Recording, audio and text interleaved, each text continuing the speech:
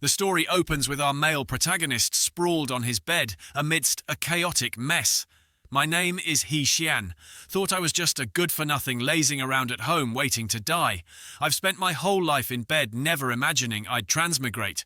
Came to a fantasy world that everyone greatly admires, and it's been over 3 years. It's a world where everyone rides their immortal swords to get around. And just like in many cultivation stories, I too have a system. Even have a secret manual called the Dog Brother Secret Manual. Plus another secret, a pair of small demon wings sprouting from my shoulders. But what I lack is the motivation to cultivate. However, this isn't a good solution either. Wasting such a great opportunity will incur heaven's punishment. As he thought this, a scene flashed in his mind, a Taii, with eyes full of killing intent, wielding a chair, chasing and beating him. No, this won't do! If I continue like this, it's not going to work. First, I'll do 10 push-ups to regain some motivation. With that, he struggled to complete 1 push-up. After the second one, Shan's face was pale and drenched in sweat. Before finishing the third, he couldn't hold on any longer and face-planted onto the floor, accepting his fate. Forget it. I'll accept the retribution. I've tried my best. What a pity for a powerful cultivator's life. Travel safely. Farewell. May I not meet any lazy people in heaven. Originally thought that a good-for-nothing like me would just spend this transmigration life cloud-gazing. But I didn't realize that besides laziness, I have another fatal flaw. That is the fear of death. The system reminded him, mission time remaining 100 final days. Mission failure will result in immediate termination of the host. Seeing this, his face immediately turned, panicked, his eyes wide as he exclaimed, "What time kill?" Immediately after, Shan got a boost of 100 million motivation points and ran for his life. This damn system never reminded me there was a time limit. He then rode a horse at full speed, constantly muttering, "I'm going to die, I'm going to die, I'm going to die." Just like that, he travelled a long distance across the endless plains to the end of the map. At this time, Shan had stopped at Shan, a normal mountain cave. Then, unable to stand firm any longer, he clutched his waist and fell to the ground, groaning. Finally made it. Oh, my old waist. As he said this, he looked up at a spirit stone in front of him. The mission objective must be to activate that treasure pearl. Damn it. Ran for over 3 months for a tattered ball. Luckily, I caught up. As soon as the protagonist touched the treasure pearl, it immediately emitted a beam of energy that illuminated the entire area. Even he was pushed back by the light, squinting as he struggled to see ahead. The system then displayed a notification. Congratulations on successfully activating the treasure pearl. Next, allow me to introduce the situation of the Tiangong. The contemporary Tiangong is in the era of the Huang Di Wazin, and this era is called the Golden Age in the history of Tiangong. Among the 12 peak martial arts masters, randomly choosing one could defeat any leader from other periods in Tiangong. However, the entire Tiangong was still destroyed in the year 1473 of the Jade calendar, and all 12 peak martial arts masters died in battle. The masterminds behind the scenes were 9 mysterious figures who suddenly appeared from the west, calling themselves the Black Sin Organization. And you are currently in the Jade calendar, year 773, 700 years before the Tiangong was destroyed. Your mission is to increase the potential of the 12 peak martial arts masters. Let them surpass themselves and develop into grandmasters, above grandmasters, to save the common people in 700 years from now. The introduction reward is complete. Congratulations on completing the first mission and receiving the reward. Holding the reward in his hand, Shan was surprised to see it was the Da Sheng Ge consumable item. It can allow the user to achieve peak strength for a short period, capable of defeating Buddha. The system then announced the start of the second mission. Mission objective: go to Huaguo Shan and find Sun Wukong in his rookie stage, and increase Sun Wukong's potential value by 30%. After the announcement, the screen began to display an image of Sun Wukong enraged with bullet-like eyes, growling a few times. Seeing this, the protagonist angrily threw the system to the ground and shouted, "How can you call this the rookie stage? And is it necessary to travel half the map just to watch a video? Can't I just do it directly on the system? I really suspect your system is playing dirty tricks on me. Do you know how I survived for 3 months? This is driving me crazy. Luckily, the first mission was delayed for over 3 years, and this mission will probably be similar. No need to worry about solving it immediately. This is truly the most terminally procrastinating cancer patient Wolf has ever seen. But the system said no to that and displayed another notification. Time limit to complete the mission, 3 days. Seeing this, Shan couldn't remain calm anymore, flew into a rage, gave the middle finger and shouted, "Damn system! Are you deliberately targeting me? There's no time to stand around talking anymore." He immediately attached an engine to his rear and sped forward, muttering 2 words repeatedly. "Dead, dead, dead." Scene changed to 3 days later in the outskirts of Huaguo, Shan. A crowd of people had gathered surrounding something. In the middle of the crowd was our protagonist, with a terrified expression, speaking in a trembling voice. "Esteemed immortals, let's talk things over slowly. Please, by all means, don't resort to violence." The people surrounding Shan all looked at him with sharp, murderous eyes. An old man from one of the 3 major righteous sects, the master of Tianmen Liu Yuan, at the late-stage nascent soul cultivation level, asked curiously, "What is a mortal like you doing in this Shan Mai district? I was just picking herbs and carelessly wandered into this place. I hope the immortal master will forgive me. Just a mere mortal dares to enter an area full of demon beasts. You don't know your own limits." Scram quickly. Right. This lowly one will scram immediately. Wait a minute. I have a better idea. Why don't we drain this brat's essence blood and refine it into a blood chi pill? Perhaps it can attract 2 more demon beasts. Hearing this, Shan lost his composure, his eyes wide and mouth agape, as he exclaimed, "What? Drain all my essence blood? Clothes? Aren't your clothes those of righteous people? How can you do such a thing? Besides, doesn't the cultivation world have a rule that cultivators can't harm ordinary people?" Hearing this, all of them couldn't help, but burst out laughing. "Little brother, you're truly naive and adorable. What rules are you talking about? The big fish eating the small fish is the only rule in the cultivation world." Hearing this, the protagonist fell back, stunned and dazed for a moment. Then he quickly stood up, regained his composure, and said loudly, "Don't come any closer. Let me tell you, I have a secret weapon." With that, he reached behind him, took out the Da Shengge card, and thought, "There's no other way but to use it first. When I meet the Wang Monkey King, I can think of other ways. This feeling, it's coming soon, almost there. A steady stream of power is flowing into my body. I feel like I'm about to explode." Seeing the protagonist like this, Liu Yuan and the others were astonished, their eyes wide as they stammered, "What? What's happening? What's with this kid's aura?" He, on the other hand, was about to transform into a Super Saiyan and thought gleefully, "Awesome! Is this the feeling of a strong person? It feels so good." After successfully transforming, Shan turned his bloodshot eyes to the crowd in front of him and spoke, "Come here, you damn scoundrels. Didn't you want the big fish to eat the small fish? Today, let this great master teach you a lesson." Just as the protagonist finished speaking, the power in his body dissipated, much to his bewilderment. What's going on? A short time isn't that short, is it? The system panel then displayed a notification. "Congratulations, host. Da Shengge has been successfully used. Your Da Shengge will arrive on the battlefield in 10 minutes. 10 minutes. If there's a cooldown, why didn't you say so earlier? Isn't this too embarrassing for a brother? I'm dead. This time, I'm really dead." Liu Yuan then approached, grabbed Shan by the collar, and interrogated him. "Speak now. What exactly was that aura just now?" Suddenly, a voice came from behind him, causing him to turn around in surprise.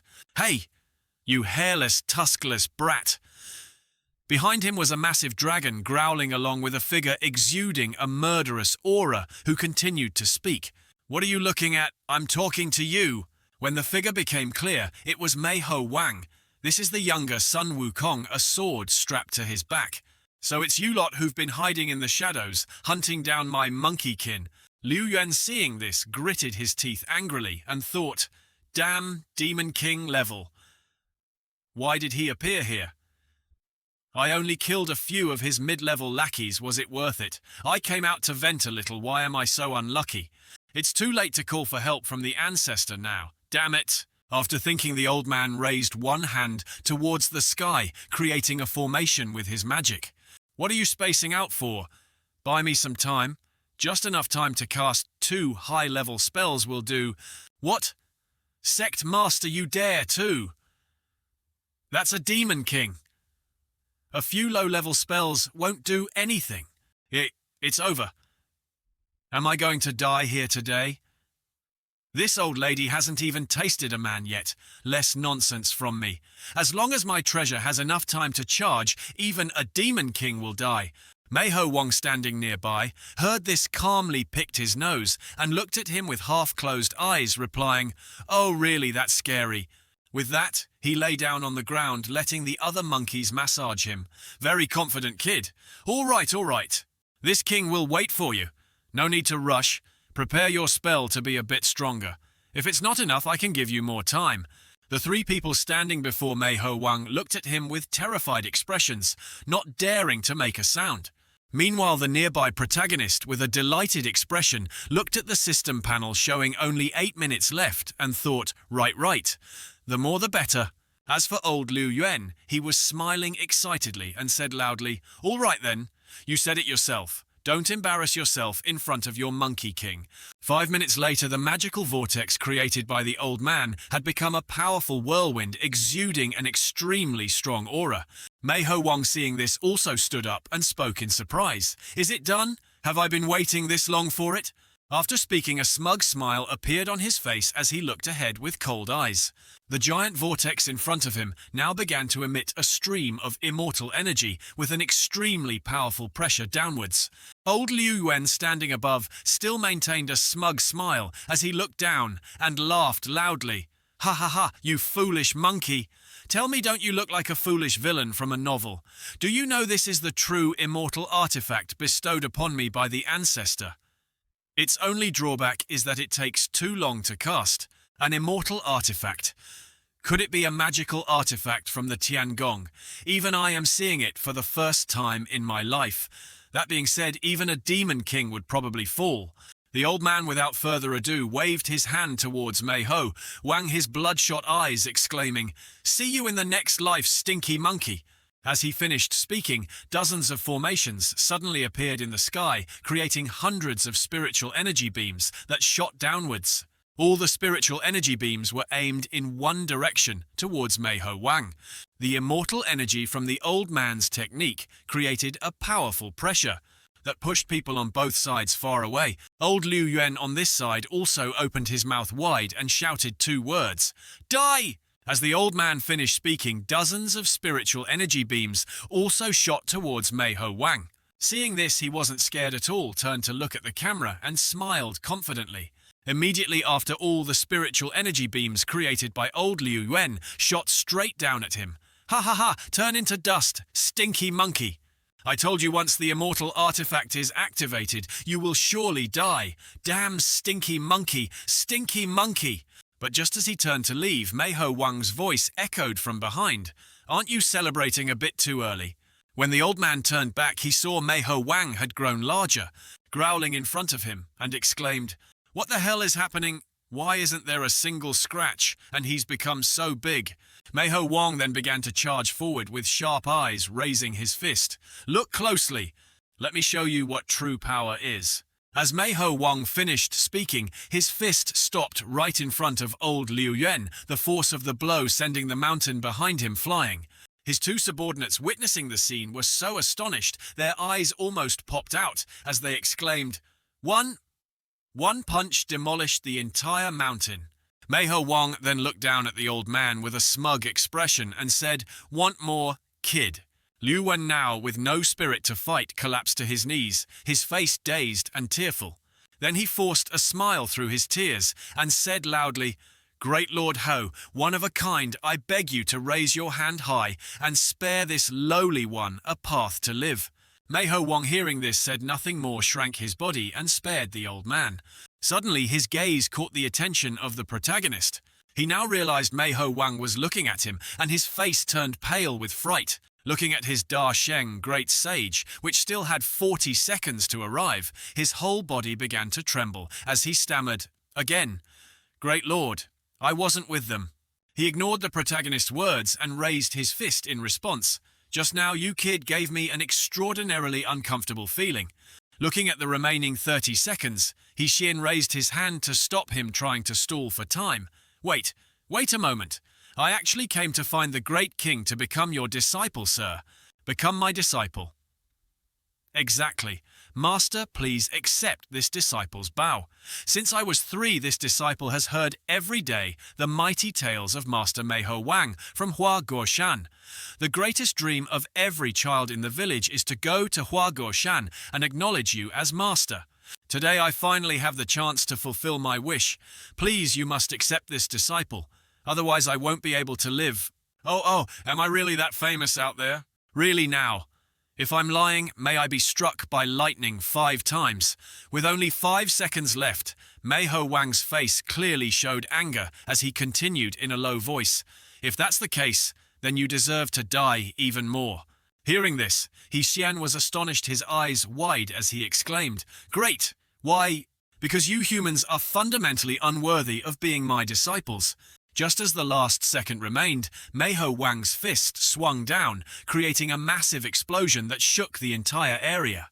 As the smoke gradually cleared, he looked around in surprise, wondering, what happened? Where's that human? Isn't that kid immortal? At this he turned to look behind him, his mouth agape in surprise. In front of him now was the back of the protagonist, exuding an aura as he spoke. As expected of the 12 peak grandmasters. Truly terrifyingly strong. Seeing this, Meiho Wang's face turned fearful, breaking out in a cold sweat as he thought, "What the hell is this situation? Why this familiar feeling?" While he was still astonished, the protagonist suddenly disappeared from the cliff, surprising everyone there. Immediately after, Xian appeared behind Liu Yuan, whacked him on the butt with a staff and said loudly, "Old immortal, didn't you just want to refine this young master into a blood chi pill? Come here and punch quickly. Didn't you say the big fish eats the small fish? Where was your arrogant strength just now?" The old man, now beaten black and blue by Xian, hurriedly begged for mercy. "Senior, I was wrong. This Zun duo was wrong." Meiho Wang, standing nearby, was looking at the two with a dazed expression, completely stunned. Then his expression turned incomparably sinister, his bright eyes wide with excitement as he spoke. "This is a bit interesting. All right, don't waste time with that trash. Come here and play with this king for a bit." Hearing this, Xian was also a bit surprised, glancing at Meiho Wang and his dragon with a cold expression. Just as he was about to rush in and give him a beating, a loud voice echoed from the sky, "Audacious beast!" When everyone looked up, they saw a figure with an extremely powerful aura forming a circle around their body. Old Liu Yuan, recognizing it was an acquaintance, immediately opened his mouth wide and exclaimed, "Immortal! Unexpectedly, it's a true immortal. Immortal, please, save me." With that, the old man pointed at the protagonist and laughed loudly. "Ha ha ha ha ha! A true immortal from Tiangong has descended to the mortal realm. You demons and monsters are definitely dead." The immortal above also smiled and chimed in. Not wrong, not wrong. "You bunch of beasts, seeing a high immortal from Tiangong, why don't you kneel?" "Tiangong, it's just a pile of feathers. When this old master has free time later, I'll carve it up there and surpass you all." With that, Meiho Wang raised his hand, gathering a stream of golden light for an immobilization spell. Then he shot a rope straight at the immortal, tying him up, while the immortal maintained a calm expression. He then glanced down at Meiho Wang with a disdainful expression, sneered and replied, "You who don't know the immensity of heaven and earth, is this all the skill you have? Then let this revered one do it gently." As he spoke, the immortal strained backward, trying to break the rope. But looking again, he saw it was still on him, and his expression stiffened, standing there dazed for a moment. Then he tensed his butt muscles and tried again. Following that were more and more attempts, writhing back and forth, his face no longer calm as before. Realizing he couldn't break free, he accepted the truth and thought in panic, "What the hell is going on? This young master has been in seclusion for several years. Have the demon beasts of the lower realm all become this strong? At the same time, Wang's dragon also appeared, opening its drool-filled mouth wide. Hey, hey, hey! I was just passing by and wanted to act tough, that's all. Before the immortal could finish his sentence, the dragon had chomped him down, leaving nothing behind, only a voice echoing out. Fellow Taoists showing off down there, be extremely careful. Liu Yue, standing below, witnessed the scene, his face drained of blood sweat pouring down like rain as he stammered. Hi! Is the high immortal gone just like that? Isn't this too perfunctory, author? At the same time on the dragon's side. After swallowing the immortal's body whole, it also evolved to everyone's astonishment. Wang, standing nearby, saw this and smiled with a hint of surprise. Ayya ik ayheta. It can break through too. Old Liu Yuan on this side had no strength left and lay on his back, helpless in the current situation. At the same time, from the dark clouds, a dragon's head changed in color, began to emerge, growling a few times. When the clouds completely disappeared, its entirely new and powerful appearance was revealed, causing those below to exclaim in astonishment. Oh my god, it's really as big as Huaguo Shan. Wow, haha. Unexpectedly, it mutated and evolved into the Shi-Er Qilong Wang. Refreshing. Damn, this feels so good. Now I'm the master. Even that stinky monkey is no longer... Just as the dragon thought this, a giant golden-banded staff appeared above its head, crashing straight down. Seeing this, it didn't know what to do but exclaim in panic and confusion. Ha ha ha! What the hell is that? Immediately after, at Huaguo Shan's location, a large-scale explosion erupted, shaking the entire surrounding forest. The first 12-winged flying dragon in history also vanished at the age of 65, leaving only a pool of blood at the bottom of the pit. Witnessing the scene, Wang and the others were stunned for 5 seconds before speaking in trembling voices. Huaguo Shan has also vanished. Where are we sleeping tonight? The protagonist standing nearby could only scratch his head and force a laugh, replying, Ha ha ha, my bad. This is the first time using this Ruyi Jingu Bang. See, the size isn't easy to control. Oh dear mother, even if I added more staff, my grandparents couldn't handle it. After thinking, he turned to He Xian and spoke firmly. Relying on weapons doesn't count as being a hero, you know. If you have skills, let's fight hand-to-hand. Hand-to-hand combat. All right then. What do you want to compete in, strength, speed, or endurance? You choose whatever you think you're best at. This revered one can do it all. Got plenty of ideas, you just have a slightly more powerful weapon. What are you showing off for? Then this king will use my unparalleled speed to abuse you. Hearing this, he tried to appear calm on the outside, but couldn't help but snicker inwardly and exclaim, You stupid stinky monkey! I am your future. What I'm best at, I'm not even sure myself. At this moment, Wang in front of him exuded an aura and continued to speak. At the end of the continent, Penglai Xiandao Penglai, immortal island, birthed an infinite colorful lotus. Do you know about it? Of course I know. Very good. Then whoever gets a petal of the infinite colorful lotus first wins. With that, he didn't even give a signal and rushed forward, leaving the protagonist behind. Then he summoned his somersault cloud and flew away. In an instant, he disappeared into the sky, only his last words echoing back, This old sun is one step ahead. Liu Yuan and his subordinates, standing to one side, saw this and couldn't help but exclaim in astonishment, their mouths agape. Penglai, Xiandao, it's estimated to be millions of miles away. At this, the old man also turned to look towards the protagonist, but didn't see him, and was once again astonished, continuing, That monkey has disappeared too. Not long after, at the Penglai Xianbao Penglai Immortal Treasure Complex, Wang's somersault cloud landed straight down below with an explosion. He on this side fell from the somersault cloud and had to land face first, sliding a long distance. Then he quickly stood up, pointed at the somersault cloud and shouted, You damn bastard! Every time you fly, you don't care how you land right. Are you doing it on purpose? This damn cloud is clearly doing it on purpose. After shouting, Wang finally began to notice the petals of the infinite colorful lotus. Then he sneered with a smug expression. Ha ha ha ha, as expected, all 28 petals of the infinite colourful lotus are still here. Half an incense stick's time later, when he returned, he saw the protagonist standing with hands on hips, having waited there for a long time. He then began to taunt him. This won't do, you know. Coming back this late. This revered one arrived long ago. Wang, still aching from the fall caused by the somersault cloud, looked away and replied, This king just happened to have some other business to attend to, that's all. Afraid of falling again, so I chose to fly back myself. Don't act all high and mighty there. So what if I arrived early?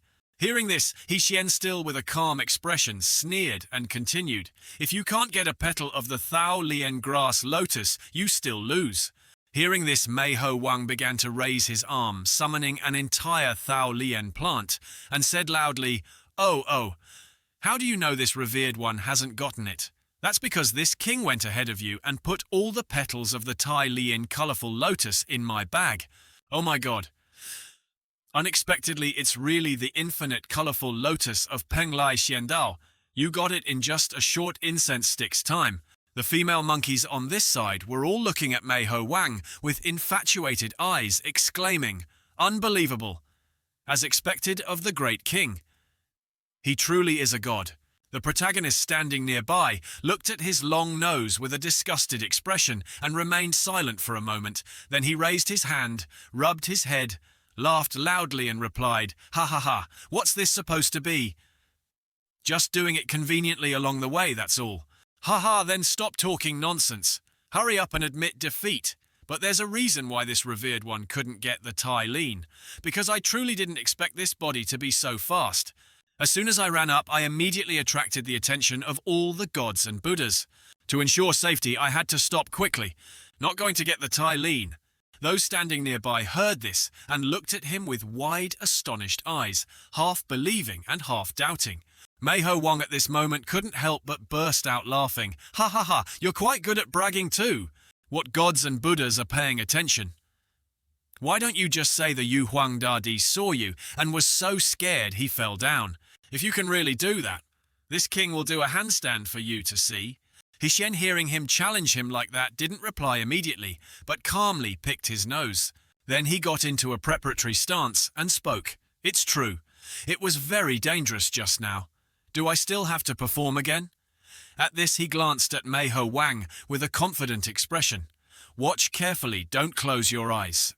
With that, Xian shot forward like a flash of light, causing the ground to sink where he passed. Xian was now running in circles around a nearby piece of land, causing a circle to appear. His speed increasing rapidly, created a giant vortex with the power to destroy everything in its path. Everyone witnessing the scene was wide-eyed and speechless. At the same time, a bloodshot eye appeared in the sky, gradually opening. Following it were hundreds of other eyes wide open looking down below. Wang, witnessing this, couldn't help but exclaim in astonishment just 2 words. Damn it! Xian then stopped running and landed in front of him. His expression now was not much different from the others, as he thought, is unleashing full power like this too exaggerated? Luckily I have a trick to deceive the eyes. Next time I can't use it carelessly. Too dangerous. At this moment, the young Wang felt an emotion he had never experienced since jumping out of the stone. Then he realized what this emotion was called, the emotion of disappointment. A ding-ding. Congratulations, host, for successfully increasing the young Wukong's potential by 5%. Current potential value 15%. Wang now sat dejectedly on the ground, a disappointed expression on his face as he spoke. I lost. But I'm not convinced. You definitely relied on those luxurious items on you. Winning without using martial arts. If you say so, can I lend you my equipment to try on? That way you won't have any more excuses, right?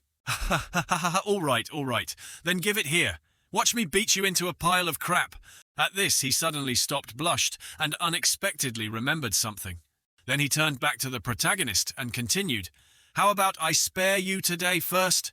We'll fight again some other day. Little brother, let's go.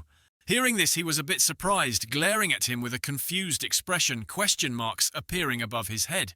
His subordinates standing nearby were also surprised and spoke up in unison. Boss, this is a golden opportunity. That's right. If you exchange equipment, he's definitely no match for you. Boss, advad pa. Huaguo Shan is gone. Boss, you must take revenge. Otherwise, how will you face our ancestors? All right, I know. So annoying it's killing me. Give me the equipment. I'll go over there and change. Seeing him change his mind so quickly, Shan frowned, looking at him with a probing gaze, feeling that something was very strange about this. A moment later, Wang hid behind the rubble and began to take off his clothes, placing them on the ground. Then he hurriedly took off the rest, urging himself, change quickly, change quickly. If I'm discovered, I'm dead. But as he looked up, he saw the protagonist already standing there covering his mouth and giggling. He was stunned for 5 seconds, his eyes wide, not knowing what to say, and thought, screwed. I'm screwed. Shan then ran away, clutching his stomach, pointing at him and bursting into laughter. Ha ha ha, you, come back here, stop for this old master. But as he finished speaking, Wang realized something, immediately stopped and turned his head to look beside him. In front of him were his subordinates, staring at his naked body with surprised, speechless expressions. All their eyes were focused on a tattoo of cute teddy bears on their boss's bicep. Even the 3 Liu Yuan and his men standing nearby couldn't help but exclaim in astonishment, Is this the Demon King's tattoo? Oh mother! Wang, now, enraged, scolded all of them. What are you laughing at? Is there something so funny? On what basis can't a Demon King have a cute tattoo? Hey boss, calm down a bit. No one is laughing at you. You're just being too sensitive. Wang, then feeling wronged, curled up on the ground, tears streaming down his dejected face. On what basis can't a man like cute things? How can this old master face anyone when I go back? How will they still obey me? After half an incense stick's time, Wang had finished putting on the protagonist's clothes and stepped onto a nearby rock. Then he closed his eyes tightly, trying to calm himself. Don't think anymore, don't think anymore. Focus entirely on the battle. The next second, his entire body exuded an extremely powerful aura, rushing towards Shan, who was standing nearby. Wang then glanced down at him and laughed loudly. Ha ha ha! As expected, it's an equipment issue. Go die. With that, he at a speed several times faster than before, rushed straight towards the protagonist without hesitation. Then he raised his Ruyi Jingu Bang and began to swing it down with a loud roar. Shan, standing opposite, didn't mind and raised his fist with a calm expression. What should I name this punch? Let's just call it a normal punch. Wang, seeing this, spoke disdainfully. A move with 100,000 openings. How can it defeat me? As he finished speaking, their moves clashed, causing the surrounding ground to shatter into small pieces. Even from a distance in the air, the shockwave was clearly visible. In that instant of the contest, everything like flower, desolation, suffering, consciousness, trust, writing unknown things, communication, reason, hope, and hundreds of thousands of other things simultaneously appeared in Wang's mind, causing him to clutch his head in pain and scream. The young Wukong seemed to have seen through all truths, but it was like losing everything. Returning to the present, he was lying at the bottom of a giant crater created by the protagonist's normal punch. Wang below now opened his eyes wide with a dazed expression, his body covered in wounds. Shan, standing at the edge of the crater, saw him wake up, smiled and said, Can't understand it right. What you just experienced is called Tao principles. It's a kind of realm power. Hearing this, he immediately jumped up and hurriedly asked, How can I achieve it? Your martial Tao is too obsessed with perfection. Whether you're pursuing the strongest weapon or an eternal immortal method, you've ignored the fact that the great Tao is not yet complete. Only by abandoning perfection and simultaneously accepting reason and chaos can the true great Tao, artistic conception, be born. At that time, martial Tao will no longer be just mere skill, but art and a realm. After hearing those words, Wang's entire body seemed to fall into a certain void, constantly muttering, The great Tao is not yet complete. What does it mean for the great Tao to be incomplete? In the mist, Wukong only felt something inside him collapsing, and with it appeared a large, tightly closed door. Inside was something he had never imagined. It was a new path. Wukong's potential value successfully increased to 30%. Congratulations, host, for completing the mission. The system rewards you with a peak character card, Naja. Seeing this, Shan accepted it with tears of joy. Unexpectedly, every mission reward is a peak character card. So happy, my safety is finally guaranteed. At the same time, Wang approached, knelt before him and pleaded, "Great Lord is my benefactor. Please accept me as your disciple. Please." Accepting a disciple isn't impossible, but you must meet one condition of mine. Just say it. No matter what it is, I can meet it. Very simple. From now on, you are not allowed to interact with anything cute anymore. Hearing this, his expression changed, and he stood there dazed for a moment. Then he looked at the protagonist with a dissatisfied expression and exclaimed, "Hey, hey, hey! What kind of request is that? As long as you swear I will accept you as my disciple. Becoming a true man or a strange wife is your choice." Faced with these two extremely important choices, Wang's face turned purple, his hands and feet trembling, speechless. Then he slammed his fist on the ground in pain and replied, "Forgive me, great lord. I cannot. I also know that strong people shouldn't have strange hobbies, but I can't resist. I can't resist, you understand." Shan, seeing his expression, couldn't help but try to cover his mouth and giggle. Then he approached, put him in a headlock, smiled and continued, "Just kidding, you fool. We have the right to like anything as long as it doesn't harm anyone.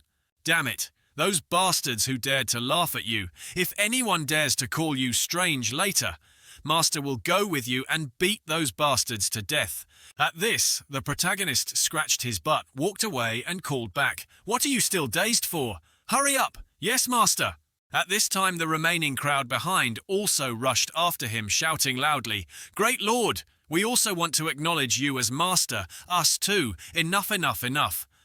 More people just means more danger." That's right. Having said that, I must also say, what on earth happened to this world? The Huaguo servant is clearly a Western creature. Even the formations are similar, and the local people don't feel it's strange at all. It's like they've gotten used to it from practicing so much, right? Doesn't that mean the mysterious Western organizations will suddenly invade in 700 years? So what's happening now? While Shan was still wondering, the system suddenly appeared, causing him to jump back and shout, "Oh mother, can you stop appearing so suddenly? My heart can't take it." Third mission. Form a team with the young female war god. Jutianshuan envy and increase potential by 30%. The first female war god in history, Jutianshuan envy.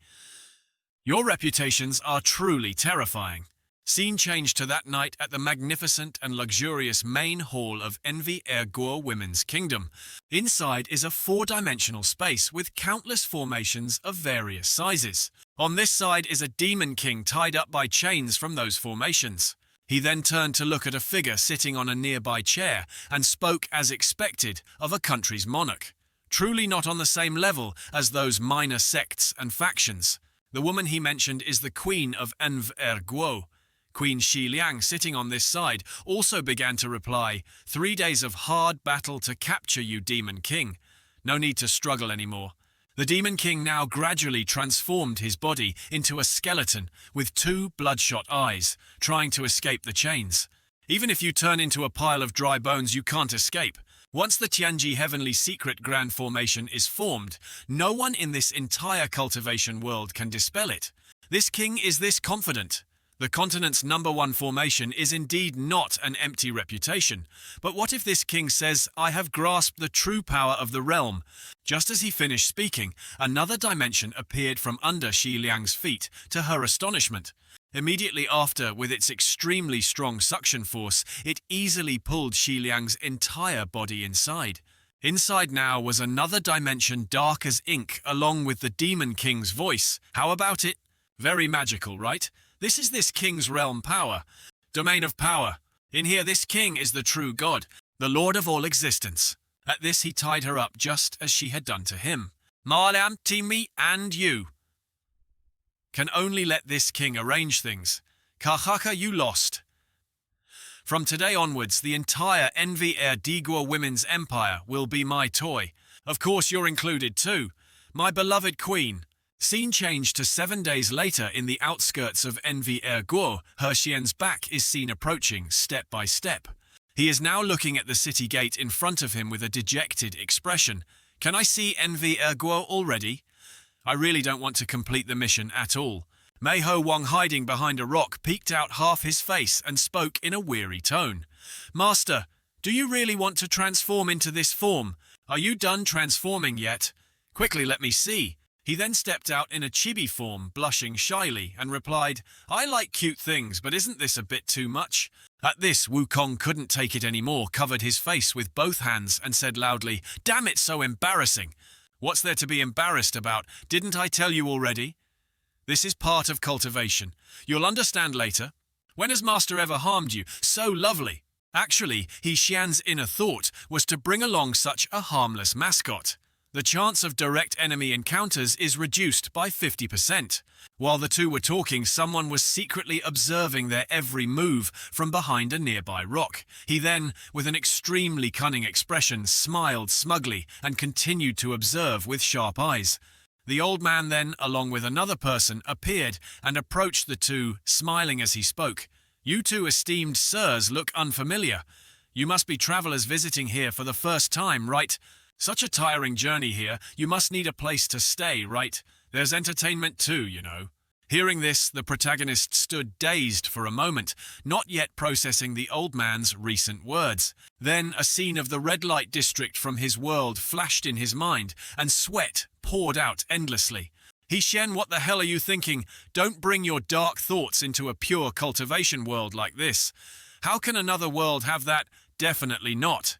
Before he could calm himself, the old man continued to approach, whispering in his ear, All young and beautiful maidens, huh? Hearing this, all the dark thoughts in Shan's mind were 100% confirmed, along with his dazed, questioning expression. He then quickly darted away, waving his hands in refusal. No need. I'm not of age yet. The old man now revealed a sinister expression and continued, To be frank with you, esteemed guests, Huaguo is already in the hands of our great lord. All the beauties in this entire province can do as you wish. Hearing this, Shan was a bit surprised, stopped, and wondered. In his hands, the old man then took out a treasure pearl, presented it to him, and replied, If you don't believe it, take a look at this. At this moment, the treasure pearl in the old man's hand began to project images of girls with full figures in various poses, as if calling out to the protagonist. Seeing this, his expression turned astonished, frowning in disbelief. If you're not satisfied enough, if you want more excitement, we have that too. The more he spoke, the more smug his face became, with an evil aura surrounding his body. As for the extent, there's nothing we won't do that you can't think of. Wukong at this point couldn't listen anymore, gritted his teeth and shouted angrily, You damn scoundrels! Bastards! As he finished speaking, his fist landed squarely on the old man's snout. The old man, one cheek swollen, said in surprise and haste, What are you doing? Wukong then jumped on the old man, grabbing his throat with one hand, raising his other fist. What am I doing? Of course I'm carrying out heaven's will. Just before his next fist landed, Shan, standing to one side, quickly spoke up to stop him. Wukong stopped quickly. Ha, my apologies. My disciple doesn't understand things and has offended you. We'll leave right now. At this, he carried his disciple, dashed off, waved goodbye, and said he wouldn't see them again. The old man sitting on the rock behind looked at the old man in front of him and asked curiously, Just let them go like that? The old man, now recovered from the wound on his face, looked at the protagonists retreating back and replied, Forget it. That weakling isn't the person we're looking for. A while later, after the two had gone quite a distance. But Wukong was still fuming about what just happened and didn't even look at the protagonist, frowning as he looked ahead. The protagonist standing nearby also noticed this, turned to look at him, smiled and said, What's wrong, angry no? If what he said is true, his boss has occupied the entire Huaguo. With such powerful strength, do you think he really needs to go out on the streets to solicit customers? I think they're spreading information in a small area, waiting for someone to take the bait. Hearing him say that, Wukong didn't think much of it and asked dazedly, Is it true Huaguo is probably just bait? They have other bigger plans. But no matter what, we have to kill those old scumbags.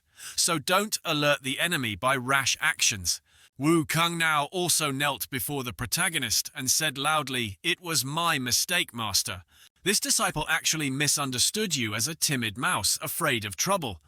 I even dared to suspect that your previous strength was just an act. This disciple deserves death. Please punish me." Shan, hearing this, blushed with embarrassment, covered his mouth, waved his hand, and replied, "Ha ha ha, how could that be? How could master be such a person? All right, don't waste any more time. Let's go into the city. Quick battle, quick victory. I'll listen to everything master says." While the two were happily talking, a voice echoed from behind. "Hey, you two perverts over there. All your accomplices have been defeated. Where do you think you can run?" Shan, hearing this, turned his head with a dazed expression, not understanding what was happening. He then noticed two puppets with familiar shapes and thought, "It's those two from before. What kind of magic is that?" At the same time, the system panel also displayed a notification. "Congratulations, host, for finding the target, the young Jutian Xuan NV." Seeing this, his expression changed, his eyes wide, as he turned to look at her, sweat pouring down like rain, as he stammered, She's Jutian Xuan NV. Xuan NV, standing nearby, was enraged, gritting her teeth, staring at the two of them and continuing, "Using women as toys. You scumbags have pushed this young lady to her limit." With that, she also held her sword and dashed towards the protagonist. He on the opposite side saw this and exclaimed in panic, his mouth agape, "Big sister, can you listen to my explanation for a sentence or two?" At the same time, Wukong behind him, suffering from severe combat disorder, replied with an excited expression, "Master, what is there to explain?" At this, he also charged straight towards Xuan NV. His bloodshot eyes raised his fist up. Just before Wukong's fist landed, Xuan NV was one step faster, swinging her sword and slashing him multiple times. But immediately after she realized something was wrong, quickly turned her head to look behind her. That's a clone." The real Wukong now began to charge from another direction, with a smug expression saying, "Good reaction, woman." At this, he raised his fist, which was enveloped in a stream of true ki. Unfortunately, it's too late. With that, Wukong landed an extremely powerful blow, sending Xuan NV flying and crashing into the ground, creating a large explosion. As the smoke gradually cleared, it revealed her lying motionless at the bottom of the large crater. But Xuan NV wasn't so easily defeated and now struggled to sit up. Wukong, standing nearby, saw this, his expression turning excited as he said loudly, "Very good. You can still move after taking a direct punch from me. Then let this king..." Before he could finish his sentence, he was punched in the mouth by Xuan NV and sent flying. Next, he took the full force of her Lishang Jianwu, departing sorrow sword dance technique, causing blood to splatter in the air. Wukong, seeing this, couldn't help but be astonished, one eye wide as he thought, "Damn it, she hit me even with such a short attack time. So fast." Just as he finished thinking, he was knocked down, sprawling on the ground. Wukong then gritted his teeth, endured the pain, and struggled to stand up, looking towards Xuan NV. She, standing opposite, was also touching the wound he had inflicted, silent. Shan on this side was astonished, his mouth agape, worrying and thinking, "This woman is too strong. In just 2 rounds she could injure Wukong so badly." Thinking of this, he placed his hand on his forehead, trying to calm himself. Calm down, calm down. Now is not the right time to use the card. After thinking, he quickly ran to Wukong's side and said, "Monkey, are you okay? Can you do it? This woman is extraordinarily strong. If it were before, it would be really difficult. But now I have Master's great Tao realm. This disciple will definitely win." Hearing this, Shan immediately stopped, glancing at him with an astonished expression. Then he lost his composure and exclaimed, "What? You mean you've learned realm power?" "Which? Yes, Master." Seeing his disciple affirm it, he decisively raised his hand in refusal and replied, "How can that be impossible? It's true, although I can't be like Master Casting, it should be no problem. If you don't believe it, just watch carefully." With that, Wukong immediately used all his strength, tensing up his bloodshot eyes, full of killing intent. Then his mouth began to mutter. The great Tao was originally incomplete. Understand chaos. Accept chaos. Xuan Envy, standing in front, witnessed this and was astonished, her mouth agape, wondering, "What's this aura?" Wukong then clasped his hands together and recited a final sentence. "Fuse with chaos." As soon as he finished speaking, he exuded an extremely powerful aura, causing the surrounding ground to crack. At this moment, Wukong had successfully fused the two powers, creating a glowing orb in his palm. Shan, standing nearby, was so astonished, his face contorted as he thought, "Holy cow, it's really great Dao power. This kid only saw it once. This comprehension ability is too heaven-defying." Wukong's expression now turned murderous, his bloodshot eyes full of killing intent, exuding an extremely powerful pressure. Xuan Envy, standing opposite him, was also worried, breaking out in a cold sweat as she thought, "Not good. This feeling isn't good at all." A small light orb also made Xuan Envy feel something she had never experienced before. That was pressure. She now hurriedly raised her arm and quickly cast a spell. "I must respond with all my strength immediately. Otherwise I'll die." After thinking, Xuan Envy also used her wine technique to create treasure swords around her. Next, she got into a stance, pointing her sword tip towards Wukong and unleashed her Geisha ghost technique. Immediately, the treasure swords behind her all rushed forward, clashing evenly with Wukong's great Dao power. Shan, witnessing this, was once again astonished, not believing his eyes, and exclaimed, "Normal strength, but the pressure is no less than realm power." Wukong, standing on this side, creating another light orb, with his hand also replied, "No. That's not the pressure of that woman herself. It's from those swords beside her. Each one is a legendary divine artifact." Damn it! I thought I understood her strength already. But compared to Master's strength, it's still not worth mentioning. Come on, let's... Before Wukong could finish his sentence, he suddenly felt something and stopped. At this moment, all the great Dao power began to stir chaotically within his body. His eyes then rolled back, gradually losing his ability to fight. "See, Cars, screwed. I'm about to lose control." At this moment, from Wukong's position, an extremely powerful aura erupted, pushing those nearby back. After that explosion, he was also exhausted and fell forward weakly, saying, "Damn it, almost got it." But before he could finish, his face slammed into the ground, making him unable to speak further. Shan, from a distance, hurriedly ran over worriedly and said loudly, "Monkey, are you okay?" "Master, I'm fine. It's just that my body is temporarily immobile. Realm power is too strong.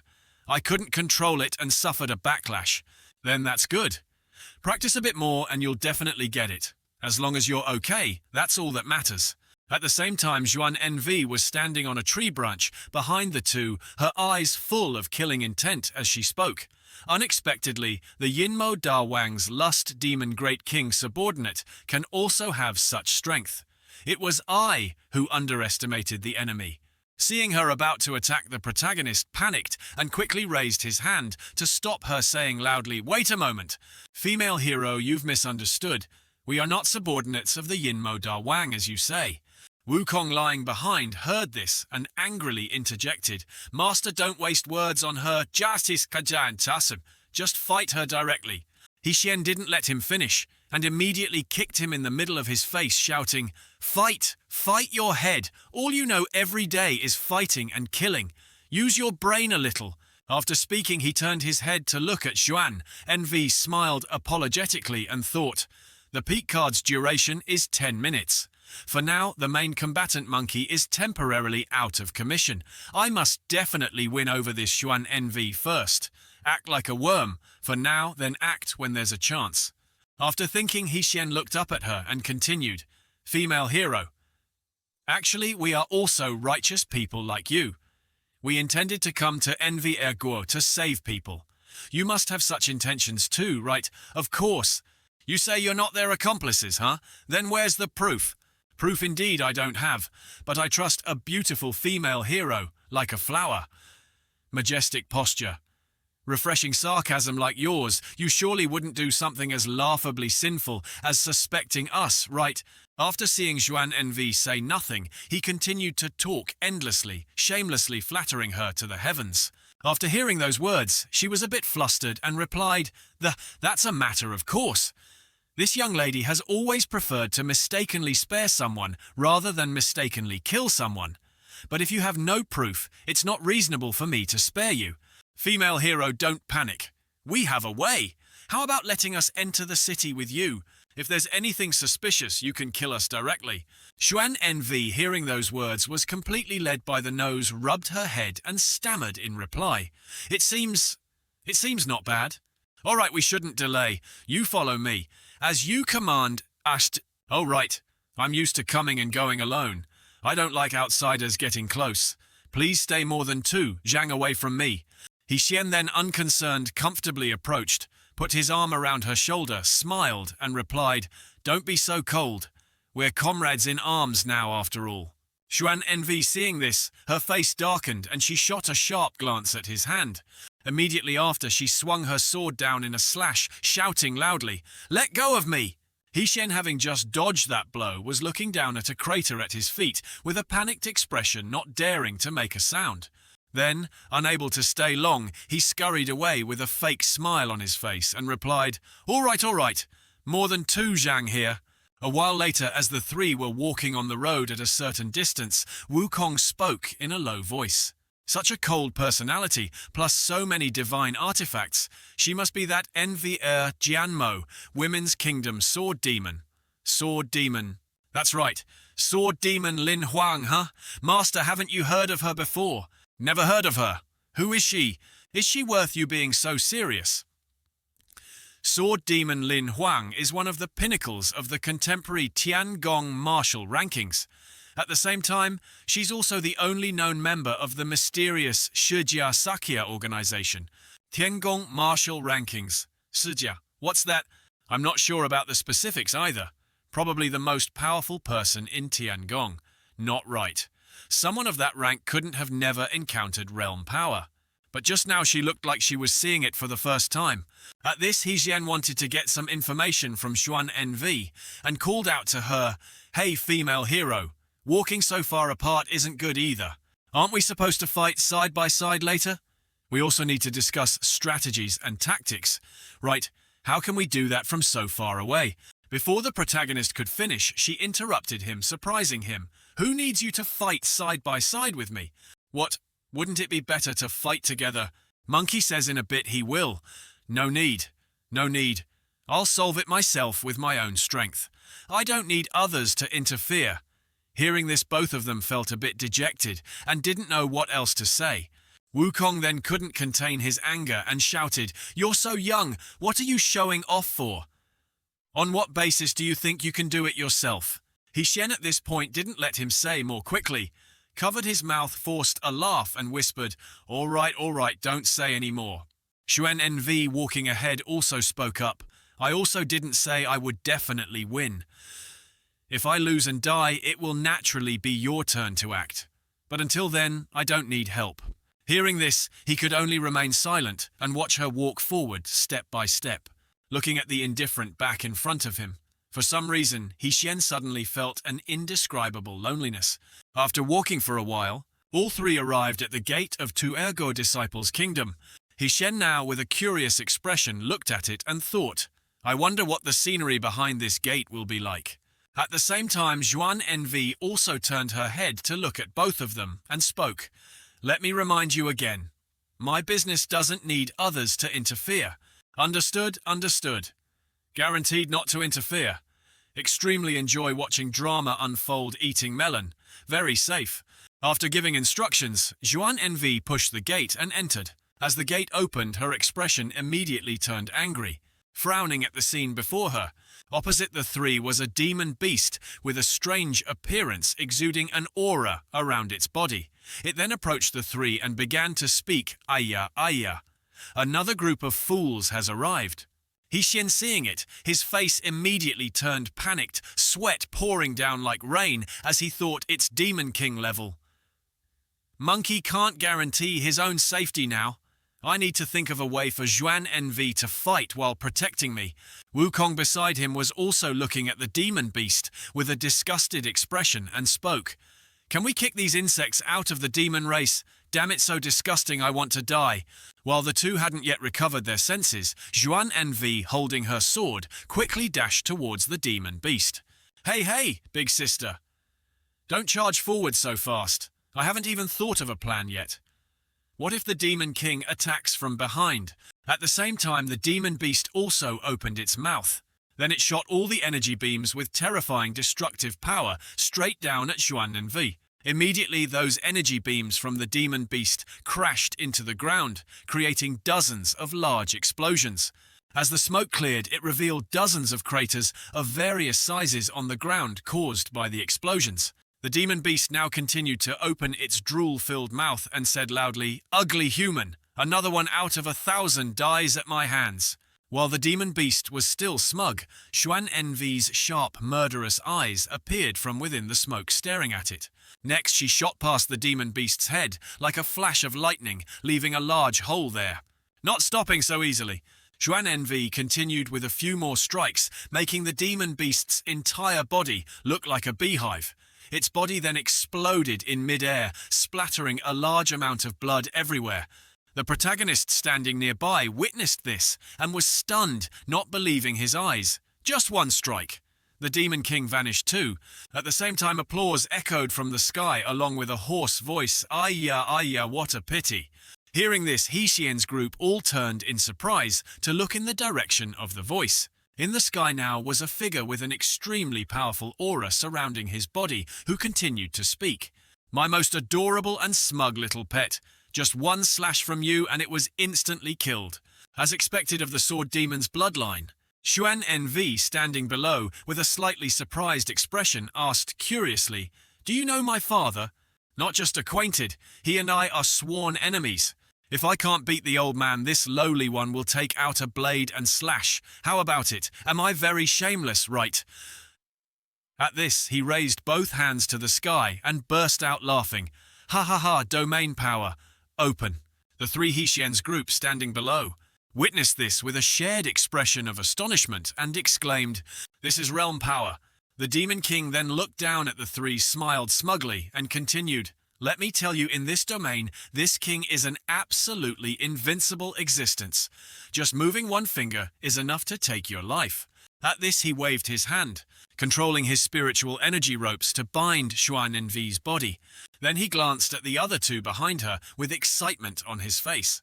"Ah, immortal, a heavily injured Demon King. This combination, you can't handle it." While the Demon King wasn't paying attention, Xuan Envy, though tied up, still raised her arm and began to cast a spell in response. "I don't need others to save me." At this moment, treasure swords with extremely powerful pressure gradually appeared in the sky, pointing downwards. She then immediately roared, breaking the ropes around her body, her eyes shining brightly. The Demon King, witnessing this, was astonished, his mouth agape as he exclaimed, "How can this be? We're in my domain.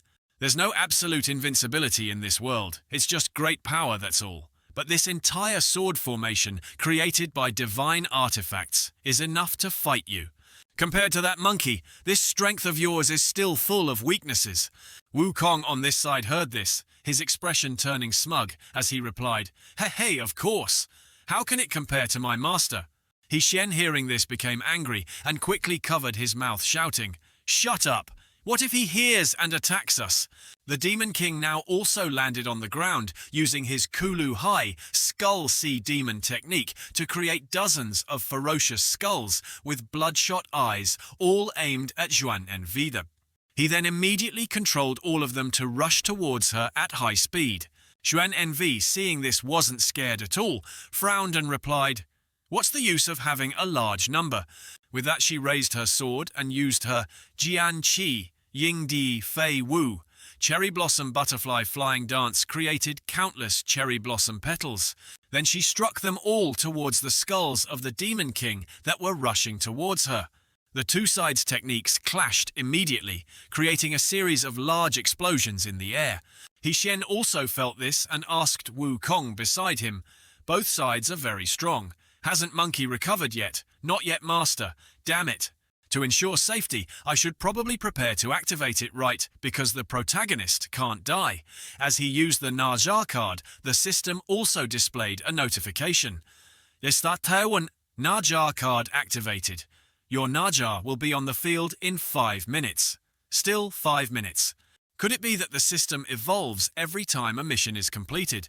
Returning to Xuan Envy's battle now, she was looking up at the skulls with disdain and spoke. So many openings. With that, Xuan Envy swung her sword, easily destroying those skulls. The Demon King now continued to raise his arm, gradually creating another skull. At this moment, I'll give you this grand gift. With that, the skull in his hand grew larger, its bright eyes looking towards Xuan Envy. She, on the opposite side, had also dealt with the pile of skulls and rushed towards him. Then she began to stop and raised her sword, continuing, "Quantity doesn't equal, then I can't lose even more." As soon as she finished speaking, a giant sword immediately appeared from the sky, crashing straight down onto the Demon King's skull. He, standing under the sword, also felt something unusual, but didn't know he was facing that abnormality. Shan and the other standing nearby witnessed this, and couldn't help but exclaim in astonishment, "Oh my god! It's really no less than the Rui Jingu Bang. They're all divine artifacts after all." Xuan Envy now also coldly and decisively swung her sword down, shouting 2 words, "Huang Luo." Immediately her giant sword also plunged straight down at the Demon King, causing a large explosion. He was suddenly ambushed and couldn't resist, only able to scream. A while later, as the smoke gradually cleared, it revealed the Demon King lying motionless in a large crater in the middle of the courtyard. A moment later, he began to struggle to stand up, speaking in a weak voice. "Damn it, it's not over yet." Xuan Envy, standing before him, now pointed her sword at his face with sharp eyes and ordered, "Raise your head, look into my eyes." With that, a formation appeared in her eyes, causing the Demon King to be hypnotized. His body was now bound by 2 giant swords beside him. Xuan Envy within his space was approaching step by step, her bloodshot eyes speaking. If we're really talking about an absolute domain, my illusion technique is probably more accurate. Every second here is equivalent to a day. The mental pressure you have to endure is 100 times greater than outside. In a flash, 10 seconds passed, and the Demon King couldn't take it anymore, collapsing backward. His expression now turned gaunt and weary, lifeless. Xuan Envy then also felt it was enough and gradually dissipated it. Shan and the other witnessing this couldn't help but exclaim in astonishment, whispering to each other, "What's going on? Why does it feel like the enemy just lost the will to fight?" It seems to be the rumored bloodline secret technique. It's said that only the peak individuals of the clan have this perverted ability. Exactly. Those eyes of hers are definitely it. Xuan Envy now looked down at the Demon King in his pitiful state, at her feet, and continued to speak. "Admit defeat. In your current state, you're no longer my opponent. As expected of the sword demon Envy I long ago predicted I couldn't be your opponent. But have you ever thought why this king time and time again chose to fight you in Envy Huaguo?" Hearing this, her expression turned astonished, her eyes wide as she stared at him. The Demon King at this moment had regained his momentum, raised both hands to the sky, and said excitedly, "Of course it's because of the formation, you fool." At this moment, a giant formation of the Demon King began to appear in the sky, along with lightning striking down. It didn't take long for him to create a formation under Xuan Envy's feet. Next, he immediately activated the National Protection Grand Formation, creating another formation from the sky, gradually pressing down. Xuan Envy was now also pressed down by its pressure, unable to move, only able to grit her teeth and endure. "Ha ha ha, didn't expect it, right? Envy Huaguo was bait from the beginning, and all their actions were to trap you in this grand formation. Using the strength of an entire nation, even the sword demon's descendant can't do anything." Xuan Envy's eyes now shone again. She roared and escaped the formation he had created. Then she gritted her teeth and replied, sweat dripping down her face, "Then you underestimate me too much." With that, she unleashed her Shenwai Fa Xiang body outside Dharma form technique. Chen Shoujian Huang, thousand-hand sword. Emperor created a Dharma form with dozens of arms holding weapons. The 2 young men standing nearby were once again astonished and said loudly, "What is this?" I've never seen this Dharma technique before. But the nearby Demon King wasn't scared at all and smiled smugly. Xuan Envy also saw this, flew into the air and continued to speak, so calm. Are you confident enough to fight my Dharma form? Joking. Sword Demon, if you play your trump card, how can I? Then why are you so calm? Calm, huh? Of course it's because I've prepared thoroughly. Actually, this king has always been waiting for you to play this trump card. Hearing him say that, Xuan Envy's expression turned surprised, frowning as she asked, "What did you say?" The Demon King didn't reply immediately, but just smiled and began to cast his spell. Although he said nothing, Xuan Envy also realized the problem, her expression immediately turning fearful and dark. Could it be? At this moment, the ring on her finger was gradually glowing in front of her fearful face. Immediately after, long, sharp bones pierced out from Xuan Envy's chest, along with a formation of the Demon King surrounding her. Her Shan and the other, witnessing this, were also astonished, their mouths agape, speechless. The Demon King on this side was joyfully clutching his face and giggling. Ha ha ha, success. As expected, success. Ha ha ha, didn't expect it, right. This king actually managed to find the weakness of your trump card, which is your true body. After the Dharma form is created, if the true body suffers any damage, it will also collapse and suffer a backlash. With such a powerful Dharma form protecting you, weaknesses are considered nothing to fear. But what if this king's attack is from the inside? Shen, hearing this, thought back to the two puppets in the old man's form that Xuan Envy had quickly defeated and realized. Xuan Envy put them into her storage ring. That was a trap. The Demon King on this side approached Xuan Envy step by step and continued. Dharma form backlash plus the suppression of the grand formation.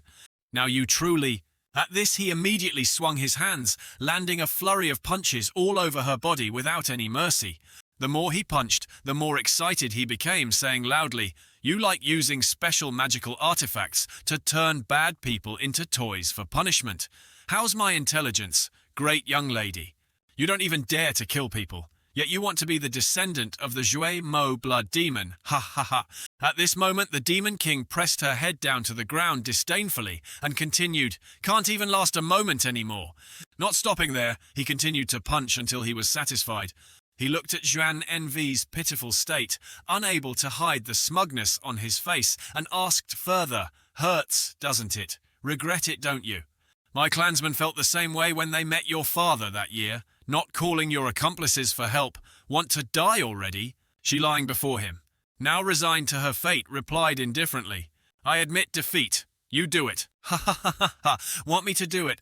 How can it be so easy? I must slowly torture you just like your father did that year. No, no. It will be more cruel. Don't act like you don't care about all that damn stuff. Fear me. Fear. Or should I cripple these white thighs of yours first as an appetizer before eating? Just before the Demon King's blow to cripple Xuan Envy's thighs landed, an external interference caused his technique to deviate in another direction. Seeing this, he flew into a rage and shouted, "Who is it?" At this moment, the person who appeared before him was the protagonist, transformed into Naja, currently riding a ring of fire on his feet. He then, like a gust of wind, rushed to hold Xuan Nu in his arms, looked at her and spoke. This guy really won't beg for mercy, even if he's dying. Xuan Nu was currently mesmerized by Xian's cool and imposing face, her own face blushing. But a second later, she quickly pushed him away, struggling and shouting, "This presence, are you, the kid from before transformed? Hey, don't move around so much, okay? I'm still not very good at standing on this ring." The Demon King, standing below, witnessing the scene, interjected with some surprise. "Kid, you're indeed not an ordinary mortal. But why didn't I sense any presence from you before, detestable brat with an unknown origin? My body is too weak now. I must use all the remaining power of my realm for a quick victory. One strike to kill." After thinking this, he unleashed a full power palm strike towards the two of them, exclaiming, "All of you die for me." Xuan Nu, seeing this, her face turned panicked and she quickly said, "It's the power of the realm, ignore me. Run quickly." Xian, hearing this, glanced sharply behind him to see what was happening. "Want to compare realms with me? Fine. Then I'll show you what a true realm is." As he finished speaking, he retaliated with a blow of his own, easily dispelling the Demon King's power. Xuan Nu, witnessing This widened her eyes and looked at the male lead with an astonished expression. Meanwhile, Wukong on this side was smiling proudly pleased with his master. The nearby animals were also terrified and quickly hid behind a rock, trembling, not daring to make a sound. Shan didn't stop there, but continued to create a Dharma image of himself with 3 heads and 6 wings. His entire body then began to glow as he looked down at Xuannu in his hand. As for the Demon King witnessing this scene, he was so terrified that he fell to the ground speechless. His face then softened, his eyes starting to well up with tears as he stammered, You. Shan immediately landed opposite him, an excited expression on his face, interrupting, You what you... Speak. Though his mouth had been open for a while, the Demon King still couldn't utter a word. In his previous life, the Demon King was a giant carnivorous eel in an unnamed fish pond. Other small fish in the pond would either flee upon seeing it, or become its food. Even if a hegemon from elsewhere came, in front of it they couldn't escape such a fate. Gradually it became an existence that other small fish dared not even discuss. Over time, life at the top of the food chain made it firmly believe it was the true strongest king of this world, until one day after a super strong storm hit, the entire lake was swept up into the clouds, and the great Eel King saw something for the first time in his life. The scene before its eyes now was a vast ocean with swallows gliding through the sky. After falling into the seawater, it finally understood what true ocean hegemons were. At that time, it also gaped like that, staring for a long time, until it became food. Now, even though a long time had passed since that incident, it still made the Demon King once again recall the despair and insignificance of his past life and the humiliation of his self-righteousness. Returning to the present, the Demon King had bowed his head and knelt before Shan. Great Lord, I surrender. Please spare me. In this life I'm willing to be your beast of burden at your command. Hearing this, his expression became dissatisfied as he thought to himself, Surrender. Are all my cards wasted like this? We haven't even fought yet, and you're already surrendering. Without much thought, Shan immediately advanced, grabbed him by the collar and shouted, Stop your damn nonsense! Get up and fight me! I dare not, I dare not. I am merely an ant before the great lord. Are you going to fight now or not? Fight or not, huh? Not fighting, I won't fight even if I die. On the other side, Naja Dingfeng's incredible power also left Xuannu in a daze for a long time. She had only ever felt this kind of power from one person. That was her father, starting from when she was young. Xuannu had followed her father to harsh and cold places to cultivate, but such a figure of stature always left her with only a distant back view. Even during meals or sleep, she wasn't allowed near. Her father told her, solitude is the most important quality of the strong. Even if it was painful, she endured. Even if she couldn't understand, she always believed in her father. One day, as usual, Xuannu followed her father into a forest. Suddenly, she paused when she heard a sound coming from a nearby bush. Without much thought, she approached, parted the bushes with her hands, and curiously looked inside. It was a small fox looking at her with the innocent eyes of a child. One person, one fox, 4 eyes, stared at each other silently for a long time. The fox then, without hesitation, stood up and joyfully ran towards her. That was the first time Xuannu had intimate contact with another living being. An unknown emotion surged into her heart, but a second later, her father's foot decisively stomped hard on the fox, causing blood to splatter everywhere. Not long after, its eyes rolled back and it stopped breathing. Xuannu, witnessing this, could only stare in astonishment at the fox's corpse with wide eyes. Her father, his eyes blazing with killing intent, looked at her and spoke. What are you doing? Do you want to keep it like those low-class people? What are you standing there for? Hakrai, answer me quickly. The corners of Xuannu's eyes began to tear up in fear as she bowed her head and replied, Forgive me, father. You must remember, solitude and coldness are the best paths to greatness. No, it should be said the only way is correct. After that day, little Xuannu no longer dared to get close to or involved with any living creature. Day after day, year after year, on the vast, cursed ice, the small figure was always alone. Her father's words were indeed never wrong. She had indeed quickly grown stronger. It just seemed that something had been lost unconsciously, and now looking at the unusual man before her, Clearly the low-class personality her father spoke of possessed power no less than her father's. For the first time in her life, Xuan Nu felt doubt towards her great father, so she made a momentous decision right then. She approached He Xian, who was struggling, blushed, hesitated for a moment, then spoke up to ask, causing He Xian to stop and turn his head to look at her. Xuan Nu, her face still beat red, glanced away shyly and continued, "But can you accept me as your disciple?" Hearing that, the male lead's jaw dropped in shock as he asked back, "Huh, what did you say?" At the same time, the system also displayed a notification. The worldview of Ju Tian Xuan Nu has undergone a major change. Potential value increased to 35%. Congratulations on completing the mission. Immediately after, the system rewarded him with an extremely cool Yan Wang Peak card. Holding the reward in his hand, He Xian's face was still bewildered, not understanding what was happening.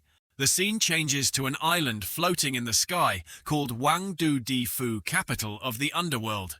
At this moment, inside the palace city, two figures are talking to each other.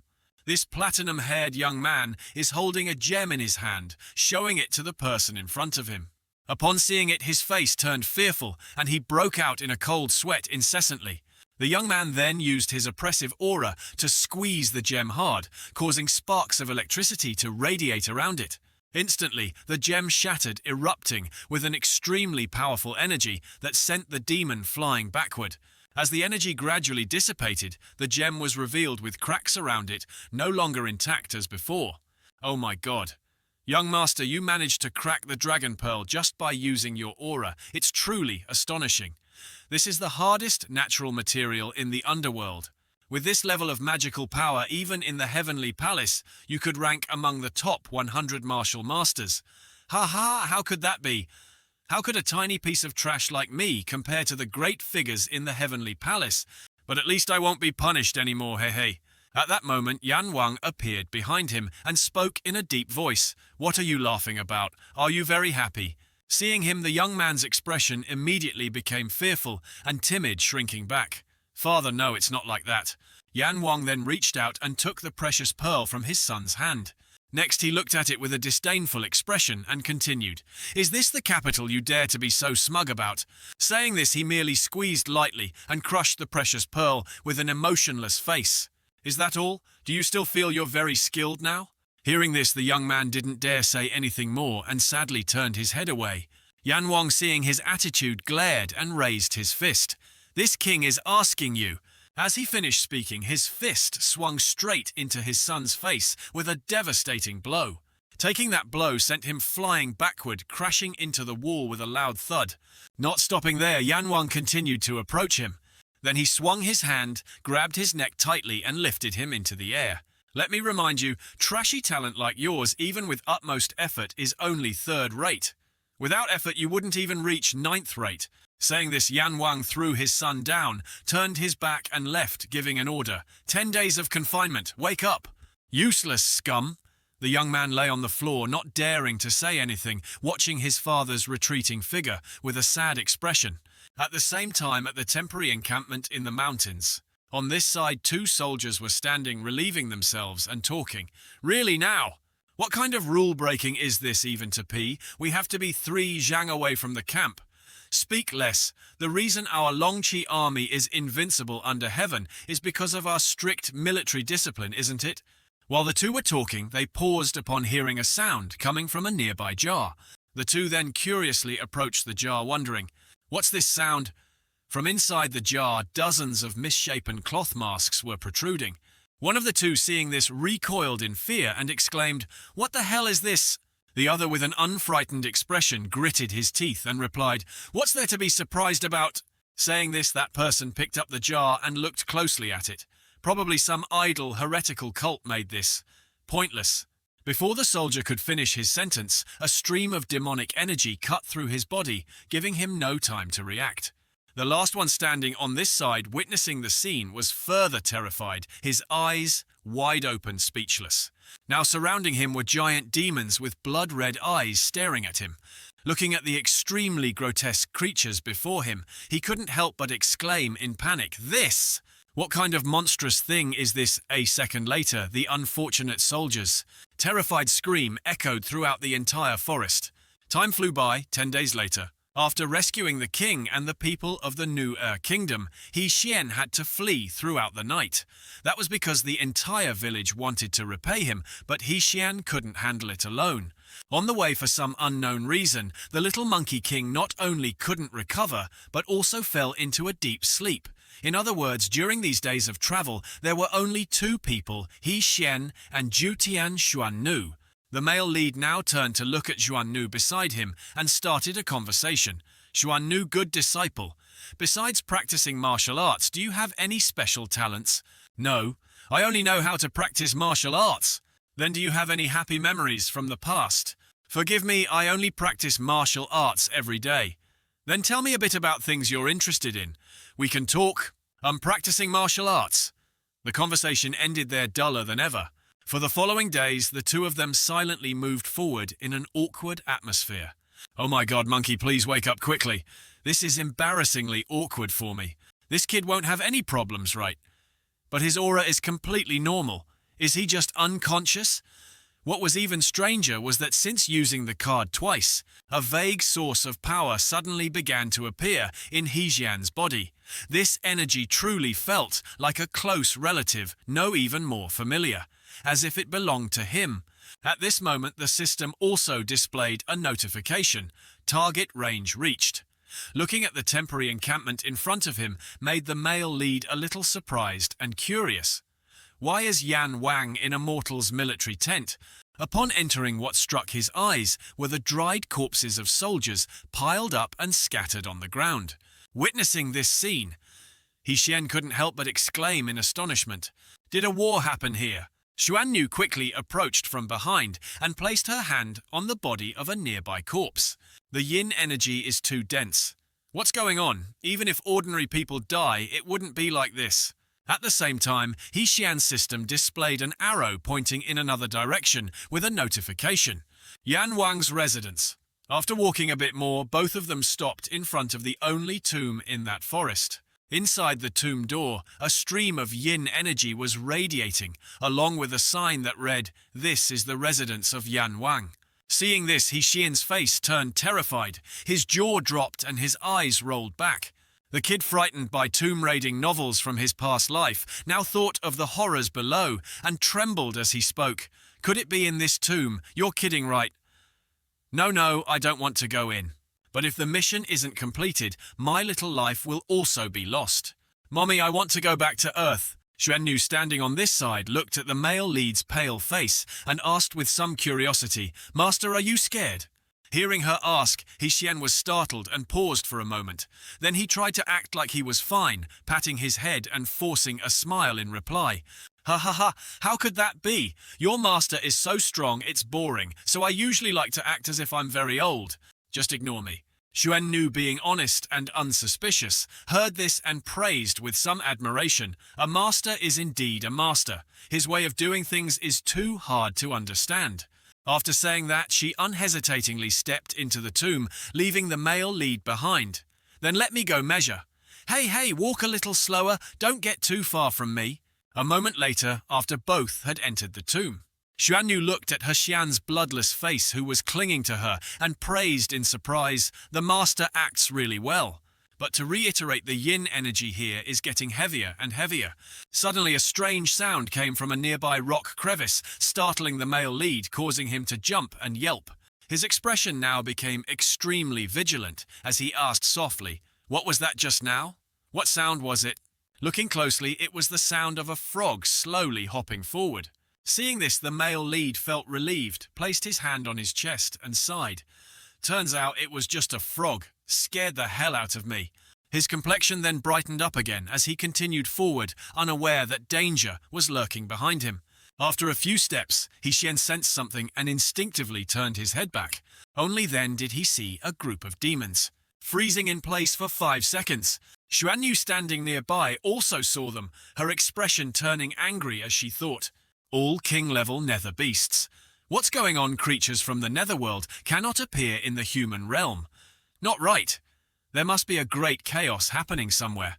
Returning to the male lead side now, he was running for his life, his mouth constantly exclaiming, "About to die, about to die, about to die." But he hadn't run far before the monster's tentacles rushed out and wrapped around his body. Next it opened its large mouth wide and slowly brought the male lead in amidst his screams. "Ah, ah, ah, help! I'm about to die, about to die." Xuan, standing below, heard this, looked up at him and prepared to act. But she then remembered the male lead's instructions, paused, smiled, and spoke. "It's okay. Master is so strong he must be playing around again."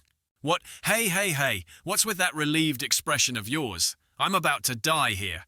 Saying this, Xian looked at the distance between himself and the demon's mouth and exclaimed, "Am I really about to die?"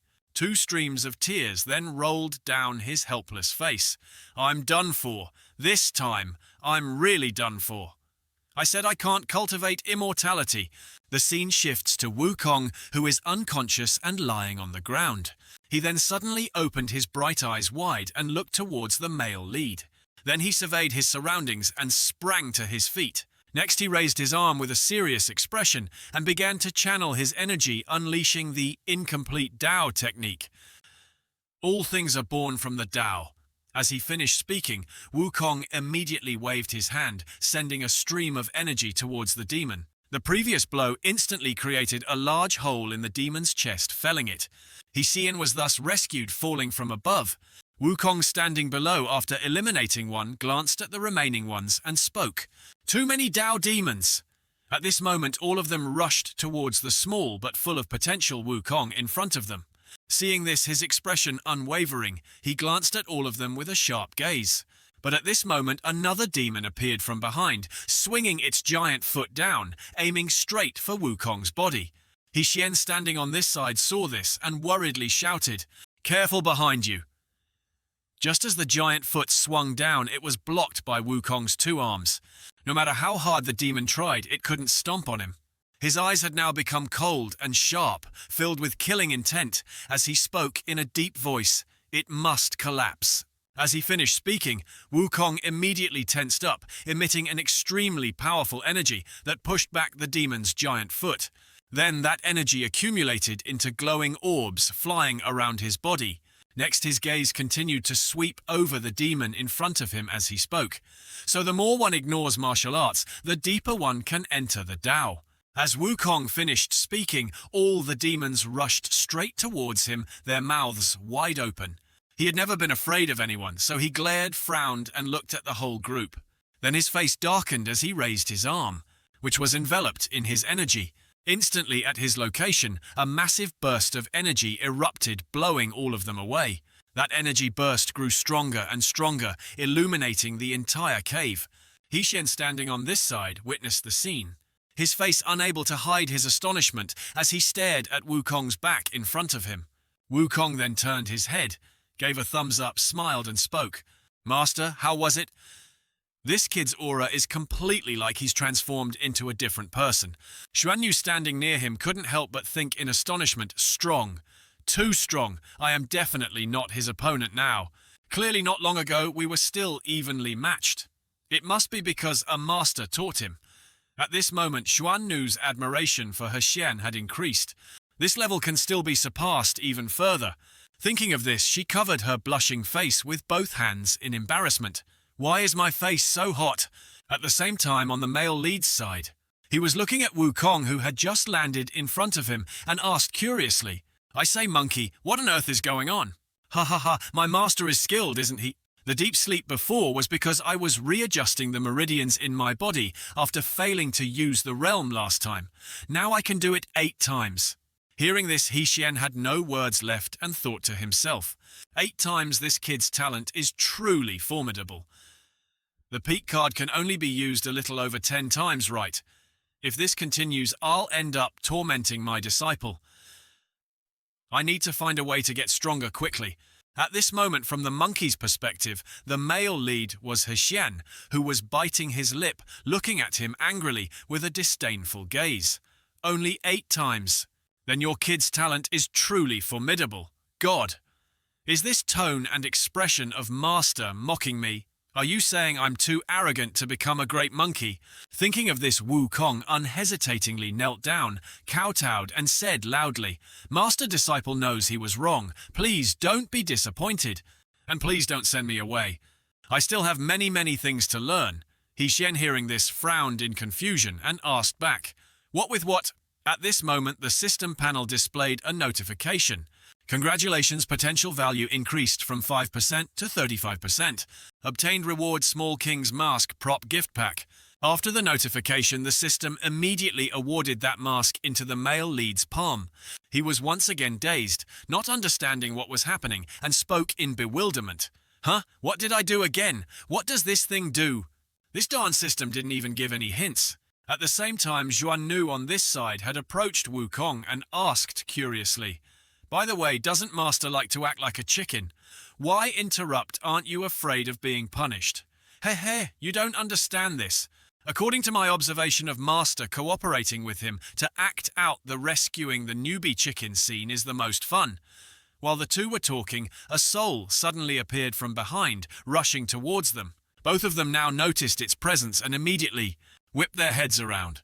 Wukong then started to act first, shouting loudly, Which vile creature is this, such audacity?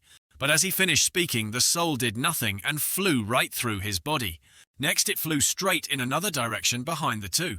Following it were dozens of other souls also swarming in. None of them had any malicious intent towards the three of them. Shan and company and all quickly flew past them.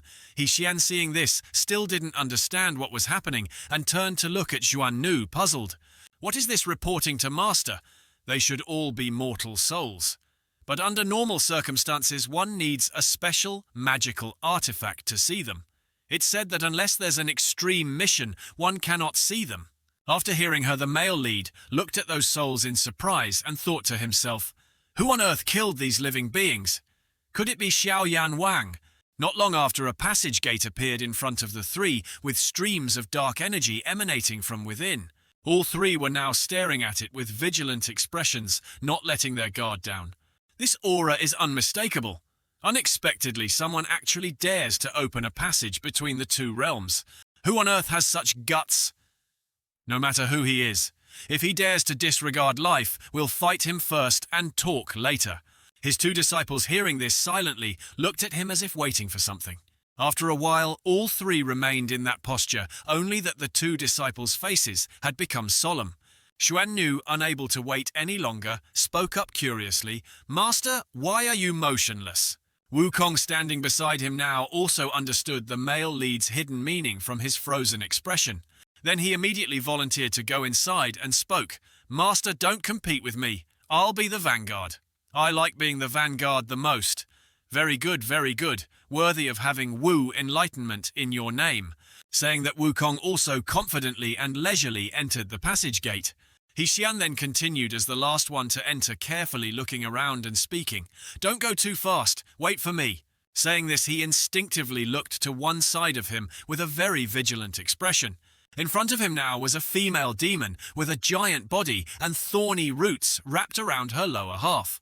Witnessing that terrifying sight made Shan's soul fly to the clouds as he fell backward and exclaimed, Damn it, it's really the cursed old woman. After saying that, he also backed up close to a cliff behind his two disciples. Master, don't be afraid. It seems to be in a deep sleep. Hearing that, his whole body still trembled like a leaf as he asked back, Sure. Are you sure it's not? Xuannu and Wukong then began to approach the feet of the cursed old woman. Then they placed their hands on a random root beneath her feet. Instantly, Xuannu could feel the mournful cries of resentful souls within. Wukong then also turned to look at the male lead and recounted what he had seen. Xuannu then also interjected, This guy must be afraid of attracting the attention of the upper realm, so he sent a group of spirit beasts to sneak into the human realm to help him kill people and collect souls. But aren't spirit beasts in the human realm very prone to falling into a state of madness? Just use a special magical artifact to set up a small barrier beforehand, and it'll be fine. It can make a proud king-level creature become its slave. The power of this monster is immeasurable. No, this big guy is also helping someone carry out their deeds. Wukong, hearing this, gaped in astonishment, his eyes wide. What? Helping someone carry out deeds? That's right. See the coffin hanging in its belly? The one lying inside is their true boss. Then how did you see it? I don't feel anything special. Because I recognize that its master is an old acquaintance of my father, a great figure who was once the 10th on the heavenly realm martial ranking. The two young men, hearing this, were completely shocked and exclaimed, "What, the 10th of the heavenly palace martial ranking? I didn't mishear, did I? You said he's the 10th great figure in the heavenly palace martial ranking." "That's right, I recognize the special totem on the coffin." Shan, standing behind, heard this and quickly spoke with a panicked expression. "Then what are you standing there for? Let's scram quickly." Just as he finished speaking, a voice suddenly echoed from somewhere. "Want to run? Try running and see." Shan, hearing this, his soul flew to the clouds as he darted to hug Xuannu's body and exclaimed, "Mommy, who is that?" Didn't it lose consciousness? "Master, it's not this big guy. It's the sound behind her. Don't panic. Wait for old son Wukong to go check first." Saying that, Wukong immediately approached, looked down with an astonished expression. There really are people. Some are safe. In front of Wukong were the figures of two people tied up before someone. It seems like it's not just one person. The two people tied up on the vines are Heibai Wuchang with bruised faces. The one who had just taken care of them stood in front, smiling smugly and disdainfully speaking. The left and right arms of old Yan Wang only have this level of skill. Boring to death. Don't fantasize about escaping anymore. With your strength, you can't escape. Bai Wuchang on this side, with a fearful expression, quickly said loudly, "That guy is really a monster. A monster, do you understand? 30 years ago, nearly 2 entire cities of common people died unjustly. It was all his doing just to relieve boredom. Do you really think such a person would be grateful to you for helping him come back to life? Stop dreaming. He'll be the first to kill you. While his soul isn't fully gathered, yet turn back while you still can." The three-eyed one, after hearing this, showed no remorse on his face. Instead, he smiled excitedly and continued, "Do you really think I revived him to receive his gratitude? It's all just for chaos, my dear." Bai Wuchang, hearing this, asked back with some surprise and curiosity, "What do you mean?" "To make the world return to the beautiful moments of 30 years ago. What's my tiny life worth? A worthy death, my dear." Ha ha ha ha, just thinking about it is wonderful. This bastard is crazy. Xiaohei, let me buy you some time. Quickly, go report to the great king. It's best to still inform the heavenly court. But in our current state, how can we escape? Rest assured, my trump card hasn't been used yet. You just need to run, that's all. As he finished speaking, Bai Wuxiang instantly broke free and leaped into the air.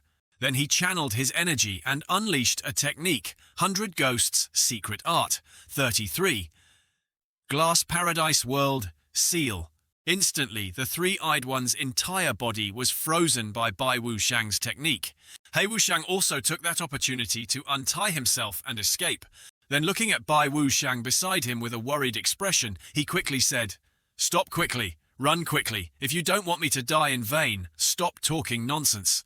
Hei Wuxiang, hearing this, was suddenly surprised, gritted his teeth in astonishment, but then he quickly regained his composure and replied seriously, "I understand." After saying that, Hei Wuxiang began to channel his energy using the crimson flowing light ghost shadow technique to create streams of spiritual power around his body. Next, without delaying another second, he shot off like the wind. After flying for a distance, he turned his head to look back with a worried face. "Xiaobai, you absolutely must not die. I'll bring you back right away." But just as Hei Wuxiang finished his thought, the three-eyed one had at some point appeared behind him, raising both hands with an excited expression. Even Bai Wuxiang, standing on this side, didn't know when he had escaped, gaping in astonishment. The three-eyed one then immediately swung his hand, delivering an extremely powerful blow to Hei Wuxiang's body, causing him to crash down onto the ground below with a tremendous sound.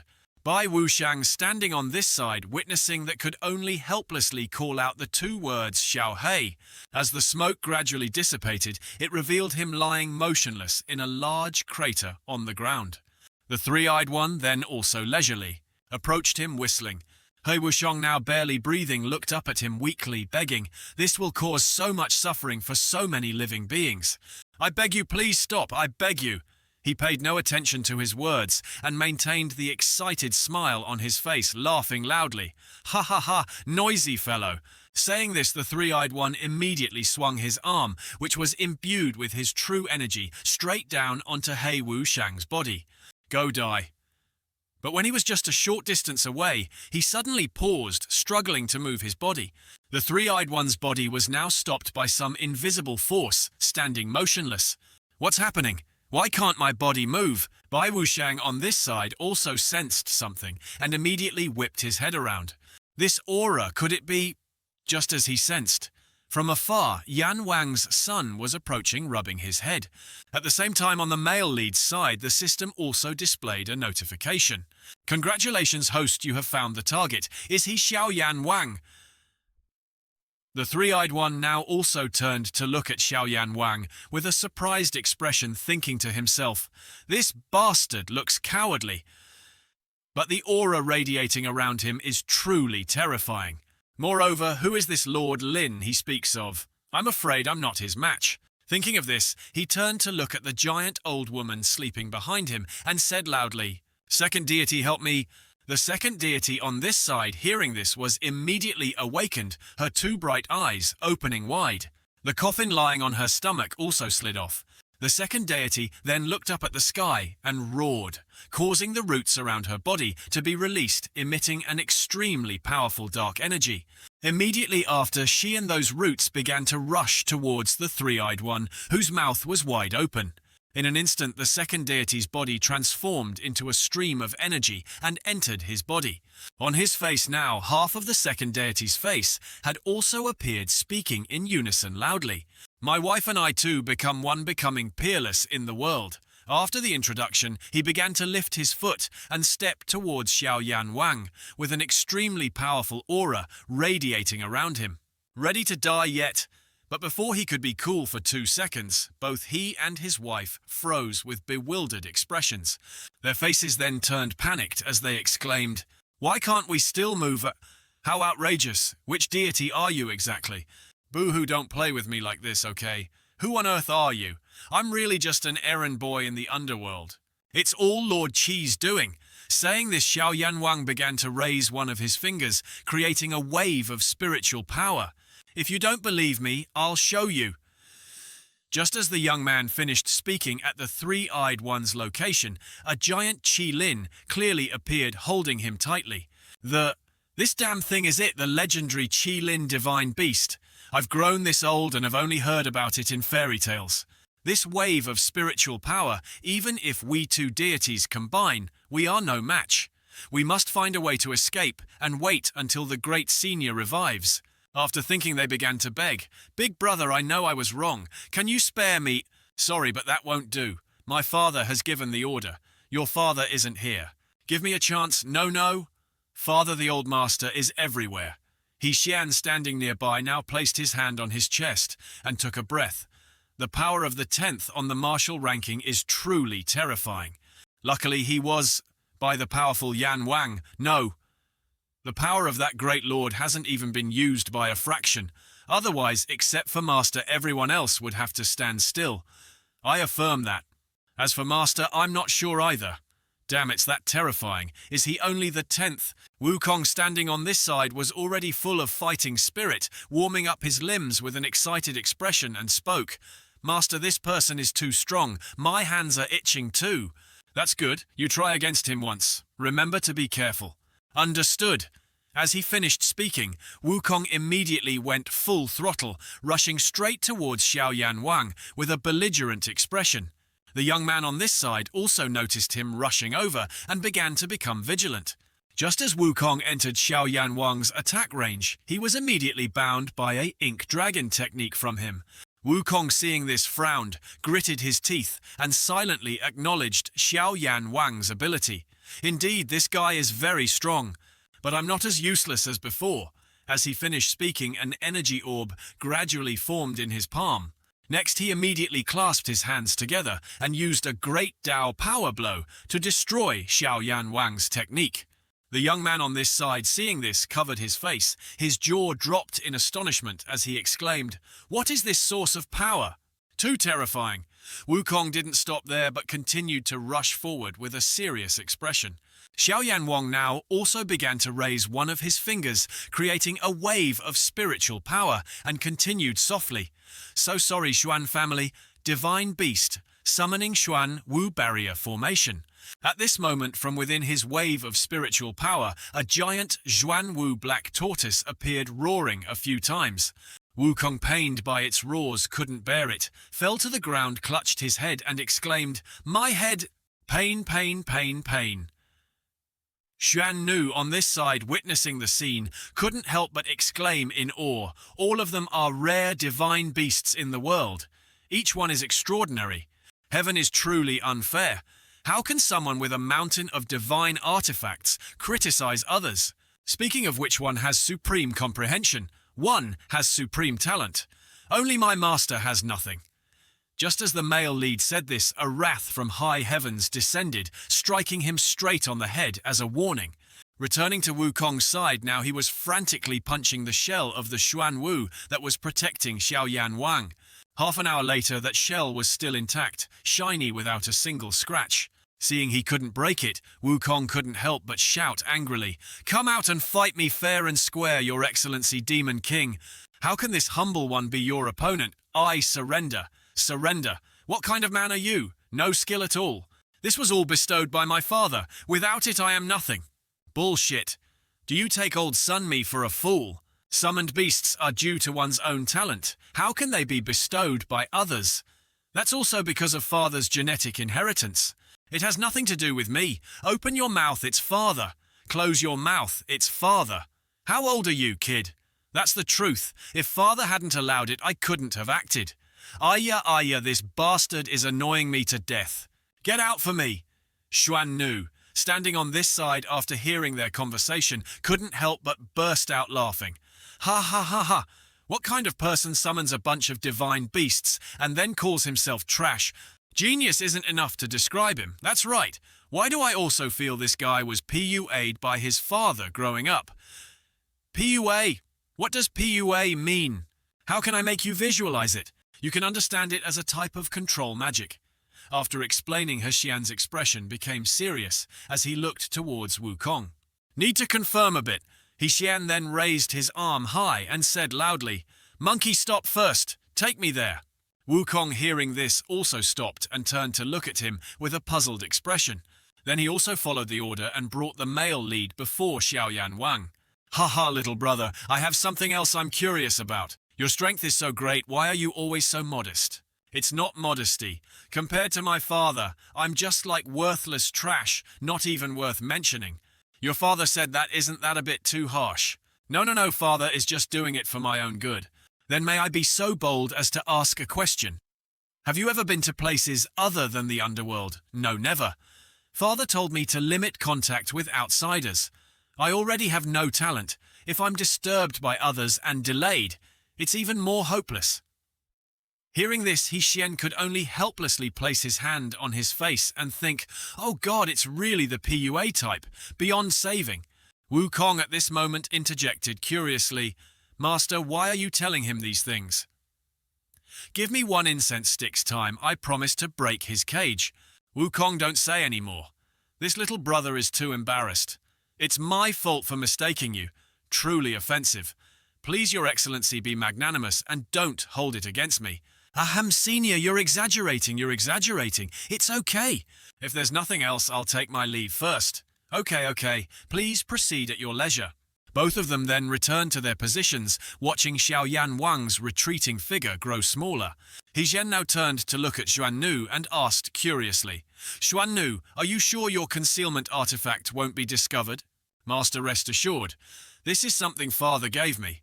Father said that apart from those in the top 10 of the martial ranking, no one can see through it." "Ayya, your father has so many treasures." Wukong, standing behind, also rubbed his head and asked curiously, "Master, then why exactly do we have to follow him? You're not planning to take another disciple, are you?" "I of course have my plans. This person's personality is so insecure, even using the peak card might not increase his potential value. The key to increasing his potential definitely lies with his father. There's something else I want to say, Master. Is there something wrong with your body? Hearing him ask it made him a little surprised and curious. Why do you ask that? With Master's unfathomable strength. Before I clearly couldn't sense even half a point of spiritual power leaking out, but now I can sense a little bit leaking out. Approximately Qi condensation stage 7 or 8, something like that. Xuan Nu, standing beside him, also interjected, I also sensed that. I thought it was my illusion. Hearing them say that Jian stood there blankly for a moment. Then his eyes lit up as he thought to himself, Qi condensation stage 7 or 8. Indeed, it's not my illusion. My body has become stronger again thanks to using the peak card. Wivasi, if that's the case, this strong sense of familiarity probably isn't wrong. Could it be that I was truly a peerless expert before? My memories were altered and I was mixed in as a loser. While the male lead was still happily thinking about nonsensical things, Wukong beside him started pointing at Xiaoyan Wang's back and spoke, Master, he's about to leave. Seeing this, he immediately dashed off, calling his 2 disciples, quick, quick, quick, following him. At the same time, in the Asura martial arts arena of the underworld, a match was being held with hundreds of spectators watching. When the signal just started, a monster rushed forward, opened its mouth wide, accumulated an orb of spiritual power and shouted, Try this, after saying that he shot a stream of spiritual power from his mouth towards the other one. The old man standing in front of him, seeing this, raised his hand to block it gently, with a smug look on his face. Not stopping there, the fat guy continued to rush forward, raising one of his arms high. Try this and see. Just as he swung his hand down, the old man in front, with agile movements, circled behind him and spoke, It's my turn, right, fatty? As he finished speaking, the old man immediately swung his fist, but it was quickly blocked by the fat guy. The old man then launched a kick, catching him off guard, unable to react in time, and was hit. The fat guy also didn't lose out, swinging his fist straight at the old man's face, forcing the old man to quickly raise his hand to block. The others standing below, witnessing the scene, couldn't hide their excitement, and spoke up, worthy of being the second killing general. His strength is indeed domineering. When will we reach their level? In my dreams, it seems more feasible, ha ha ha. At the same time, old Yan Wang on this side had stood up, looked at the 2 fighting in the air, and said loudly, Enough, stop for this king, a bunch of useless fools. Fighting more is just like bears fighting. The 2 of them up there, hearing this, also stopped and turned to look at him angrily, thinking, indeed, the old man wants to start bullying again. Yan Wang then also began to open his mouth wide and continue shouting, With your pathetic level, you're not even worthy of this king glancing at you 100 years ago. Great king, please forgive us. It's that we subordinates didn't learn well. Don't call me great king. You are not worthy. Saying this, the old man began to point his finger at each one, giving orders. You, and you all. Come at me with all your strength. Let you remember how high the sky and how thick the earth are. What are you standing there for? Act quickly. All those people were now terrified, knelt down on the ground, bowed their heads and said in unison, We dare not, we subordinates absolutely dare not. Hearing this, the old man smirked and thought to himself, Forgiving you, you wouldn't dare either.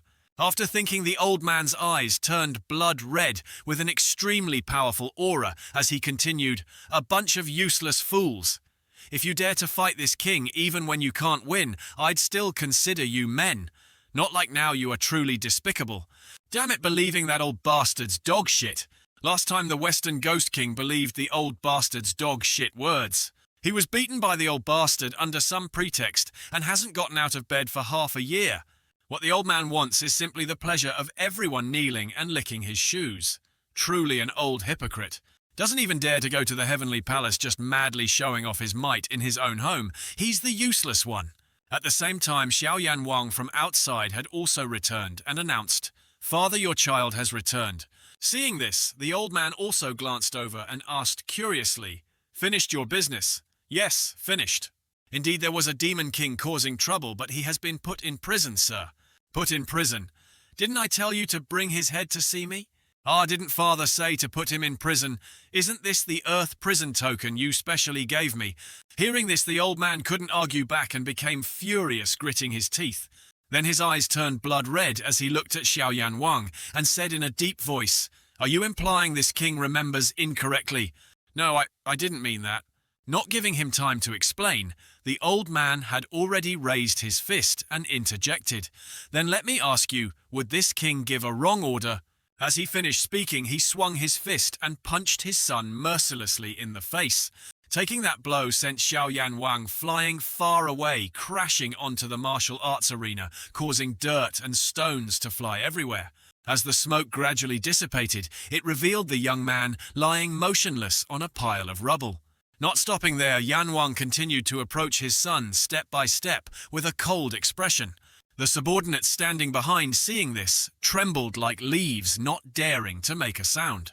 At this moment, the old man had also reached him and looked down at his son. Then he slowly bent down and reached out his hand. Next, he grabbed his collar, lifted him into the air and said loudly, "From now on, whoever dares to doubt this king will end up like him." Have you all heard clearly? The ones kneeling before the old man now also shouted in unison, "Yes, we obey, great king." Is this old man taking the opportunity to warn everyone? Even if he's wrong, he has to be right. Even a vicious tiger doesn't eat its own cubs, yet he uses his own son to kill the chicken to scare the monkey. Damn beast. With so many people around, doesn't he need to save some face for his son? Old Yan Wang now looked at his son and continued speaking. "I ask you again, did I tell you to put him in prison or to bring his head far? Father, you really did say to put him in prison." Hearing this, the old man's face turned fierce again as he stared at him with blood-red eyes, full of killing intent. The subordinates kneeling on this side were also panicking for him and spoke loudly, "Young master, don't be stubborn anymore." "You'll really die." Yan Wang now began to raise his fist high and ask again, "What did you just say? Speak louder for me." This king is deaf and didn't hear clearly. Just as the old man was about to punch again, a beam of light suddenly appeared from behind, landed and stopped him. The male lead and his two disciples leisurely walked out from within and spoke. Hey, old man, I was worried there were too many people here. If I didn't save you some face, it would be a bit too much. Now it's good. You really don't need any face, do you, old man?" Wukong and Shan behind him also began to warm up their joints with excited expressions, looking at old Yan Wang. The old man standing on this side was also looking at the three of them with a sharp gaze and spoke in a deep voice. "Where did these snot-nosed brats come from? Daring to come to the gates of the underworld to cut off their own path to life." Wukong then also volunteered and stepped forward, quickly saying, "Master, let me deal with him." But the male lead now, unlike usual, replied with a serious expression, "No need. This time let me handle it myself." Hearing this, Wukong was very surprised, turned to look at him and replied, Oh, master, you want to do it personally. I'm looking forward to it so much. I can learn again." Xian then began to take out the Yanwang card, holding it in his hand, thinking to himself, "The cooldown time has been shortened to just 1 minute. Next time, perhaps, I can cast it immediately." Just as he finished thinking, his body began to grow larger, emitting an extremely powerful aura. The form he transformed into was the strongest Yan Wang in history. Qinguang Wang. Xian then looked at the old man in front of him with his sharp gaze, thinking to himself, "Indeed, an interesting ability. Good. This time I'll play something different with you." Old Yan Wang, standing on this side, watched the male lead slowly sit down and also thought to himself, "Transformation not worth mentioning, but what's with this aura? This isn't..." Before he could finish thinking, Xian sitting opposite spoke. "Old man, this time, let's play a little trick. This king will sit still for you to hit. If I move 1 step, consider it my loss. How about it? A brat like you, if you can withstand 3 of this king's moves, it's not too late to show off later." Okay. As he finished speaking, he immediately summoned a Legui thunder demon from his formation. The demon species then immediately rushed towards the old man in front, raising its fist. Seeing this, the old man didn't even bother to move, frowned, and let out a heavy breath. Then he gently swung his hand, delivering a fatal blow to the demon's body. It immediately rolled over, vomited blood, and lay on the ground. Old Yan Wang then turned to look at the male lead and spoke disdainfully. Is this the skill that makes you so arrogant? He on this side without any worry smiled excitedly and replied, It's not over yet. Just as Xian finished speaking, the Legui behind him had already started to get up again, as if nothing had happened. Old Yan Wang then also said nothing more and turned around, getting into a stance ready to fight it. The Legui was now more ferocious than before, roaring as it rushed towards the old man. Old Yan Wang was no less quickly rushing forward, swinging his fist in an uppercut to the Legui's chin. Then he decisively threw another punch to its left cheek.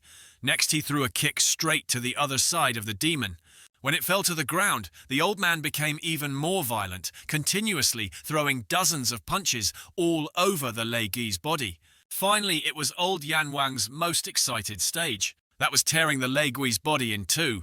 After defeating it, the old master's face became extremely excited as he turned to look at the male lead and said loudly, Useless, I told you. You couldn't defend either. Shan and Wukong, standing on this side hearing this, both looked at the old man with annoyance on their faces. Old Yan Wang then continued to speak boastfully. Just this little bit of power is completely insufficient against me. Xian hearing this didn't rush, but smiled calmly and replied, Oh, is that so? Old Yan Wang, seeing his attitude, clearly showed his displeasure and thought to himself, Damn it. Clearly a little brat who still smells of milk, yet always puts on a high and mighty act. Today I will teach you what is called seniority and rules. Naturally using your life to pay the price. Sorry in advance, you're old and haven't even hit anyone of mine yet. Don't stand there crowing. Just as he finished speaking, the Legui's corpse, which had been dismembered by old Yan Wang, suddenly recovered at a dizzying speed. Seeing this, the old man couldn't help but be astonished, his eyes wide as he thought, Nakshin super speed regeneration. How is this possible? This is a super-level talent that only top-tier existences possess. Moreover, this guy is clearly just a summoned beast. At the same time, the other half of the dismembered body was also gradually recovering and sat up. Immediately after, the number increased to 2, both stepping towards old Yan Wang. Damn it, not only regeneration, but also splitting. I've never heard of this summoning talent. Which deity is this exactly? While the old man was still astonished, the male lead sitting opposite smiled smugly and spoke, Hey, hey, I say. Making such an expression is very boring. Our game has just begun. Good, very good. Then this king doesn't need to hide it anymore. As he finished speaking, the old man instantly unleashed all the true power suppressed within his body. Each layer of clothing on the old man's body was now torn apart by a different, more muscular form.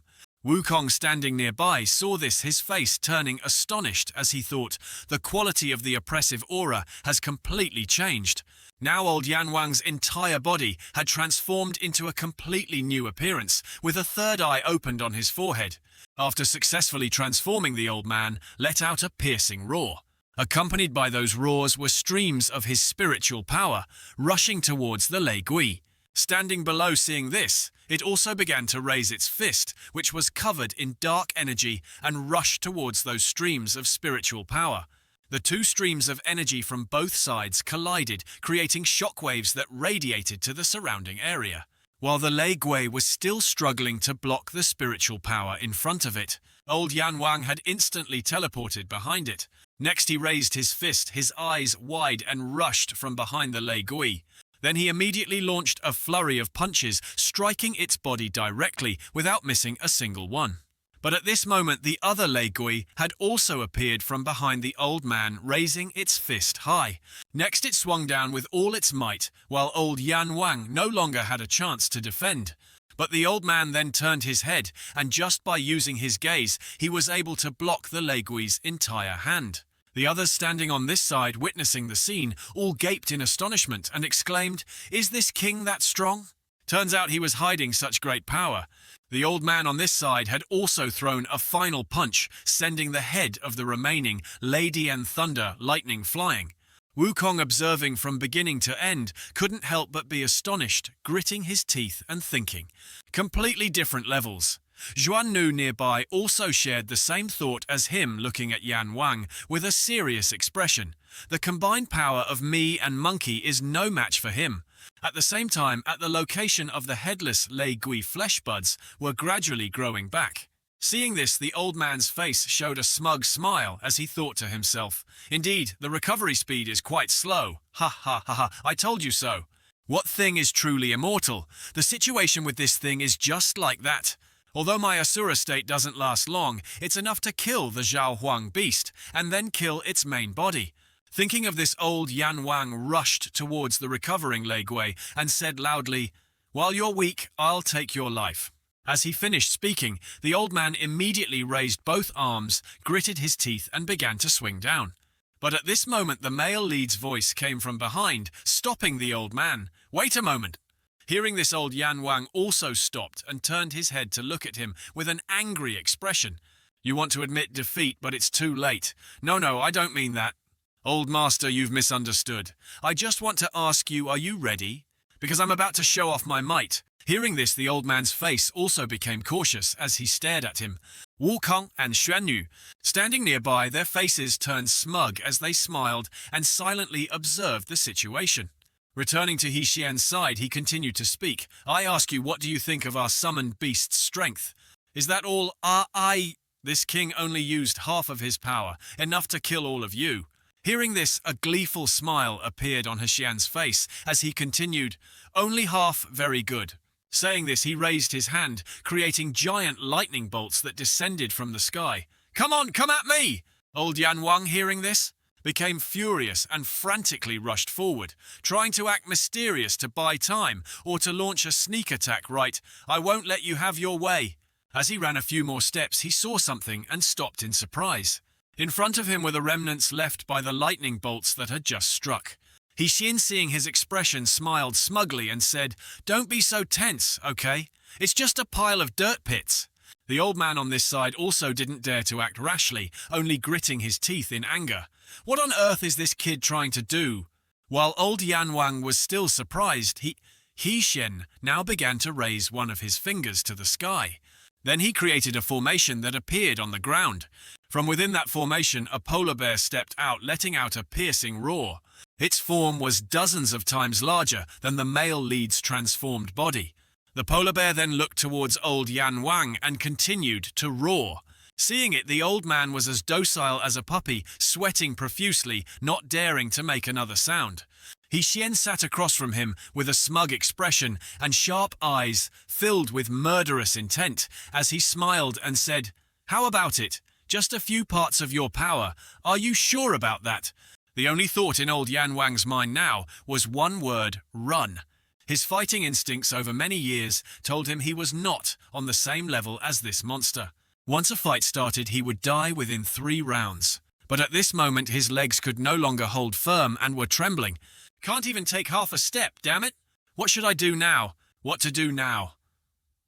Seeing the old man trembling before him, He Xian calmly reassured him. "Don't be afraid, don't be afraid."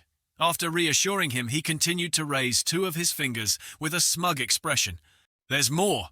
Hearing this, old Yan Wang was even more astonished, his eyes wide and blinking. "More, there's more." Hey, of course." As he finished speaking, the male lead immediately swung his arm behind him and shouted loudly, "Heavenly Seal, activate." At this moment, at the position he pointed to, a golden formation appeared shining brightly. A second later, from within that formation, an extremely powerful beam of light erupted, illuminating the entire sky. The people standing nearby, witnessing this scene, all gaped in astonishment, speechless. The power of the light beam grew stronger, causing the ground to sink deeper. A triumphant smirk was now clearly visible on He Xian's face as he looked at old Yan Wang opposite him. Not long after, everyone present was once again gaping in astonishment, not believing their eyes. Before their eyes was a legendary golden dragon with blazing eyes letting out a roar. The male lead now also stood up along with the 2 beasts he had just summoned, looking towards the old man in front. The golden dragon, with a pair of blood-red eyes, full of killing intent, stared at old Yan Wang as if wanting to eat him alive. He Xian's 2 disciples standing to one side.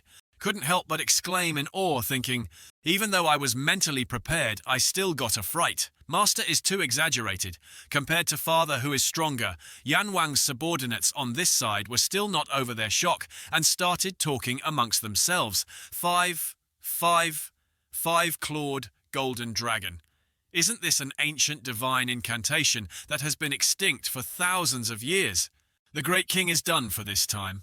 The old man on this side had no words left, just stood there frozen, crying silently in his heart. Shan on the opposite side now began to sit down, rummaging for something, and spoke. Calm down, there's more. It's just that this one needs props too.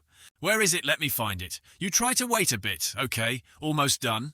After searching for a while, he took out a fragment of something, holding it in his hand with a satisfied expression. Finally found it, this one. As he finished speaking, Shan became serious, clenched the fragment tightly and said loudly, Ancestral seal open. Instantly at a nearby location, a formation appeared, radiating an aura around it. From the sky, dark clouds were also swarming in, descending with lightning bolts accompanied by an aura. Not long after, it formed a tornado with extremely strong winds, sucking nearby things inside. After a while longer, that tornado had become a waterspout, sweeping away everything it passed. Shan, witnessing that sight, was also a little astonished, sweating profusely in awe.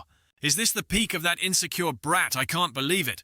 Everyone present now had turned to stone, staring at the scene before them with no emotion left. Wukong and Xuan Nu, standing nearby, were no exception, their eyes wide as they stammered, Shine.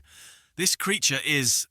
From behind the clouds in front of everyone was a giant eye, staring straight down without blinking. The most panicked person now was none other than old Yan Wang, witnessing the male lead, and the three things he had summoned, all of which were things only seen in fairy tales. The gazes of all three creatures now also caught the old man's attention, and he didn't blink. The old man also didn't know what to do but stand motionless, looking at the three of them with a bewildered expression. Then he tried his best but still couldn't lift his feet. Damn it, run quickly. Move damn legs. The old man's entire body was now trembling like a leaf, his face contorted in fear as he looked at the male lead's group. Then he quickly transformed back to normal and forced a smile, speaking, Ha ha ha ha. I wonder which great lord from the heavens descended to the mortal world to provoke this humble one. Quickly retract your divine powers, sir, what can't fight anymore. How dare I? How dare I? If your excellency raises your hand, this humble one will vanish into thin air, ha ha ha. Hearing this, Shan began to stand up, approached old Yan Wang and continued, Then, that's good. Now I ask you again, how does this king's strength compare to yours? How many parts? This humble one was blind before and didn't recognize Mount Taii. I beg your excellency to be magnanimous and let me go like a fart. We not even your excellency's little finger. Ah, no. Can't even compare to your fingernail. As long as you wish, this humble one will become your dog in the underworld. You can command me as you please. Quite good at flattering. Very good. Then if I tell you that this king also has a special ability to summon the bodies of others in the future, and the body I'm currently using is the future body of your son, how would you feel? Hearing this, the old man was a little surprised. His face darkened and he stood there stunned for a moment. Then he burst out laughing and replied, Ha ha ha, Your Excellency, you jest very well. That brat is just trash. How can he be even 1 or 2 10,000ths of you? Joking. Whether it's a joke or not, you know better than anyone in your heart. Right, father. Hearing the male lead call him that, the old man felt an oppressive aura weighing down on his body, gritted his teeth and bowed his head. Now do you feel the distance between you and the son you humiliated all day? Same age too. At that time were you even worthy to carry his shoes? Your Excellency, your special trip to my underworld this time surely isn't just to humiliate me, right? Is there any enmity between us? Humiliate you, are you worthy? This king's purpose in coming here is to take your son away. He's not like you, he's a true genius. Following an old waste like you will only drag him down. As for you, if you don't dare to fight, tuck your tail and scram. I'm not like you. Bullying the weak isn't interesting at all. The life of someone like you is truly pathetic. After hearing those words, old Wang didn't dare say anything more. His face darkened as he clasped his hands and replied, "Understood, Your Excellency. I will scram." Saying that, the old man turned and left with a gloomy expression, having no face left. His subordinates and henchmen on this side, seeing this, showed no pity and cursed, "Serves you right. A person like you who only knows how to bully your subordinates all day. Why aren't you arrogant anymore? Go crazy again. Serves you right." At the same time, Wang, standing nearby, watched the old man approach with a sad expression, his head bowed to the ground. Old Wang's expression on this side was also the same, not daring to look up at his son. But then the young Wang mustered his courage, looked up at him and asked, "Father, are you all right?" In response to his question was the old man's fury, shouting straight at his face, "Scram now! I don't need your pity." Saying this, old Wang immediately swung his hand, throwing a punch, but the young man dodged it. "No need." The corners of the old man's eyes then gradually filled with tears as he gritted his teeth and whimpered, "Isn't humiliating me like this enough for you, damn bastard?" Hearing this, Wang also didn't know what else to say. His face darkened as he looked at the old man with a surprised expression. Old Wang now continued to bring his face close to him and whispered, "From now on we are like strangers. Don't call me father anymore, damn it." As he finished speaking, the old man immediately turned and walked straight ahead, leaving behind his disowned son. Wang, after hearing those words, felt an unspeakable sadness in his heart and bowed his head. The male lead now also approached him and asked curiously, "Why does he treat you like that? Is there some kindness? My father wasn't like this before." Although he was still arrogant and domineering, he still had a gentle side, unlike now. "Really, I can't see it at all. He practiced swordsmanship with me, played chess leisurely with me, even traveled everywhere. Now thinking back, it all seems fake. If what you said is true, then how did things turn out like this? It's because something unexpected happened once. One day, father and mother went out on an excursion to celebrate my birthday, but unexpectedly they chanced upon a true god-level demon beast. Wukong and Shan, hearing this, their faces turned astonished. Unexpectedly, there really is a god-level sumna. Although it's only a low-level god-level demon beast, it's still too strong. Father had to discard all the treasures on his body to barely get mother out of trouble. I was sleeping in the camp, so I avoided one calamity. When I woke up, I discovered mother had permanently left this world. From then on, everything changed after such an unexpected incident occurred. Father started to become violent and gloomy, cruel and bloodthirsty. He also started to be violent towards me.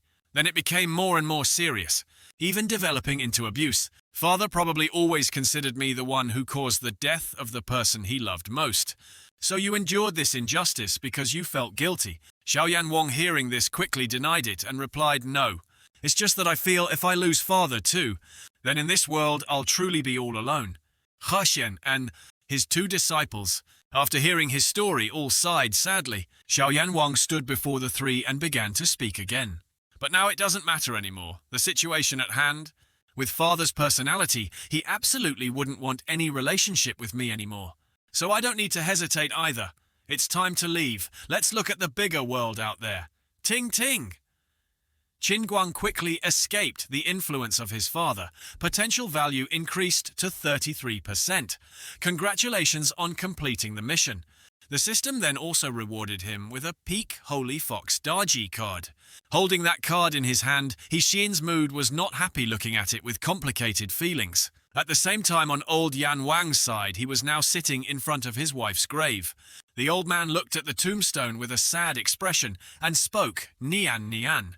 "In the end, I still couldn't fulfill my promise to you." Returning to the scene of yesteryear, when Nian was still barely breathing, lying in front of Wang, she now opened her eyes, looked at the old man, and weakly called out, "Da Miu." Agree with me? Absolutely. Do not let Guang'er know the truth of this matter. Tell him a god-level demon beast suddenly appeared and killed me. Just as she finished speaking, she vomited blood and coughed painfully and continuously. Old Wang, seeing this, whimpered, trying to hold back the tears streaming down his face, and replied, "Don't say any more. Rest first. Lastly, I still want to tell you that meeting you is the greatest honor of my life. Agree with me to live happily on. Please don't hate Guangair. See you in the next life." After saying that, Nian also breathed her last, leaving Da Miu in extreme pain, screaming in a voice that blended with the thunder in the sky. Returning to the present, he was still sitting, looking at Nian's tombstone, and continued to speak. "Perhaps that great power can deal with the monster inside it, but it no longer has anything to do with me. I listened to you and didn't let him know the truth, but I really can't not hate him, and I will hate him forever. Curse him, because he took your life." Saying this, Da Miu leaned back, lying on his back, looking at the clear blue sky before him. In this life, if it were always just the two of us, how wonderful it would be. The scene changes to a place called the Human Realm Immortal Hand Cliff. On top of the cliff is a coffin radiating an aura. Immediately after, that aura erupted violently, pushing back the people standing around. All of them, seeing this, were a little astonished and quickly said loudly, it's here, it's finally almost here. The great lord who was once the 10th in the heavenly palace." At the same time, the coffin was shattered into pieces from within by a force scattering everywhere. At this moment, the little demon, the inside, had also appeared with a smug smile on its face. Another guy standing nearby was also very excited and laughed loudly. "Ha ha ha ha! Success, success! I didn't expect it to really succeed. Ha ha, great elder! It was us who revived you." As soon as he finished speaking, the sword auras slashed out by that demon immediately dismembered all of them. After killing them all, the demon's face became excited, its eyes bloodshot as it spoke. "Long time no see, fresh and delicious blood is here, come on. Let this old man slaughter the world once more, let blood flow like a river." But then again, my best resurrection spot in the underworld was destroyed by others, those damn bastards. This old man remembers all your auras. Now this old man will find you and chop you into pieces first. At the same time, snakes appeared behind him, along with a voice. "Hey, old man, aren't you ashamed of talking to yourself?" Hearing this, he turned around with a surprised expression. In front of him was the scout Meidu Suo, sitting on a rock, happily raising her hand to greet him. Seeing this, the demon raised one of his fingers to gather spiritual power. Did I let a fish slip through the net just now? Before the spiritual power in his hand had fully gathered, Meidu Suo had already appeared in front of him, with a smug smile on her face. Witnessing that scene, the demon couldn't help but exclaim in amazement. So fast, soon after, Meidu Suo appeared again from behind him and spoke, "Fast, isn't it? Here again." Sensing her power, the demon hurriedly rushed back to maintain a certain distance. Next, he raised a hand and gradually gathered a ball of his spiritual power. Not long after, his ball became super huge and showed signs of getting even bigger. Meidu Suo stood on this side, unafraid, smiling as she raised 2 fingers and aimed precisely at the demon in front of her. Immediately after, she shot out a blast of energy that flew over and left a large hole in him. The orb behind him was then easily destroyed with just 1 blow from her. Witnessing this, the demon was so astonished. His jaw dropped secretly, thinking he couldn't believe his eyes. What's going on? What trick is she playing? Although my strength hasn't fully recovered, this bitch is absurdly strong. I've never even heard her name. Meidu Suo, still smiling, stood on this side, flicked a finger down, and continued. The people of this world are surprisingly weak. As soon as she finished speaking, the demon's other arm immediately broke off as well. Not stopping there, Meidu Suo continued to hold out her entire hand in front of the demon, causing him to be so terrified he couldn't even speak before he could regain his senses. A sinister smile appeared on her face as she glared and leisurely continued, "The weak don't deserve to live in this world, you know." Next, it was no surprise that the demon's body was covered in large holes created by Meidu Suo's previous attack. He instantly took the opportunity to vanish into thin air, leaving her standing there alone. Seeing this, Meidu Suo could only sigh in frustration and complain. He got away again. "I can't fight these brats in this world. He runs really fast. I didn't even get to use my ultimate move." As she said this, an extremely powerful stream of spiritual energy appeared in the sky and struck down right where the demon had been standing. It's truly a pity. At this moment, Mei Dusuo sensed something and narrowed her eyes in surprise. Unexpectedly, I can sense the aura of another descended one here. Let me see which colleague it is. The person who appeared in the dimension she created was none other than our protagonist, advancing with his disciples. Seeing this, Mei Dusuo's face became excited, and she burst out laughing. Ha ha ha, I didn't expect it to be a senior. This is great. I'll go meet with you then. After saying that, Mei Dusuo didn't hesitate and leaped into the sky, rushing towards the protagonist group. Returning to their side, Shan had stopped in front of a large cliff, staring intently at it. The three disciples standing behind were also eagerly observing his every move. Shan on this side had begun to raise his arm, which was enveloped in a stream of true ki, and then swung his hand, shooting a stream of spiritual power towards the cliff.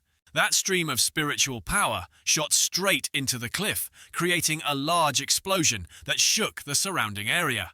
When the smoke gradually dispersed, it revealed a large, not too deep dent in the cliff. Wukong saw this and was so surprised his jaw dropped, unable to believe his eyes.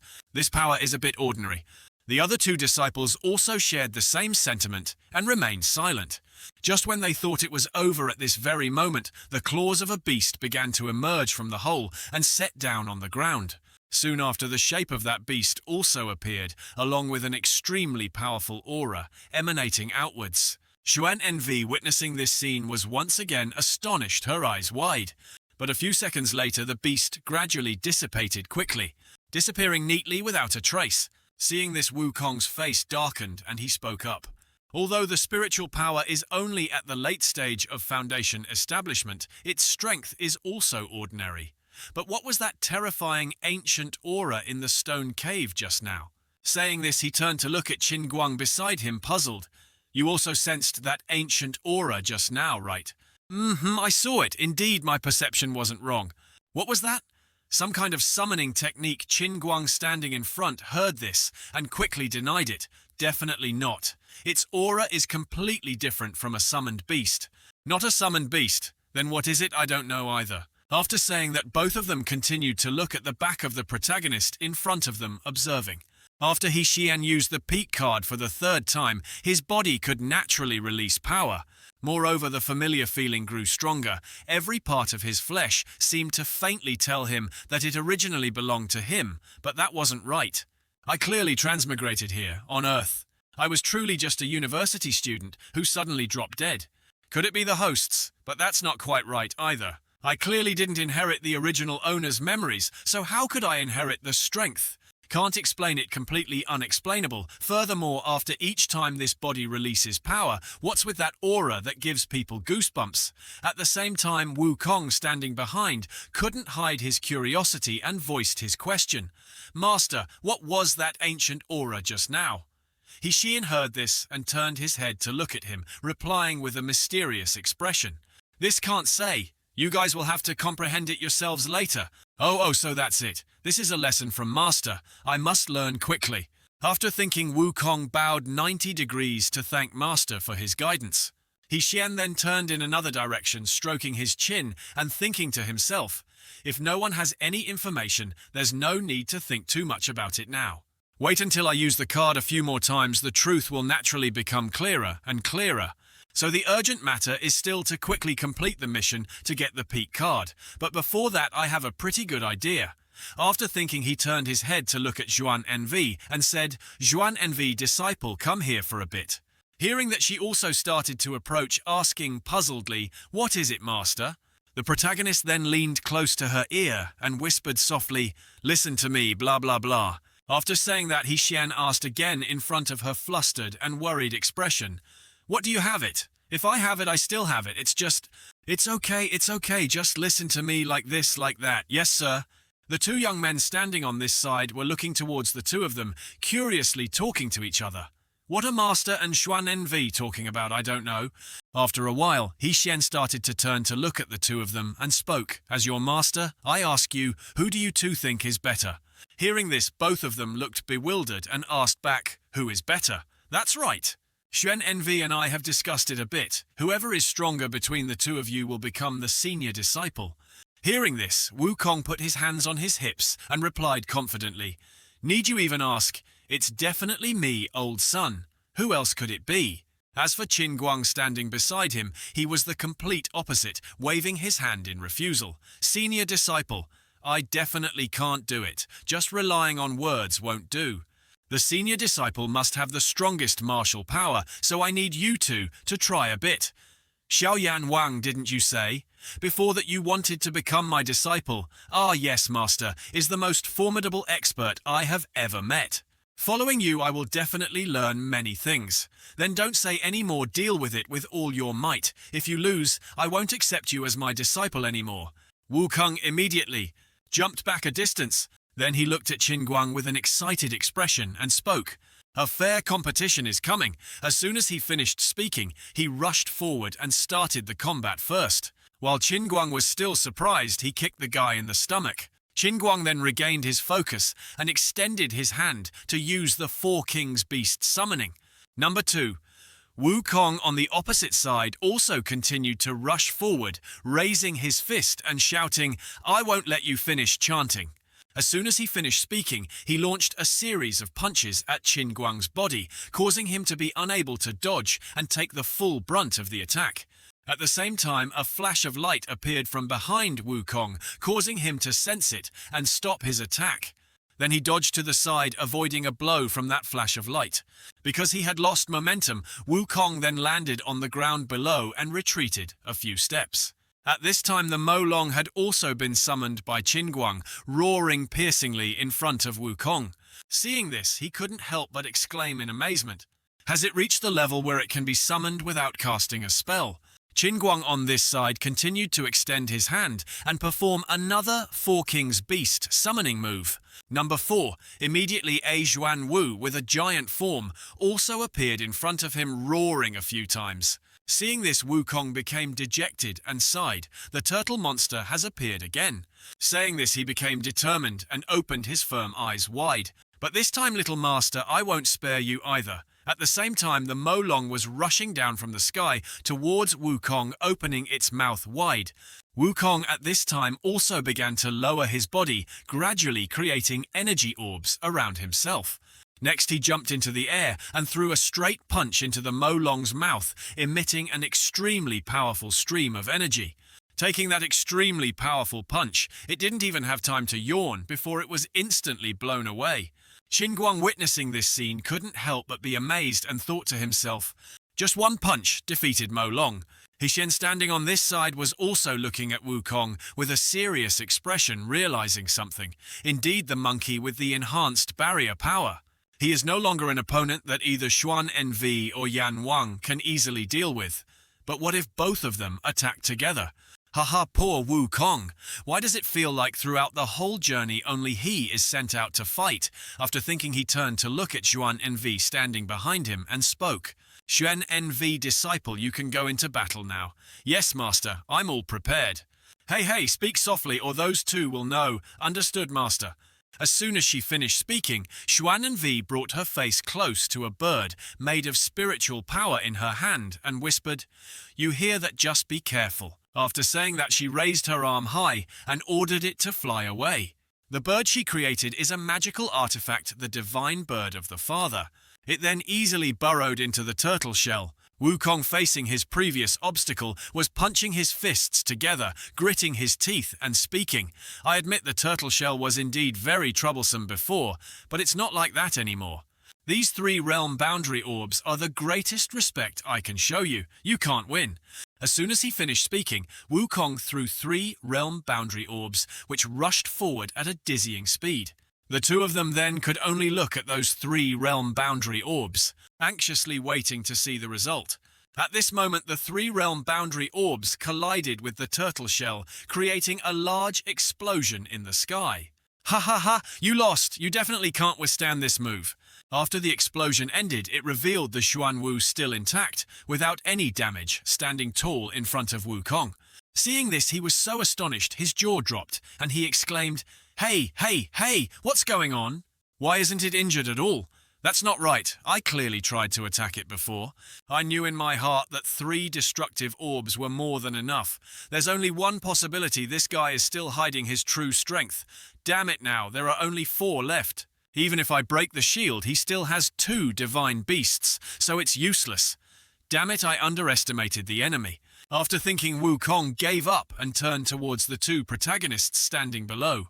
Seeing this, he also felt a bit curious and thought to himself, things have come to this. With the monkey's intelligence, he must have assessed the situation. He wouldn't do anything stupid now, would he? Wukong up here was clenching his palm so tightly that his veins bulged. I'm really not resigned, but I admit I lost. At this point, Wukong's entire body trembled. Xuan Nv standing below saw this and spoke with some concern. Master is the monkey all right, don't worry. He's the great sage equaling heaven. The more disappointed he is, the more courage he'll have. Just as he said, Wukong's expression became excited again, and he frowned and spoke, it's getting more and more interesting. Haha, see, look. Master truly has a keen eye for people. Wukong at this time turned around and pointed at Qinguang speaking. Kid, listen carefully to what old son says. The position of senior disciple will temporarily be yours. One day old son will take it back with his own hands and wash away today's shame. In the future I will defeat you in the field you are best at. At this point Wukong had summoned a supergiant dragon in his hand. Xuan Nv witnessing this scene was so astonished her jaw dropped and she exclaimed, "No way," and our protagonist standing on this side was stunned with an expressionless face. Then his emotions burst out and he shouted angrily, "Damn it, you kid learned to summon beasts! Isn't this a bloodline talent? Damn it, you have Sharingan, right, Kakashi? Perhaps it was innately talented in summoning. It just hadn't been activated. Very good, very good. You can take the protagonist position of this manhwa. I won't fight you for it." At the same time, the system panel also displayed a notification. Congratulations to the Monkey King for encountering an obstacle. The greater the disappointment, the more the potential value increases by 5%. Xiaoyan Wang received great encouragement. Potential value increased by 5%. Seeing this, Xian's face became smug, and he thought to himself, haha, indeed just as predicted. Not long before when he called Zhuan to his place, the words Xian whispered into her ear were, "Does that super powerful old father of yours give you props that can assist others?" "I do, but what does Master want to do?" "It's like this. The monkey is naturally quite bold. Since learning the power of the realm, he usually refuses to cultivate.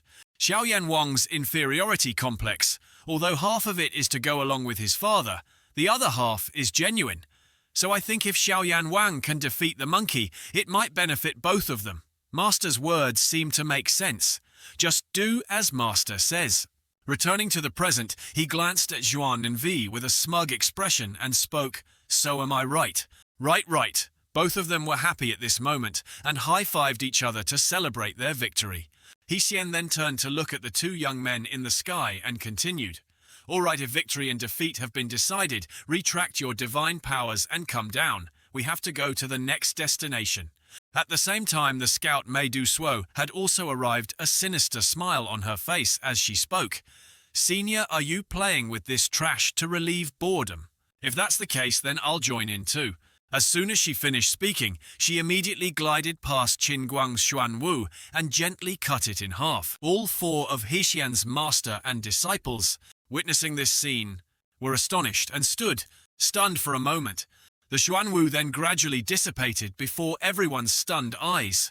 "Xuan Nv, has your support artifact lost its effect?" "Not yet." "Then we're in big trouble. Just one confrontation." Xian's 6th sense immediately told him about this enemy in front of him. No opponent he had encountered before could compare. He even felt that even if he used the peak card and finally won it, would be roughly very tragic. But at such a critical moment, his body at this moment was uncontrollably trembling with excitement. Is it because of the peak card? Could it be that even his personality is changing? Damn it. Is this still my Xian? Mei Du Suo, standing on this side, saw the expressions of the 4 protagonists and spoke with a bit of sadness. "Senior, what's wrong with you? The whole family is having fun, so I can understand if you hate me for bothering you, but you..." What's with this hostility and the aura of the other half of this body? The protagonist heard her say that and didn't understand anything, his mind full of question marks. Suo, facing him, put her hands on her hips and continued, "Up close, I indeed feel that you seem to be a person of this world already, but the remaining half of the aura clearly belongs to a high-level person from our West. How strange." "Can you answer my question, Senior?" Hearing this, He Jian stood stunned, thinking to himself in amazement. She said it's the West, and her appearance. Could it be here already? Isn't it a bit too early? Moreover, she said, I have the aura of the West. Could it be those wings on my back? At this moment, Suo, standing opposite the protagonist, was also stroking her chin and thinking to herself, "The more I look at this guy, the more he looks like a native of this world. No, I have to test him. Fighting will naturally reveal the nature of his energy." Thinking of this, Suo began to raise her arm and gather a stream of spiritual power. Next, she swung her palm, sending that stream of spiritual power towards He Jian. At the same time, she also created a cube around him, enclosing him inside. Wukong and Shan, seeing this, both became flustered and worried, shouting in unison, "Master, be careful!" When Suo's energy blast rushed over, it was blocked by the cube surrounding He Jian's body, and nothing happened. He, standing inside, was still warily looking at the cube above his head. Suo on the outside showed no movement and was still staring intently at the protagonist standing in front of her. Then she gave a sinister smile and continued to speak. "I believe Senior will definitely forgive this junior's caution. This person seems to be misunderstanding me as their accomplice. If I make a move at this moment, I will be immediately exposed. Moreover, do I have to waste a peak card to deal with this guy? What about the mission?" Suo stood in front of him with a dangerous expression, urging him, "Senior, if you don't quickly break the barrier, the air will disappear immediately." At the same time, Wukong and Shan on this side could no longer stand still and began to rush forward with a stream of spiritual power gathering in their hands. Then they simultaneously punched the cube, causing a large explosion that lit up the entire area. When the smoke gradually dispersed, it revealed the cube still intact, even though the ground around it had cracked and broken. Seeing this, Wukong couldn't help but exclaim in amazement, "Damn it, no way, it's even harder than Xiaoyan Wang's turtle shell." He Shen at this time had begun to take out the peak card in his hand. The monkey and Xuan can't be this guy's opponents. There's no other way. There's only one way. As soon as he finished speaking, he immediately held up the peak card, Holy Fox Daji, with a determined gaze. That card at this moment was also emitting waves of shock from the inside out. Suo also sensed it and became excited, continuing, "Come on."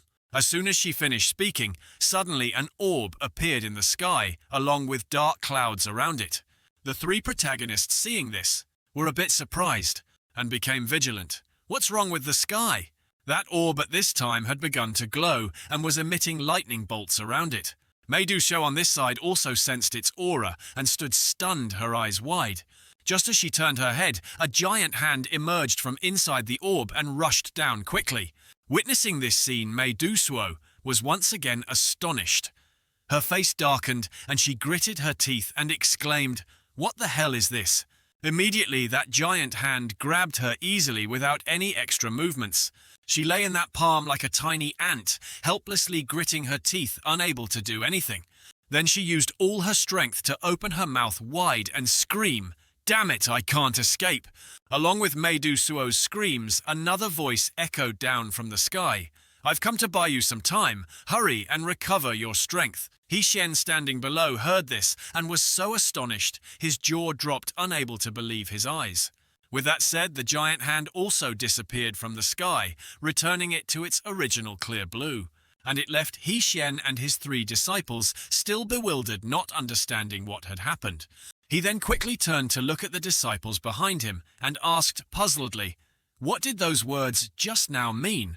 Words, was there any sound? I only saw a large hand take that snake demon away. It must be some top-level big shot from the heavenly palace. I didn't hear anyone say anything either."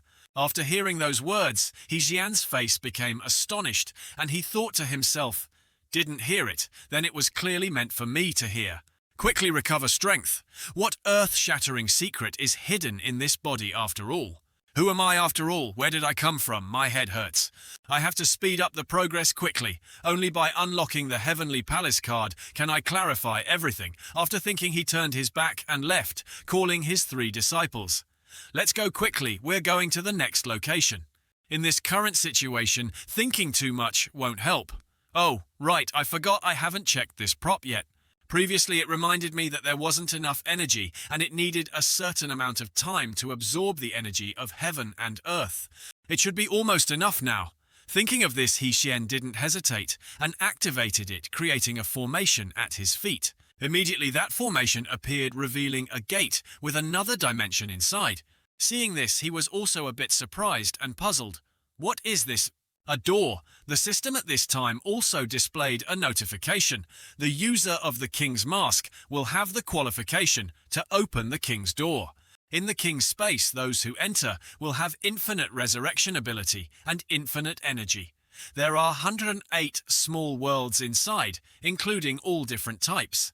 The strongest king, as well as countless small monsters, powerful bosses, infinite small monsters, infinite stamina, infinite recovery. This is the super fast experience instance, the noble experience of VIP 10. Is the DLC really that good? But currently every time I use the peak card, I get stronger even faster than this.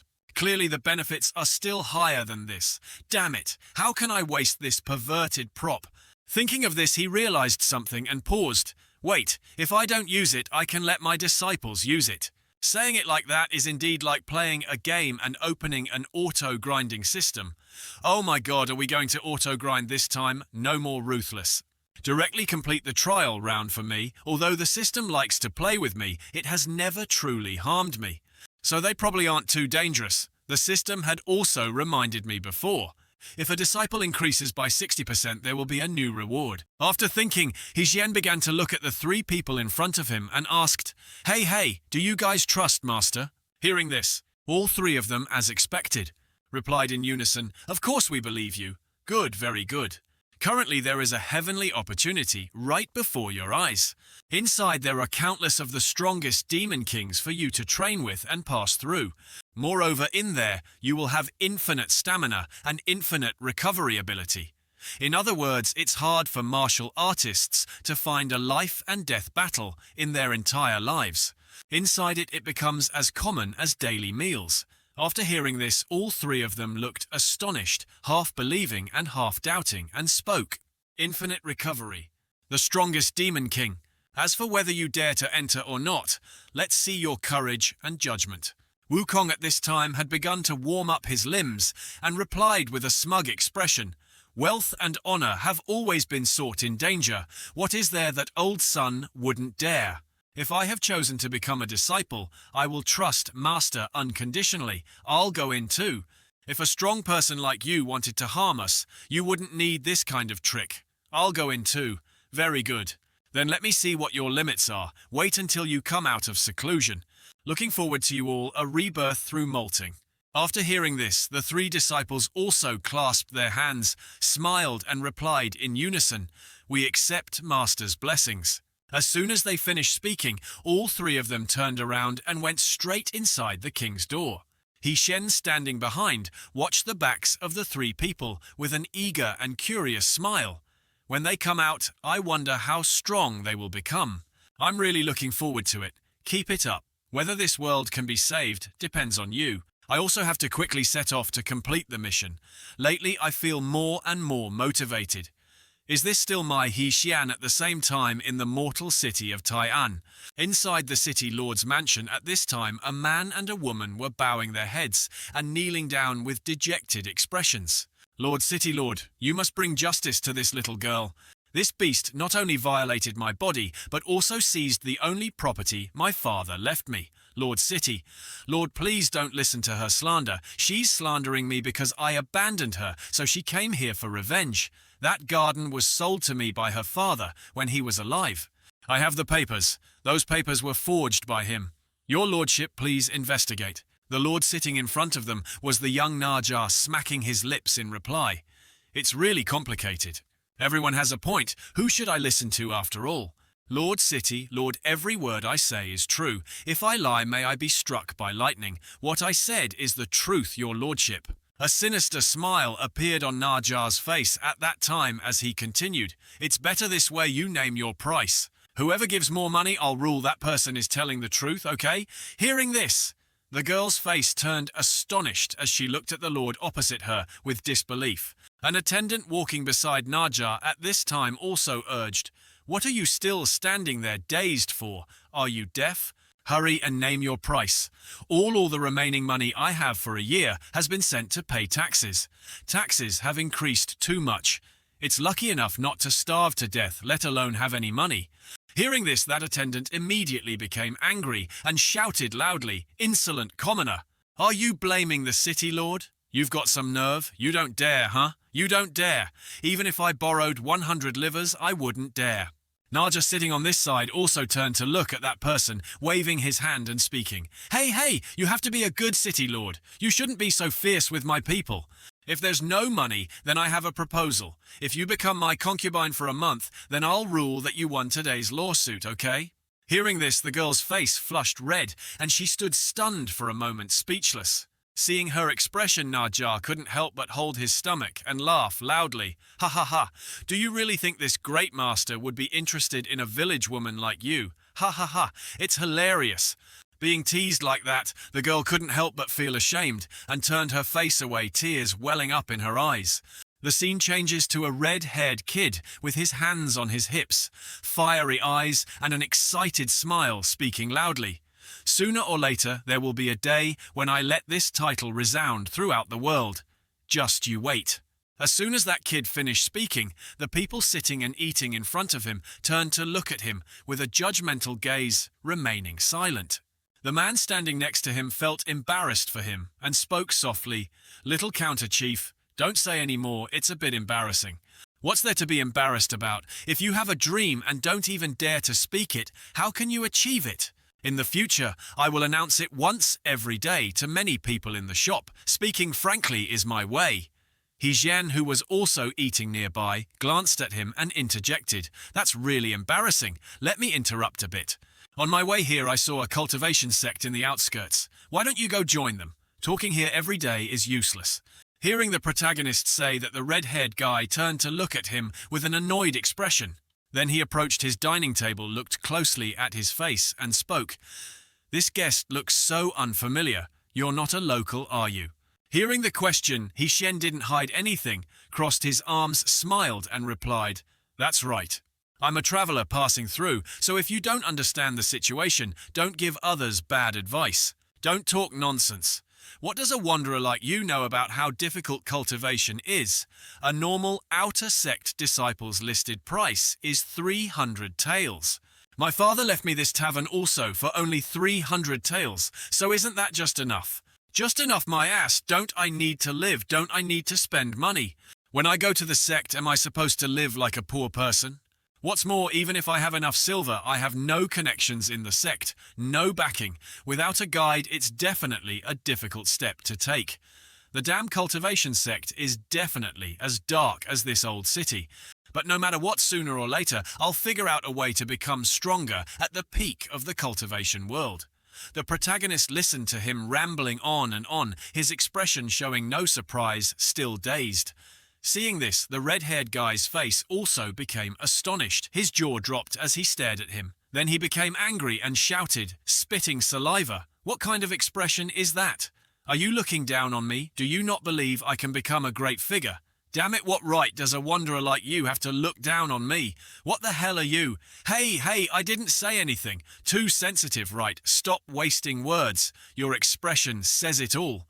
Saying this, he turned around to look at his accomplice and ordered, "Big guy, teach him a lesson for me, little counter-chief. That's not very good. Stop wasting words. If I tell you to fight, then fight. I'll take all responsibility. All right? Offending young Master Dong without eyes, consider yourself unlucky." Hearing this, the protagonist showed no reaction, rested his chin on his hand, and glanced at him with a bored expression. Just as the big guy was about to make a move, the outer door was suddenly blasted inwards by an extremely strong force. Following it was a scarred-faced man, looking inside with a sinister chuckle, saying, "Your family's protection fee seems to be 2 months late, right?" Hearing that voice, the big guy immediately recognized who it was and broke out in a cold sweat, not daring to turn his head. "What's wrong? Are you planning to refuse to pay? Want to fight fire with fire against us, brothers?" At this moment, the red-haired guy standing nearby began to laugh awkwardly and replied, "Ayo, isn't this big brother Kuya of the Erlong gang? It's not that I won't pay. You also know that damn city lord collects taxes that are really too high. Next month, I will definitely pay in full." Hearing the reasons he gave, Kuya's face darkened as he stepped towards him. Then he raised his fist high in front of the other guy's fear and continued, "Hey, let me tell you." At this point, he immediately swung his hand and punched the red-haired guy straight in the face. He took the full force of that punch and was sent flying, falling heavily to the ground with a pained expression, letting out a sharp cry. The other guy standing nearby saw this, his face becoming even more frightened, trembling and stammering. Young counter-chief. Kuya at this time looked down disdainfully at the red-haired guy at his feet and continued, "Are all your family members dead? Letting a brat talk to me, what are you being arrogant about? Isn't it just because you have a gang backing you? Wait until I can cultivate in the future, I will definitely beat all of you to a pulp." Hearing this, Kuya reached out and grabbed his neck, replying, "Later? Then I'm afraid you won't have a chance. Our brothers are here today to send you to see Wang." At the same time, on the protagonist's side, the system panel displayed a notification. It was detected that the red-haired young man has a special talent. Upgrading potential will earn rewards beyond the DLC level. Seeing this made him glance at the red-haired guy in surprise, puzzled. Special talent, immortal, can actually interest the system. Thinking of this, Shan began to stand up, his bloodshot eyes full of killing intent, gradually advancing towards Kuya. Anyway, the last DLC was indeed too good. After thinking, he slowly opened his mouth and spoke softly. Hey, just as he said 2 words, Shan immediately rushed over, grabbed his head and slammed it to the ground. So embarrassing, the only way is to wrong you. The entire tavern also cracked and shattered into pieces with a loud noise. After an earthquake from behind the thick smoke, Kuya lay motionless on the rubble. The entire tavern at this time had also been more than 80% damaged, with only the walls still swaying, not yet collapsed. The protagonist saw the consequences he caused. His face turned pale, and he broke out in a cold sweat, thinking to himself, "Oh crap, I overdid it again. This time it's over. There's nothing left to lose." After thinking, he approached the red-haired guy, sat down and spoke. "It's really embarrassing. I don't have experience, so I didn't control my strength well. I'll compensate according to the price."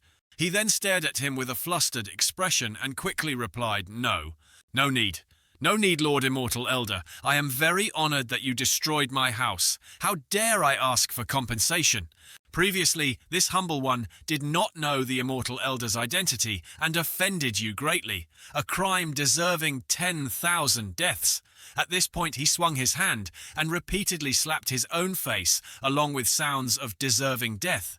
Seeing this, Shan could only chuckle and think to himself, "Are cultivators in the mortal world respected like this? Is this the arrogant and unruly kid from just now? All right, hurry and get up. I still have something to ask you." Hearing him say that, he didn't hesitate and immediately sat up straight, obediently listening. "Now tell me what happened with that damn city lord you guys were talking about." After asking, Shan turned his head to look at the mission in the system panel and thought to himself, "The system reminds that the target is in the city lord's mansion. It's very likely the city lord they were talking about."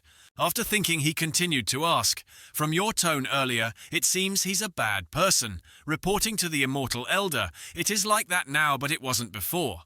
2 years ago, our city of Taii, under his rule, had abundant conditions and a stable society.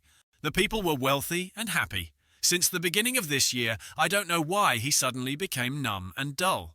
Although he didn't commit major evil deeds, he was indifferent and didn't care about the suffering of the people, even disregarding their lives. He increased taxes heavily, just for his own enjoyment, making the lives of the city's people worse and worse, causing them to start complaining and lamenting. People even suspected that he was controlled by some evil spirit. Hearing this, Shan couldn't help but be surprised and asked again, "Evil spirit? If not, how could such a big change happen? It's impossible to explain." That's right too. Oh, immortal elder.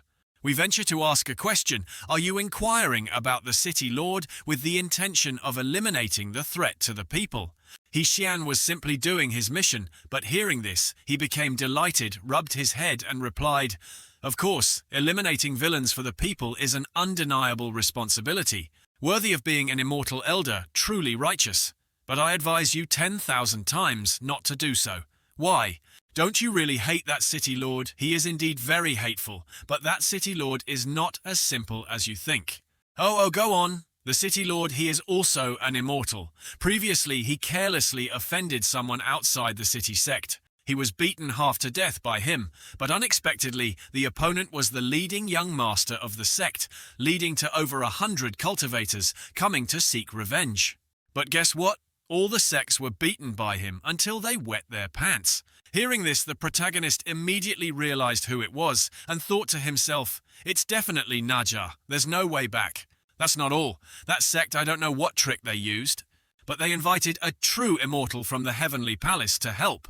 But that immortal, seeing our city lord, kowtowed and knelt down. I know you immortal fairy definitely don't believe me, but I saw this with my own eyes. Ha ha ha. How could I not believe it? Who would dare not to kneel before the son of Wang? But that's not right. Why did he come to this mortal city to be the city lord moreover? What demon would dare to possess him? Without thinking much, he immediately stood up, pointed forward and spoke, "All right, I know. Let's go. You lead the way to the city lord's mansion. What immortal elder? Didn't you hear me just now? That city lord is an existence that even the gods in heaven can't mess with." Hearing this, Shan, unafraid, turned his head to look at him and replied, "The person I'm looking for is him, and he's busy accepting disciples." Hearing that, the counter-chief was extremely surprised, his eyes wide. "Accepting disciples? Am I meeting a true great master?" Immediately after, he quickly chased after the protagonist in joy. Come on, I'll take you there." After moving for a while, Shan's group arrived at a magnificent, splendid and luxurious city. The red-haired kid then also eagerly introduced himself, "Immortal Elder. My name is Lu Shi. You can call me Yi." Hearing this, the protagonist replied indifferently, "Not interested in knowing, just lead the way for me."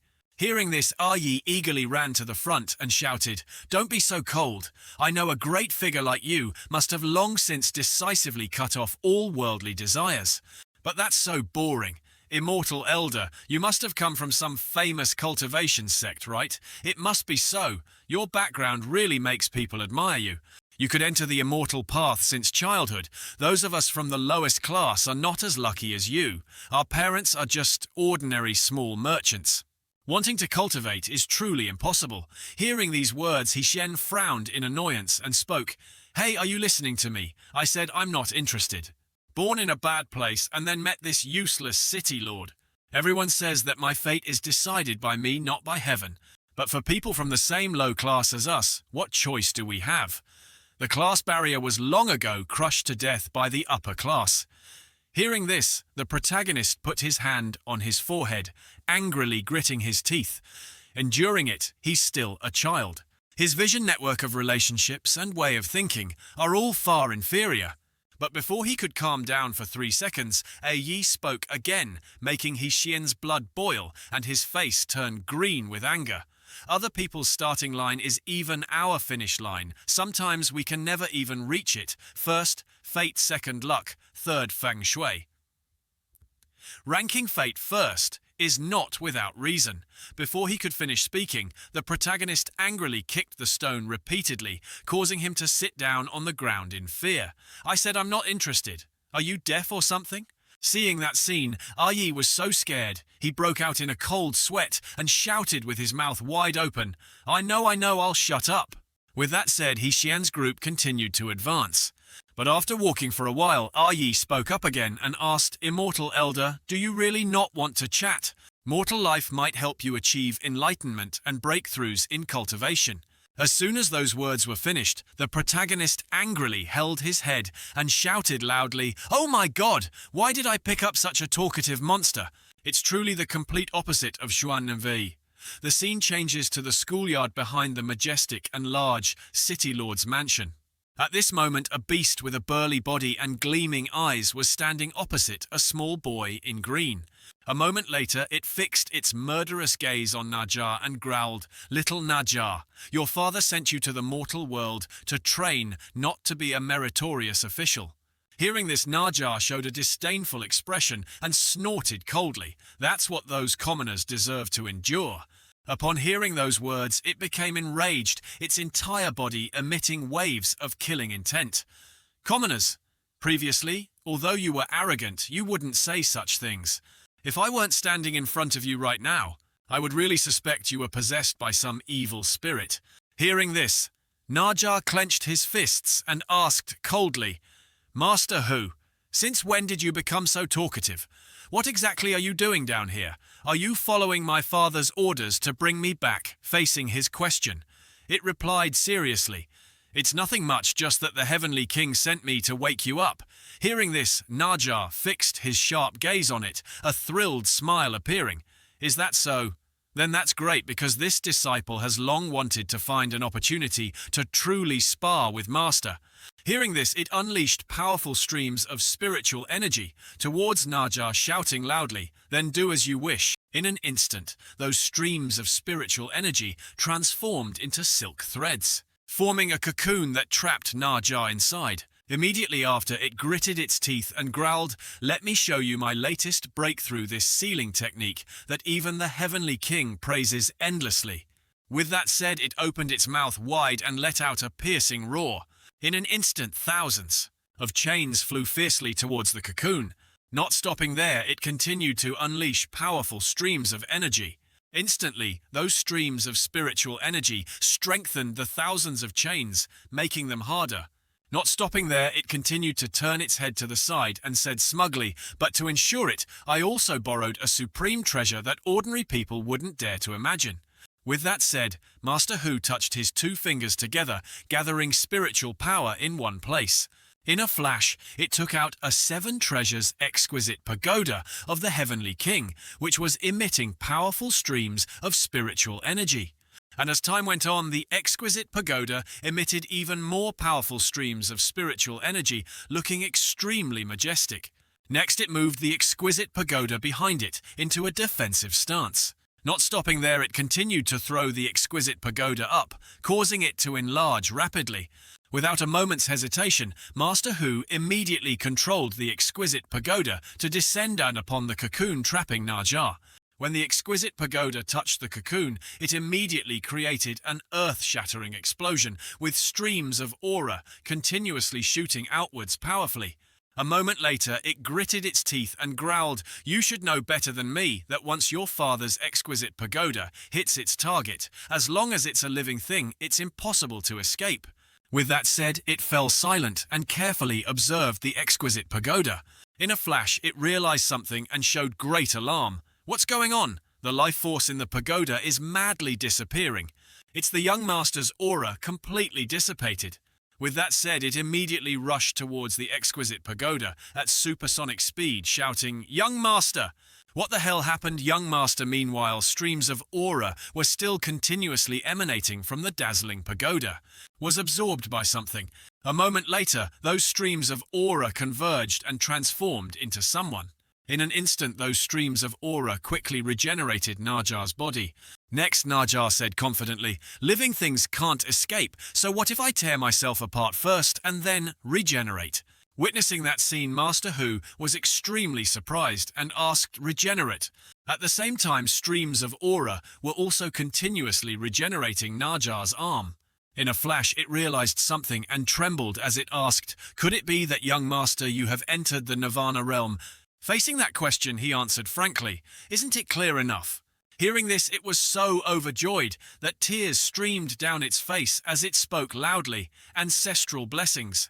The Nirvana realm, which has been lost for 3,000 years in the heavenly palace, has been cultivated by a disciple like me.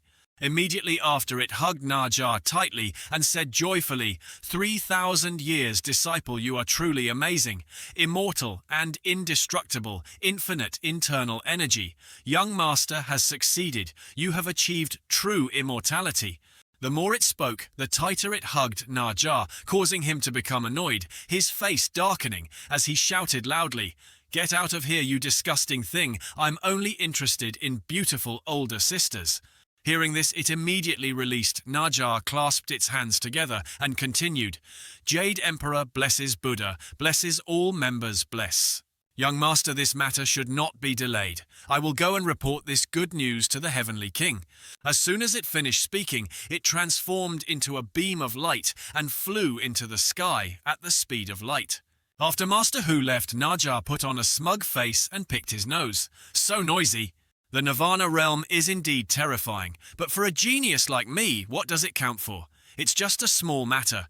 Wait a few hundred more years until I grow up, and the entire heavenly palace will naturally be my era.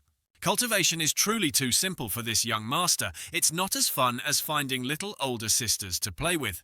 Let's go home and play with the little older sisters. After observing all those scenes, Jian spoke up. His arrogant personality is exactly like the monkey's. It's easy to deal with, just punish him once. Suppressing it a bit will increase its potential. Next, the protagonist took out a card with a picture of a beautiful fox girl and held it between his two fingers. It's just that this name later meets the monkey. It's likely that they are like fire and water, both believing themselves to be supreme. Let's go, let's begin. As soon as the words finished, an extremely powerful beam of light descended from the sky onto the protagonist. Immediately after, the clouds also gathered in one place, making the scenery here extremely majestic, causing Naja to be so frightened that he turned his head to the side to observe. In a flash, Shan transformed into a fox girl with 9 tails and firm breasts, looking extremely beautiful and no less majestic. Not stopping there, Shan's face was no less impressive, with thick eyelashes and rosy lips that enhanced the charm of her snow-white face.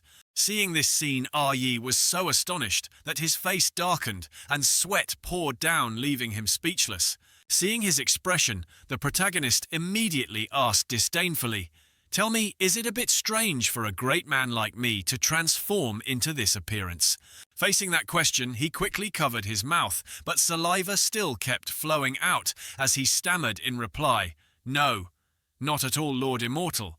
Hearing this, the protagonist's face immediately darkened. "Oh my God, luckily my university friends from my previous life didn't see me. Otherwise I would definitely be played for a fool." At the same time, Naja also approached Shan, his entire body emitting waves of cold, killing intent as he spoke in a cold voice.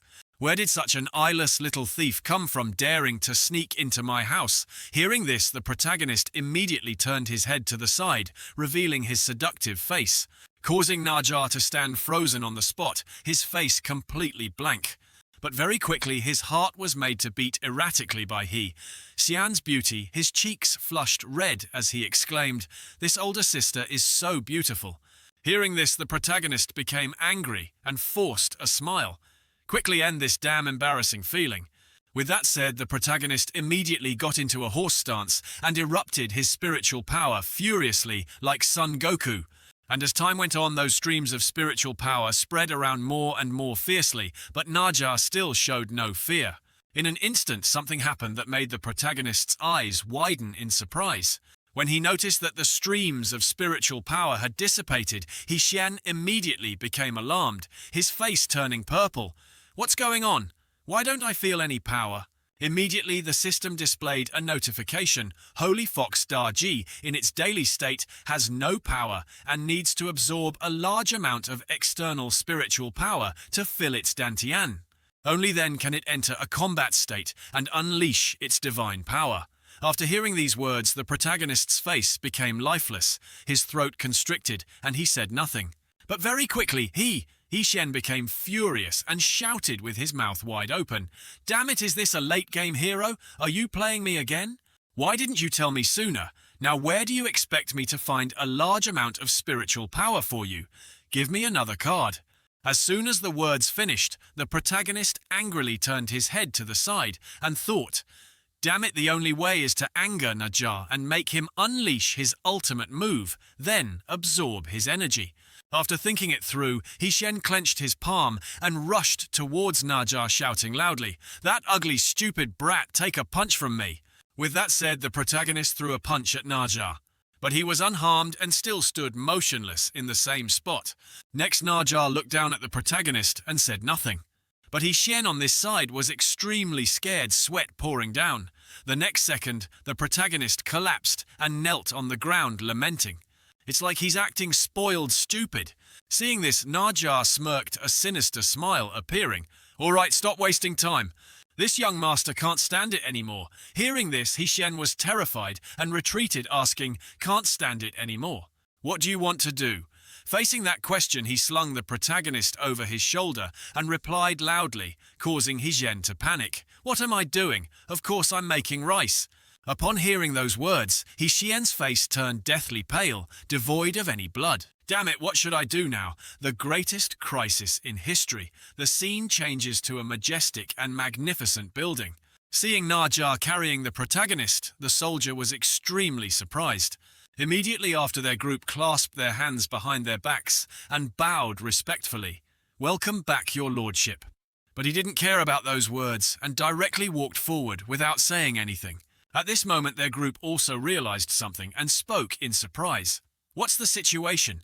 His lordship has always only used charm to conquer women. Why is he using such a strong move this time? It's the first time I've seen something so strange." After entering the building, Naja closed the door. Without a moment's hesitation, he immediately threw the protagonist to the side. A moment later, Shan sat up, his face purple with fear, and shouted, "Don't come here! I'm telling you, I'm a man!" Hearing this, he fixed his murderous gaze on the protagonist and said with a darkened face, "Shut up and be quiet for me." "Don't say anything." Hearing this, Shan bit his lip tightly and said nothing. At the same time, Naja was also extremely vigilant, as if he had sensed something. Not stopping there, he continued to get into a tense fighting stance, looking around. After a while, Naja gritted his teeth and looked up intently, and his face also darkened accordingly, saying nothing. In a flash, a burly man emitting waves of demonic aura shot up from the ground, causing Naja to widen his eyes in terror. "Not bad, little Naja. I didn't expect you to see through my surveillance." "Since when? At the martial arts school. It's only been a few years and you've grown up quite a bit, haven't you?" Immediately, Naja turned to the side and said nothing. Next, Naja fixed his terrified gaze on the man. At the same time, he was also baring his teeth in a sinister smile. In an instant, he erupted waves of demonic aura around him fiercely and spoke, "What's wrong? Don't you recognize this old man, my good grandson?" Hearing this, Naja was so alarmed, his throat constricted, and he couldn't speak. And he on this side was also speaking with a sinister face. "Just as your father took care of me, this old man is still as clear as day before your eyes." When he realized it was Tulo Mo Quan, Naja showed great fear. Tulo Mo Quan, once ranked 10th on the shell list. Wasn't this guy killed by my father? Hearing this, he became angry, his eyes blazing. "I really didn't expect you, kid, to actually be able to reach the Nirvana realm. Heaven is truly helping this old man. Come on, proactively hand over the Nirvana essence. Uncle will let you have a complete change." Hearing this, Naja's blood boiled and he gritted his teeth tightly. "Such big talk. Do you really think you're invincible? You're just a general under my father." Immediately, Naja took a stance and erupted his spiritual power around him, powerfully shouting, "Today I will let you know that the era has changed, you damn old man." After hearing these words, the demon lord showed no fear and still looked disdainful. "Is that so?"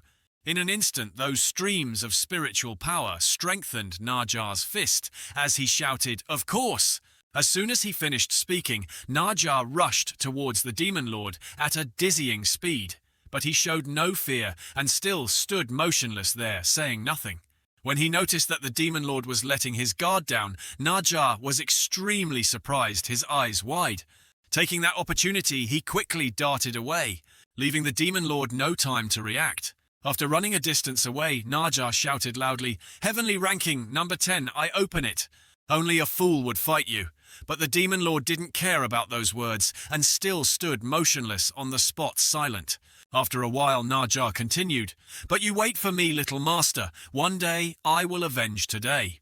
In an instant, the Demon Lord erupted his demonic aura, creating a giant hand. The next second, that hand punched Naja with great force, causing him to scream in pain.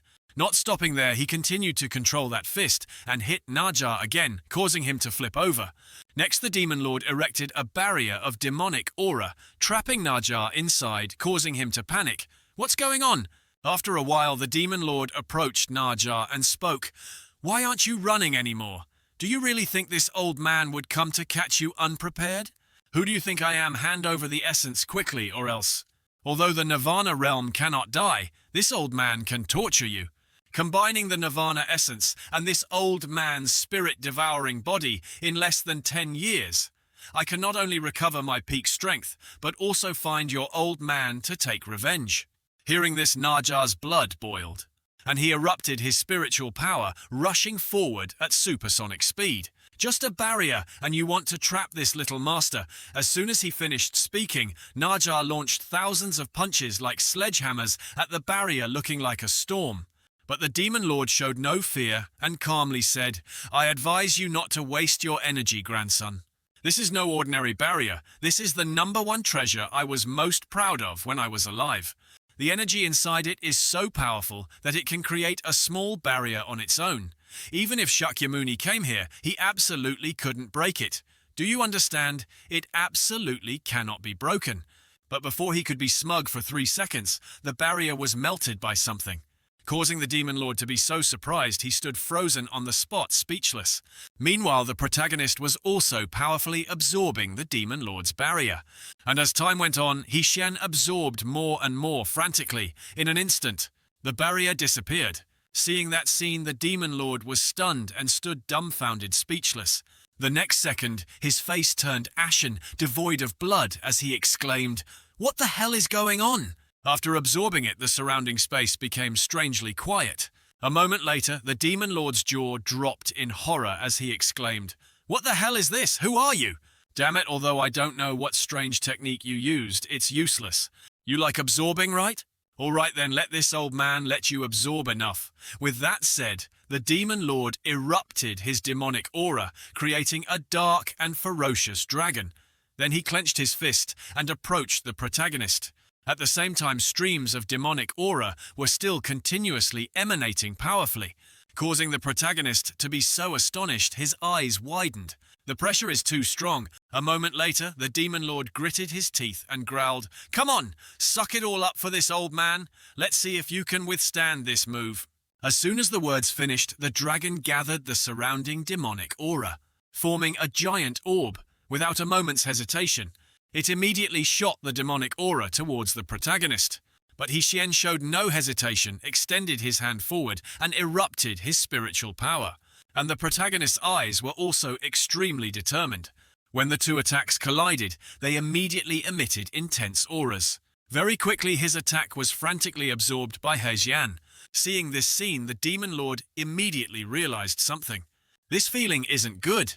In an instant, the dragon's body was also disintegrated by Shan's suction force. A moment later, Shan had absorbed it, leaving only a little. Immediately after absorbing it, the protagonist fixed his sharp gaze on the Demon Lord, causing him to be completely stunned, speechless.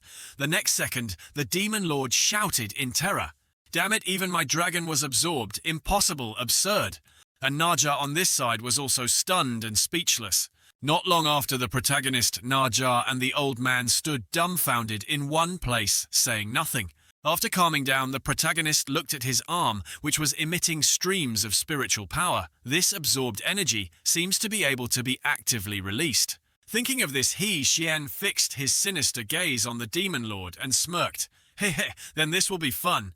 Seeing that expression of the protagonist, the Demon Lord was so scared that sweat poured down. "What's with this expression of yours? What do you want to do?" But the protagonist didn't care about those words and said coldly, "Come here, be our guinea pig, okay? Let me check how much energy I can absorb after all." With that said, Shan powerfully absorbed the demonic aura from the Demon Lord's body. Causing him to be terrified, his face darkened and he gritted his teeth. And as time went on, Shan absorbed more and more fiercely, leaving the demon lord unable to resist.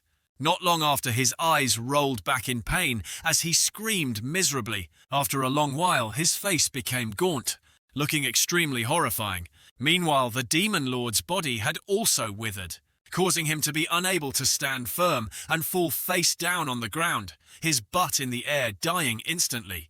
But the protagonist on this side was still very calmly releasing streams of spiritual power around him. Seeing this scene, Naja immediately exclaimed in amazement. Just one technique has drained one of them dry. The battle is over. What damage is the room preparing for? Who on earth is this guy? I've never heard his name. Seeing that the energy flask was still not full, Shan spoke in annoyance. Hey, it can't be like this, can it? The enemy is dealt with, but I haven't absorbed enough energy yet. Is this absorption amount too heaven-defying? Is Daji this strong? What should I do now? The system doesn't even remind me if Naja's potential has increased. It must be that the swaying power is not enough, but this person is already dried up. Where can I find more energy? In a flash, the protagonist realized something and turned his head to the side. No, isn't there still a little bit here? When he noticed Shan fixing his sinister gaze on him, Naja showed great alarm. Next he opened his mouth wide and shouted, "What are you looking at me for? I just did that to you to confuse the enemy. It's just a misunderstanding." Hearing this, the protagonist's entire body emitted waves of killing intent as he said with a darkened face, "Don't be so tense. I'm just borrowing a little bit of your energy to use." Without a moment's hesitation, the protagonist immediately shot streams of spiritual power towards Naja, shouting loudly, "Be good now." With that said, Shan immediately absorbed his streams of spiritual power towards himself. Noticing this, he immediately got into a horse stance, gritted his teeth, and resisted stubbornly. In an instant, Naja's eyes flashed as he shouted loudly, "Damn it, I'm not as weak as that 10th-ranked seriously injured guy. Don't forget, Little Master is now in the Nirvana realm with infinite energy." As soon as he finished speaking, Naja erupted his spiritual power, creating a large and majestic spirit beast. Next, Naja opened his mouth wide and shouted smugly, "Infinite energy, do you understand? Is it you?" But before he could be happy for 3 seconds, the protagonist increased the intensity, causing Naja's face to become distorted, and his body also became limp, as if he had lost his soul. After stopping, Naja's face became limp like mud as he struggled to speak. "Damn it, this woman sucks too much." As soon as he finished speaking, Naja tiredly lay down on the ground, his whole body trembling. Meanwhile, his face also turned pale, his eyes white, and he said nothing. Seeing this, the protagonist panicked and helped Naja up. Hey, don't die. I've stopped. You're the mission target." At the same time, the system also displayed a notification. Energy is full. Seeing this, Shan was extremely surprised. "It's enough. It seems like there's a surging source of energy in my body that's constantly increasing." After thinking it through, Shan spread his legs wide and clenched his fists into a stance. Not stopping there, the protagonist continued to erupt his spiritual power around him, powerfully like a storm. In an instant, Shan's entire body was enveloped in streams of spiritual power. At the same time, the system also displayed, "Congratulations to the host for entering Daji's spellcasting state. Holy Fox Daji is the only soul-type mage in the Heavenly Palace. Her attacks ignore defense and directly strike the soul, causing the mentally weak to collapse and the strong to lose their minds. Moreover, she can also invade the target's sea of consciousness and distort their memories." After hearing about such overpowered skills, the protagonist was extremely surprised. Distort memories? Is this a movie or something? Such an overpowered ability. If that's the case, then I don't need to pretend anymore, right? Directly using divine powers to change. Naja's memories might even increase his potential. That's theoretically feasible. Let's try it. As soon as he finished speaking, the protagonist walked over to Naja, who was lying motionless on the ground. Immediately, Shan performed his technique, causing his eyes to shine brightly. At the same time, Naja's eyes also flashed due to the protagonist's power. The next second, dazzling beams of light shot out from somewhere. In an instant, the protagonist had entered Naja's mysterious sea of consciousness. Seeing this, Xian was extremely surprised. This is Naja's sea of consciousness. In an instant, something caught the protagonist's attention. Seeing a hideous monster emitting waves of demonic aura, Xian was extremely surprised. Seeing a hideous monster emitting waves of demonic aura, Xian was extremely surprised. What is this again? Could this evil thing be the source of malice in Naja's heart? Let's go in and see. As soon as he finished speaking, Xian walked towards that evil object with an extremely imposing manner. A moment later, the protagonist jumped onto its body, which was emitting powerful evil auras. Seeing this, Xian's face immediately darkened and he said nothing. After a long while, the protagonist placed his hand on its body and spoke. The evil aura is too strong. When it sensed the protagonist's presence, it became enraged and emitted dazzling beams of light, causing Xian to be blinded and cover his face with his hand. And as time went on, the beams of light spread around more and more fiercely. At the same time, Xian had also escaped Naja's sea of consciousness in a squatting position. Not long after, a girl with pink hair also walked by, catching the protagonist's attention. Noticing Xian staring at her, the girl uncomfortably turned her head to the side. Seeing such a beautiful girl, the protagonist immediately clasped his hands and exclaimed loudly, "Little sister is so beautiful." The pink-haired girl at this time, with a dejected expression, didn't dare to look up and said shyly, "I'm very sorry, Lord Holy Master, I refuse." Hearing this, Naja frowned in surprise and asked, "I didn't hear wrong, did I? You must have heard about my strength, right? Many people wouldn't even dare to dream of such an opportunity. Do you understand?" The protagonist standing on the side witnessed this scene with a bewildered expression, rubbing his head in confusion. Can't they see me? Am I in Naja's memories now? It's so real, isn't it? Returning to their conversation, the pink-haired girl continued to speak. "I know you are a noble immortal in the heavenly palace, but my mother taught me since childhood not to take advantage of others." Take advantage of others? What are you talking about? I just want to accept you as my disciple. You waste so much of your precious time and energy, and I can't repay you for anything. This is taking advantage of others. That's not right. Mother also taught me. I've heard people say that your mother is indeed a famously good person. This holy master also respects your choices, but it's truly a pity to waste such talent. How about this? The time I spend teaching you to cultivate, you come and serve me. That way it wouldn't be considered taking advantage of me, right? So rest assured it's just simple service. I won't force you, I'll let you decide. Think carefully and then come find me at the City Lord's mansion. After hearing the whole story, Xian was so surprised his jaw dropped and he thought to himself, Naja is actually quite good at this time. Much better than later. The original owner's memories are starting to fade. Are we about to reach the next memory node? It seems Daji's ability can only read the deep memories of the target. Then the scene changed to a place inside the city. At this time, 3 commoners were gathered together, whispering loudly and softly. "Hey, hey, did everyone hear Envy Heir of Shi Shi is about to be accepted as a disciple by the City Lord? I heard. That weak widow, I don't know what tricks she used to climb to the position of the City Lord's wife. So hateful. If she's that beautiful, what tricks can she still use? Of course it's kung fu, what else? I heard a rumor that both mother and daughter were taken in by the City Lord as playthings. No way, that little girl isn't even of age yet. Age doesn't matter. As long as she's beautiful, that's enough. His lordship's desires are just that simple. What else? Having 2 women like that, just thinking about it makes me hot." Just as those people were saying this, Naja had already appeared above them, his eyes bloodshot, and he spoke in a deep voice. "Do you like it that hot? Or should I treat you to some barbecue?" Seeing him, all 3 of them immediately bowed their heads and knelt down quickly, saying, "Lord City Lord, spare our lives. Your lordship, spare our lives." "This time I'll spare you. In the future, if anyone dares to speak nonsense again, I absolutely won't forgive them easily." "Yes, your lordship, there absolutely won't be a next time." Seeing this, the He family immediately. There's also a bit of surprise and praise. Naja is truly generous now. The scene continued to shift to another part of the memory. The pink-haired girl at that time, with a highly focused expression, was beginning to cast her magic. Immediately after, she swung her hand and released a stream of spiritual energy forward, sweeping away everything it passed. The ground after that blow was also significantly destroyed compared to the girl's small body. Okay, very good, you did very well.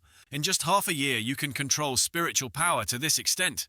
Even among the people of the Heavenly Palace, there are not many with talent like yours. The pink-haired girl then turned and bowed before Naja, speaking up. I'm extremely grateful to Master for nurturing me.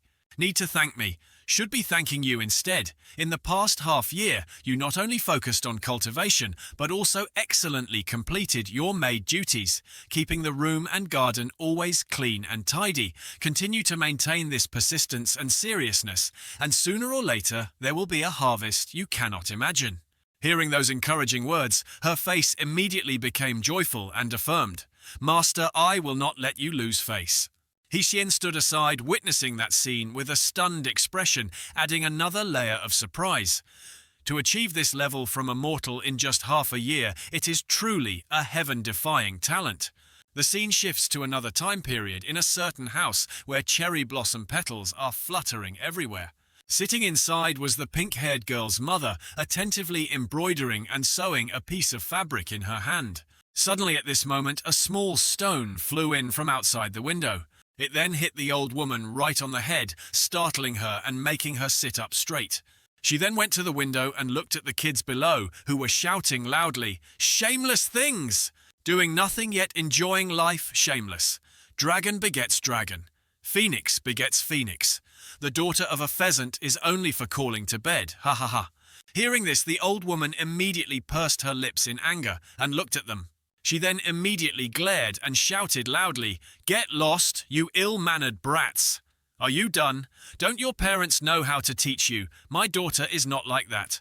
The three of them heard that and continued to mock without any fear. Not listening, not listening. Wang Bu Nianjing. But immediately after, all three stopped abruptly when they saw Naja appearing, standing tall behind them with sharp eyes, full of killing intent. Naja immediately after gave each of them a slap across the face, causing their mouths to swell up. The three of them then, like the others, bowed and knelt down before Naja, shouting in unison, "City Lord, spare our lives, we know we were wrong." But this time Naja was completely angry and ordered her subordinates with a serious face. "Take the three of them back to the City Lord's mansion, understood, my lord." Not long after, they were all brought into the City Lord's mansion, kneeling before him. He then cast a cold, sharp gaze down at all of them and ordered, "Adults 50 strokes, children 10 strokes, begin hitting." An old man among the three elders heard this, and his face immediately turned panic-stricken and fearful, speaking loudly, "My lord, they are just children." "Right, that's why I'm giving you 50 strokes, isn't that right? But just because you think they are young and can't even tolerate a little punishment, that won't do." At this time his disciple standing next to him also spoke up, "But master, 10 strokes may be nothing to adults, but these children might even die. They slandered you and your mother like that. You still want to beg for them." "Not begging, I just think that using words to hurt others shouldn't cost a life. That would be too unfair to them." Hearing this, Naja didn't make things more difficult, but closed her eyes and reduced the punishment. "It also makes sense. So the little ones change to 3 strokes. Just don't let them die, remember? It is you who fabricate injuries to others, repaying kindness with enmity. I saved a life for your children." Hearing this, they all bowed their heads down and said loudly in unison, "Thank you, female bodhisattva." After hearing those words, Naja didn't want to see their faces anymore and immediately spoke to dismiss them. "Get lost, you insolent brats." Saying this, he began to turn and look at the pink-haired girl, asking gently, "Are you really okay? I don't care. I'm mainly afraid it will affect your reputation." "It's all right, master. An upright tree doesn't fear death. Time will prove and erase everything." Ha ha ha, these words don't sound like they could come from the mouth of a child, only 13 years old. Let's go. Quickly start today's training session. The goal is still to break through yesterday's limit. Yes, sir.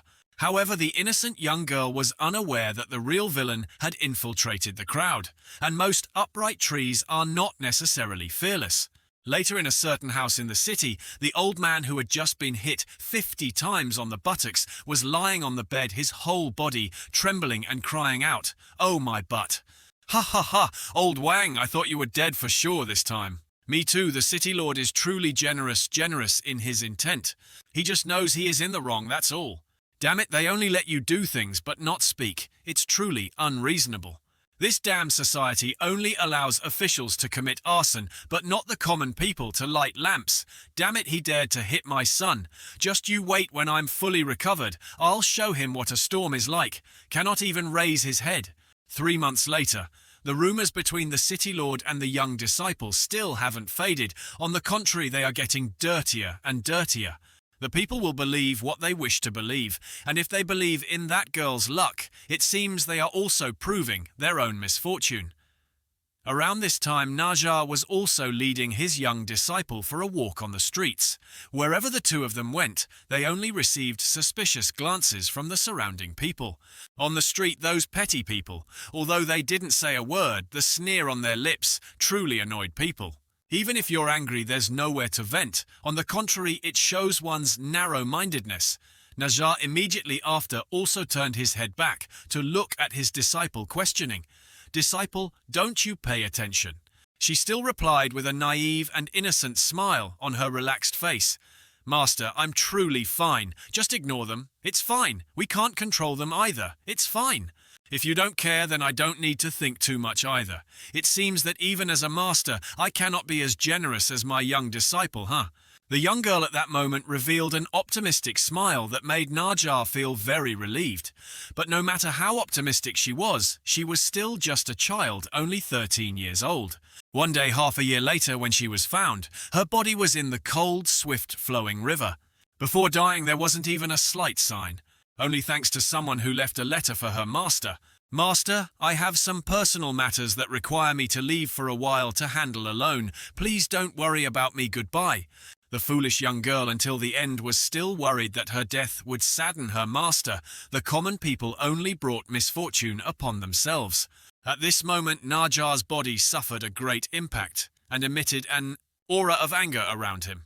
The increasing resentment caused that aura of anger to erupt into an extremely powerful ray that shone straight into the sky. Naja's body then gradually lost consciousness with a pair of bloodshot eyes uttering curses. "Damn it, kill them. These damnable, despicable people, these wretched, despicable people, I want to tear their mouths apart." Saying this, killing intent began to appear within his body, mixed with the aura in the sky. "I must pierce their ears, damn it. The killing intent in my body is spreading. I can't control it anymore. Once I unleash the great slaughter through the nirvana technique I cultivate, I will completely fall into the demonic path. No, by then everyone will die. I must control it." Saying so, Naja immediately cast the 21st secret technique of the Heavenly King, which conjures painful souls from negative thoughts, and screamed in agony. At this moment, from all four sides, red arms called the Great Seal Technique began to appear gradually, rushing towards and tightly holding the killing intent, emanating from Naja's body. The increasing number of created arms could gradually control the killing intent and stop it from leaking out. When those streams of killing intent were completely condensed, they formed a very strange, slimy mass inside Naja's body, successfully sealing that stream of killing. Intent was also when Naja had no strength, left and fell flat onto the ground. Shan, standing aside and witnessing from beginning to end, couldn't help but be surprised and gave him a point of respect. It turns out Naja used a secret technique to seal this memory. Later, the malice towards the people in the city was just some resources leaking from this part of the memory, if viewed objectively. Naja has already done very well. If it were me, I might not have been able to tolerate it. Saying this, he immediately teleported into Naja's memory, looking at the strange, slimy mass being sealed before him. In other words, right now, I just need one punch to shatter this malicious memory and help Naja eliminate a potential threat.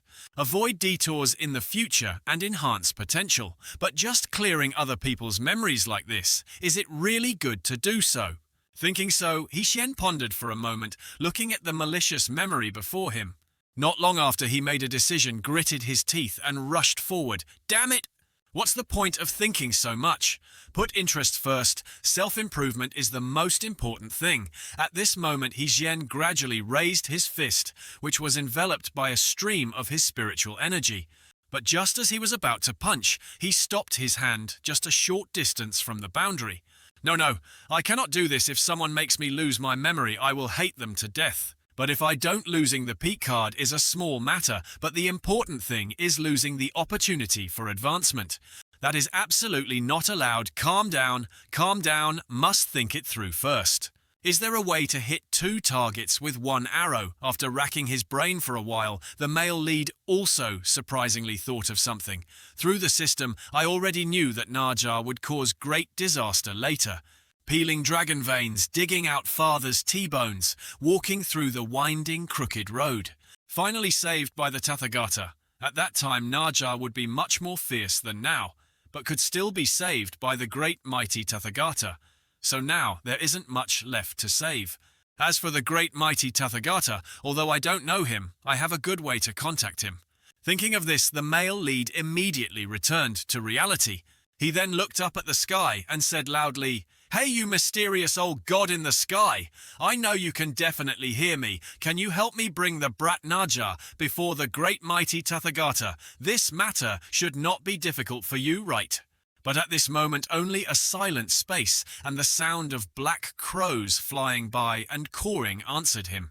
Seeing this, Hsien lay down on the floor, picked his nose and acted shamelessly. "If you don't care about me, then I won't level up anymore. Go figure it out yourself. Let's see who's better."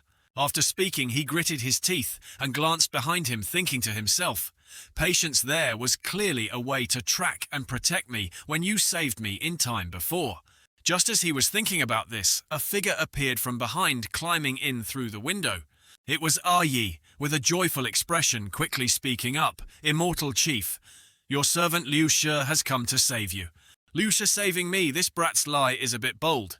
Ever since I entered that room with Naja, I realized he also followed, always hiding under the window. At that time his expression clearly seemed to say that if I died, he would coldly turn around and leave. Seeing the situation change, he would immediately adopt a righteous demeanor, not hesitating to sacrifice himself to help and showing panicked concern. I must admit this kid is young, but his acting ability is truly no less than that old fox. Really can't like him. Damn it, I have to help him to get the DLC reward. What to do now? Oh, suddenly an idea came to me. Let's try it. I don't know if it will work or not. Thinking, Shan took out a gem given by the mysterious woman and brought it before Taii. Speaking true friendship is known in times of trouble. Very good, this reward is all yours. With it you can cultivate 10 times faster than others. He then didn't hesitate to extend his hand to receive it with a satisfied smile. He then bowed and knelt down before the male lead and said loudly, "Thank you, Immortal Chief. I can never repay your great kindness in this lifetime." Saying this, his crocodile tears flowed profusely, making him more engrossed in his role. "You are my reborn parents." Outwardly, he acted like that, but in his heart, he was secretly grinning with satisfaction. Hey, it is indeed as my data predicted. The Immortal Chief is really easy to deceive. Give more to this poor kid. At the same time, on Hshen's side, the system displayed a notification.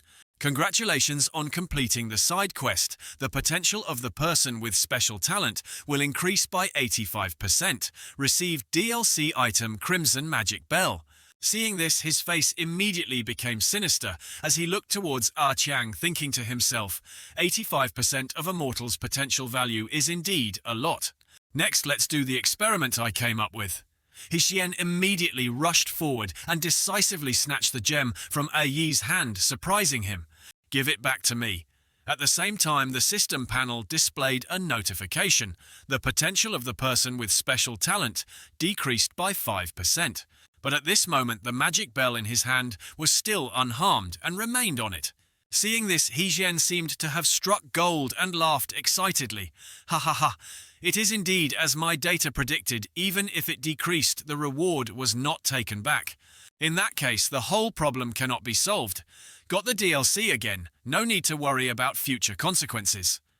After thinking, he turned to look at Yi and continued, "Okay, the auction is over. Thank you, brother, for your help. We'll meet again if fate allows. I still have things to do. I'll go first." At this moment, he could only stand frozen and blankly stare at his back, with question marks appearing in his mind. Auction. What kind of situation is this? In this lifetime, Lu Shi could never realize how many opportunities he missed. Due to his bad impression, luckily, he wasn't seriously harmed. Oh no, it seems I've also lost a little. 2 hours later, Xian had transformed back into his own body, sitting cross-legged next to Naja, thinking to himself, calm down. Judging from the actions of the Heavenly Lord earlier, this method can definitely pass. I must believe in my own judgment. The only thing I don't understand is how helping him like that didn't affect him at all, so why should I hesitate? While he was still wondering and contemplating from the sky, the Heavenly Lord finally appeared along with a dark cloud approaching. From inside the cloud at this moment, a beam of light began to shine down, illuminating the entire area. Naja was then gradually lifted into the air by that beam of light. Shan, having judged correctly, once again burst out laughing and spoke, "Ha ha, I told you so." Before the Heavenly Lord disappeared, a voice echoed down from above, "Third time's the charm. Tomorrow I will have to rely on you. Even if your life is in danger, I will not help you." Hearing this, the male lead's face immediately turned thoughtful, and he pondered to himself, why? Could there still be something difficult to say? Ding ding, congratulations on completing the main quest so fast. The Heavenly Lord is not the Tathagata, is he? He has completely eliminated the malice in Naja. Not getting lost for 300 years, potential value increased by 37%. The reward is the Queen Mother of the West level card. Seeing this, Xian felt helpless and disillusioned, lying flat on the ground and sighing. Isn't she a woman again? It's really troublesome. Oh well. The time limit to complete the next mission is only 5 days. I must seize the opportunity. After running a few steps, he suddenly realized something and stopped abruptly.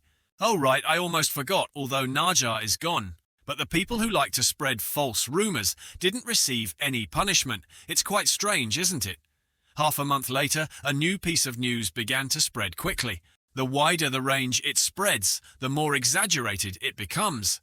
There is news that ancient cultivation ruins have appeared in Taii City, and a large amount of treasures have appeared. And some curious rogue cultivators, being idle, went inside to explore martial arts and discovered 2 important treasures. Afterwards, an unsolvable situation arose, and cultivators swarmed into Taii City like a disturbed beehive. Most of the outsiders are greedy and cold-blooded. Very quickly, Taii City had no peaceful days and a large number of elderly common. People in the city had to leave one after another. When many mouths spoke about Taii City, in the end, this place was harmed just because of a rumor. Of course, all of this happened later. The scene shifts to outside Taii City. Xian was standing here looking at a cliff in front of him with a bit of hesitation and doubt. Spreading those rumors, I don't know if they will be effective or not. Having 2 treasures supported by the mysterious woman's good disciple is even better. Just follow nature for now. I will still try to use the peak card this time after leveling up. Thinking of this, his face became increasingly eager, and he showed a curious smile. I wonder which force will be upgraded. Thinking, Xian exerted his cultivation and tensed up, causing lightning bolts to appear and strike down from the sky. From within his palm at this moment, a ball of spiritual energy had also gathered, enveloped by an aura. The male lead immediately swung his hand and blasted it straight forward with a wind-tearing speed. The power of the level up was truly great. It is completely not on the same level as the previous time. His power is even close to grasping the great Tao power of the monkey. At this moment, the stream of spiritual energy he unleashed was still glowing in the sky and rushing forward quickly. Suddenly, at this moment, that stream of spiritual energy suddenly grew a leathery leg that placed itself on the ground below to break. The male lead, witnessing that scene, was also unexpectedly dumbfounded, standing there shocked sideways with his mouth wide open. His face then changed color, and he started sweating profusely, stammering. What is happening? The magic stopped by itself. It didn't stop there. That stream of spiritual energy could now gradually move on its own and continuously change its shape. It immediately after separated into 8 small and cute animals with adorable shapes. Seeing this, Xian was once again surprised and exclaimed, Oh, am I dreaming? One of the leader creatures at this moment looked towards the cliff in front, then turned to look at the remaining 7 and said, How is it, everyone? Is there any good plan for the current target? Feel that first we should mobilize energy to dig a deep hole, then everyone inside will explode. Maximize damage, agree. Feel it too. Then let's decide like that. I'll go fight the first battle, you guys then enter inside and explode. Finishing speaking, the leader creature, like a flash of lightning, darted towards the cliff with resolute eyes, then slammed into the cliff, causing a large explosion that sent dirt and rocks flying everywhere. As the smoke gradually dissipated, it revealed a hole of a certain depth created by the leader creature just now. The other 7 creatures at this moment also unanimously and in unison rushed quickly towards it. The 7 creatures at this moment had reached the mouth of the hole, which was forming 7 different colors, flashing in the air. Immediately after, one of them volunteered to explode, first creating an explosion that spread evenly throughout the cliff and caused it to crack. Immediately after, the remaining 6 also joined together to explode, creating a large explosion with immense power. The entire cliff at this moment could no longer withstand the power of the explosion and gradually showed signs of shattering. Immediately after, the entire cliff collapsed before the male lead. Witnessing this unprecedented scene before him, he couldn't help but be surprised and froze for 5 seconds. He then tried to regain his composure, sweating profusely and widening his eyes. Did the magic just now generate its own will? Half an incense stick later, after experimenting a few more times, Shan was completely cold. Magic actually has its own consciousness. It's hard to believe I've never seen it before. What kind of powerful being was the predecessor of this body? At the same time, the system panel displayed a notification of a new quest. The target of the quest is the descendant Taii. The current identity is the City Lord of Langjang City, currently in the Wolong Mountain camp on the eastern outskirts of the city. A descendant? It's a City Lord again. Why did he run to the mountain stronghold?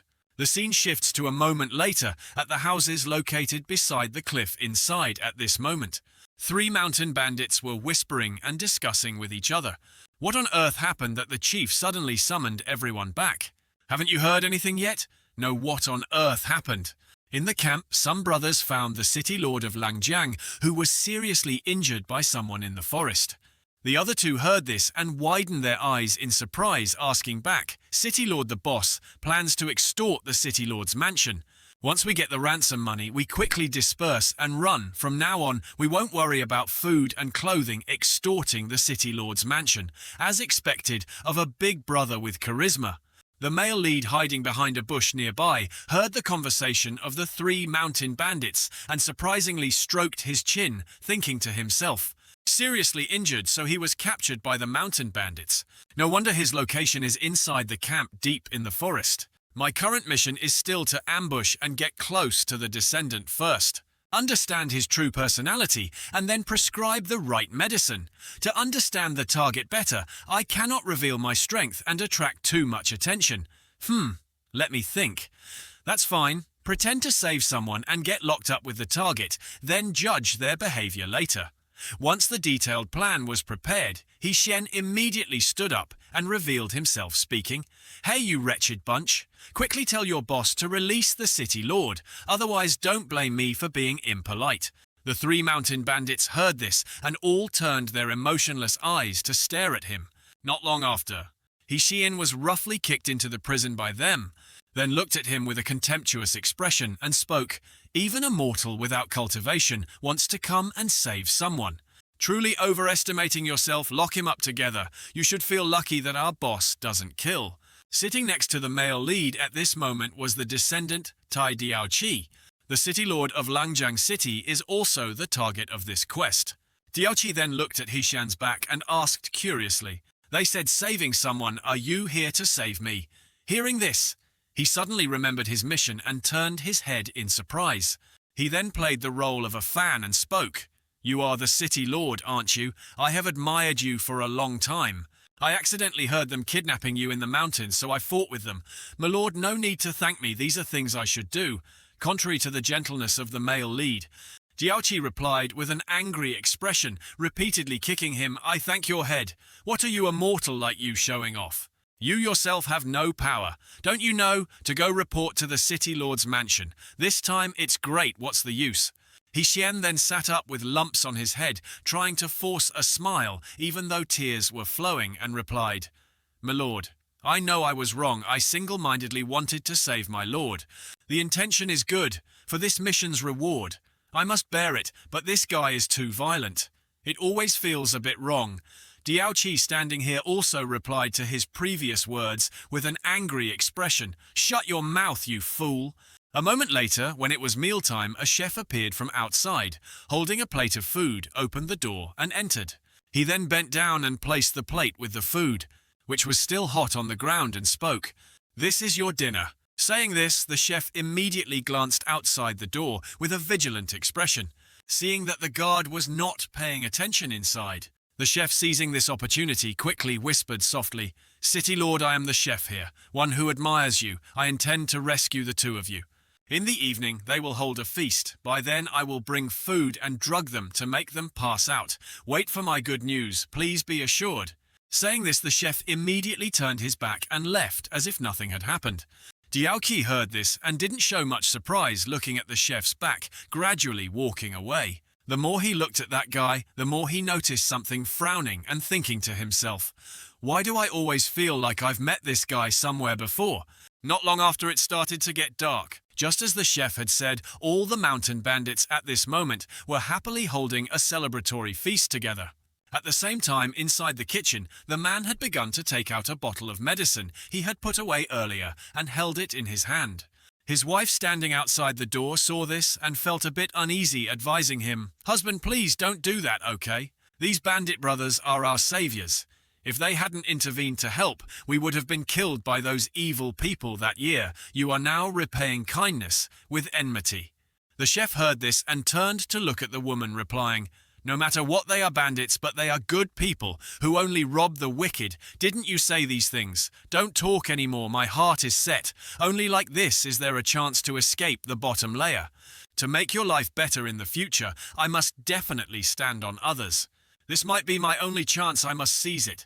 The chef's wife heard this and said no more, silently observing the man. A moment later, a tall, slender, familiar figure appeared from the stairs, rushing down below. The chef had now unlocked the door to the male lead's prison cell and announced, My lord, it's all taken care of, let's go quickly. The two inside heard this and glanced towards the man, silently rating him highly in their hearts. The three then walked out of the dark cellar and looked at all the mountain bandits who were sleeping soundly before them. Diaoqi then turned to look at the chef and spoke words of praise. Very well done, this city lord always repays kindness. Upon returning, there will definitely be a great reward. Thank you, city lord. But there is still a small matter that requires you to do. Please tell me, don't say one thing, even 10 things are not a problem. Diaoqi then, with a sinister expression, made a hand gesture across his neck, indicating and continuing, Go kill them all. This is the only way to cut off their ability to pursue. Hearing this, the expressions of all three people present became shocked, and they stood frozen, unable to speak. Xian then also broke out in a cold sweat, thinking to himself, What's with this guy? This personality is much more vicious than Naja, decisive killing or indiscriminate slaughter. Diaoqi, at this moment, seeing that the chef wasn't answering, continued speaking. What's wrong? Can't you do it? The chef's wife, standing behind him with a frightened expression, quickly spoke up to advise him. Husband, you cannot. If you do that, there will truly be retribution. This is an opportunity to rise up. Don't miss it at all costs. I know these guys, although they are bandits, have a very good reputation, but I want them dead. How will you choose? The chef, standing before two choices between his conscience and the opportunity to change his life, was hesitant and lowered his head still without an answer. Xian, standing on this side and looking at the situation before him, was also a bit confused and thought to himself, This guy is so brutal. What should I do? Thinking of this, he began to cast magic to create some ropes on his hands. Although these bandits captured me, I deliberately provoked them. They also planned to get the ransom and release me. Those ropes were now connected to the bodies of the bandits lying behind, along with a thought from the male lead appearing. The artifact given to me by the strong little Wang can be used now. In a short time. I can enter a state of feigned death, and then no matter how severe the injury, it will recover. These guys just hoard money and resources. Their crime doesn't warrant death. At the same time, Diao, who was standing nearby, continued to urge him. What's wrong? Are you done resting? The chef then made his decision and opened his mouth to reply. As he spoke, he drew the blade from its sheath with a timid voice. Having thought it through in an instant, the chef took the lives of all the mountain bandits present there. The chef now seemed to have become a different person, speaking up again. As long as I can stand high, everything can be sacrificed. Langjiang City Lord did not break his word, just as he promised. Immediately upon returning to the City Lord's mansion, he brought wealth and fortune to the chef. Not only money, but also women. For him, having struggled for half his life, this was like a dream. A moment later, in the City Lord's bedroom, he was sitting on his chair, resting his chin and looking at his subordinate in front of him, speaking. How is it have the matters been thoroughly investigated? Reporting, my lord, it has been thoroughly investigated. That chef had participated in many court examinations before. Not only did he win awards, but he even met you. But afterwards, because you granted a position to your confidant and refused him, he and his wife then left Langjiang. Then on the road they encountered evil people and were saved by the Dragon Tiger Fortress. When there was no escape, he fell into the hands of bandits and then made a living by cooking. I was wondering why he looked familiar. It turns out I've met him before. This fellow has a future, such a great resentment, yet there's no hint of hatred on his face. Call him here. This city lord has something to say to him. A while later, the cook had entered Diao room and raised his glass, taking a drink. After taking a sip, he slammed the wine glass on the table and said cheerfully, "Good wine indeed, it's wine bestowed by the city lord." Diao, sitting opposite him, heard this and burst out laughing, replying, "Ha ha, you adapt quickly. It's only been a few days since we last met, and you've completely adopted an upper-class demeanor." Praised by him, the cook's face flushed, and he puffed out his chest, replying, "That's because I was favored by your lordship. Ha ha, now I have women and plenty of money. Do you want to take another step further to hold something more interesting in your hands? More interesting. What is it? What else could it be? Of course it's power." Hearing this, he was stunned for a moment, speechless with astonishment. Then, unable to hide his excitement, he kowtowed repeatedly and said loudly, "Thank you, City Lord, you are truly my reincarnated parents. Don't thank me yet. I still need to test some of your qualities. To follow me in great endeavors, you must abandon common sentiments for women, weakness and timidity. Please speak, your lordship. No matter what the test is, I guarantee I will complete it for you." Diao then began to whisper something to the cook. After hearing it, the cook's face turned horrified, sweat pouring down like rain, speechless. The cook then stood up, turned and left, witnessed by Shan, who was observing everything from behind the window. This fellow's personality is quite twisted, completely not worth it. But what about the reward? The main storyline isn't like ordinary people. Well, I can just casually increase the potential points then. The scene shifts to a while later inside the forest. The cook was now leading his wife, hurriedly heading deeper inside. When they reached the living room of the city lord's mansion, he immediately opened his bag and hastily put the necessary items inside. His wife saw this and, a bit surprised, asked curiously, "Husband, what on earth happened? Why do we have to leave in such a hurry? It was fine this morning. Why, just after meeting the city lord again. Don't mention that city lord's name anymore. He's a demonic beast. Husband, what do you mean? What on earth happened?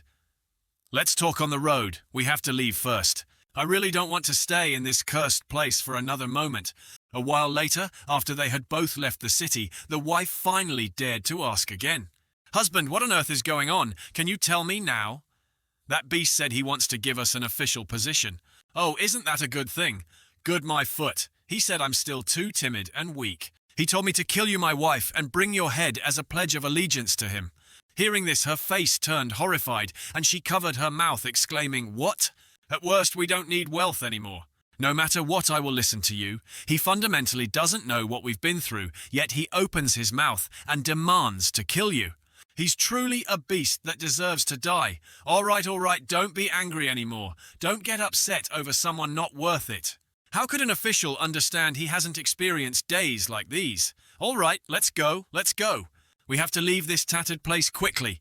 As night began to fall, the cook and his wife had spread out a silver sheet and were sleeping on it.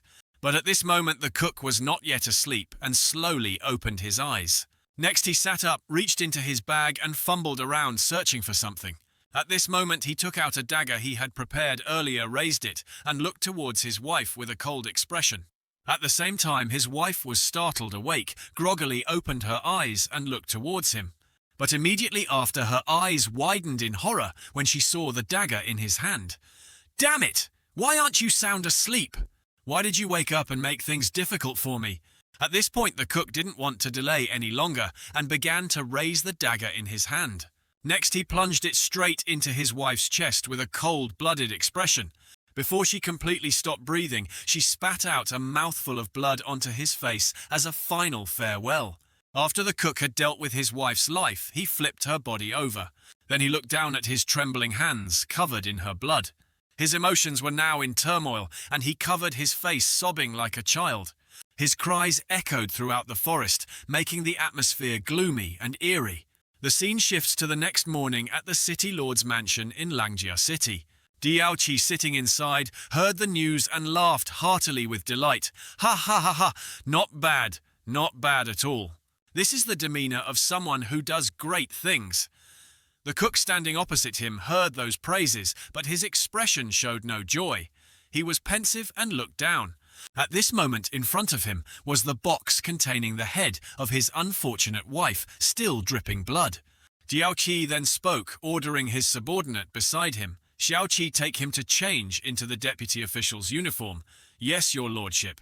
Hearing this, the cook's face finally showed a hint of joy as he asked, "Deputy official," but before he could be happy for 3 seconds, Diaoqi had changed his mind and called him back. "Oh right, wait a moment. I suddenly remembered there's still a small matter. Murdering and taking a life. Isn't that a violation of my Langjiang laws?" He standing here heard this, and his expression immediately turned dazed, frozen for a moment.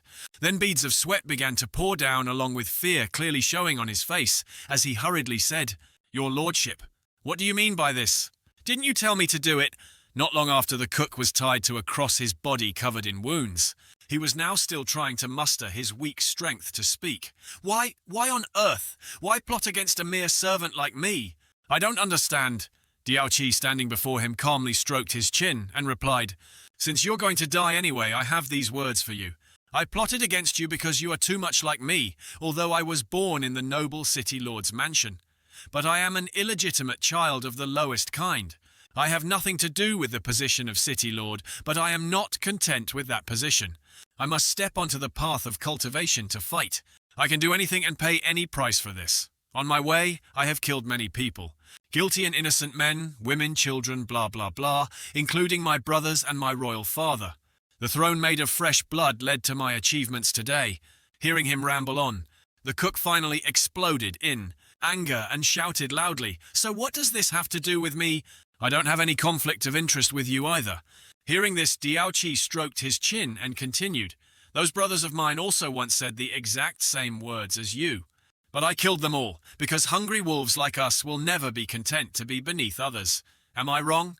As soon as he finished speaking, Diaoqi began to smile, raising his arm which was enveloped in a stream of flames. Then he swung his hand, shooting a stream of flames straight towards the bound cook.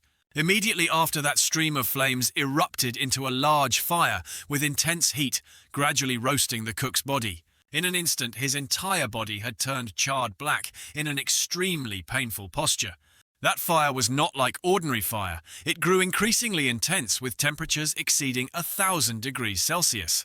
At this point, the cook's entire corpse was gradually burned to ashes by the fire in a very unsightly state. Diaoqi, standing opposite, was smiling smugly, admiring the work he had created. The charred corpse of the cook then collapsed onto the floor as the fire died down.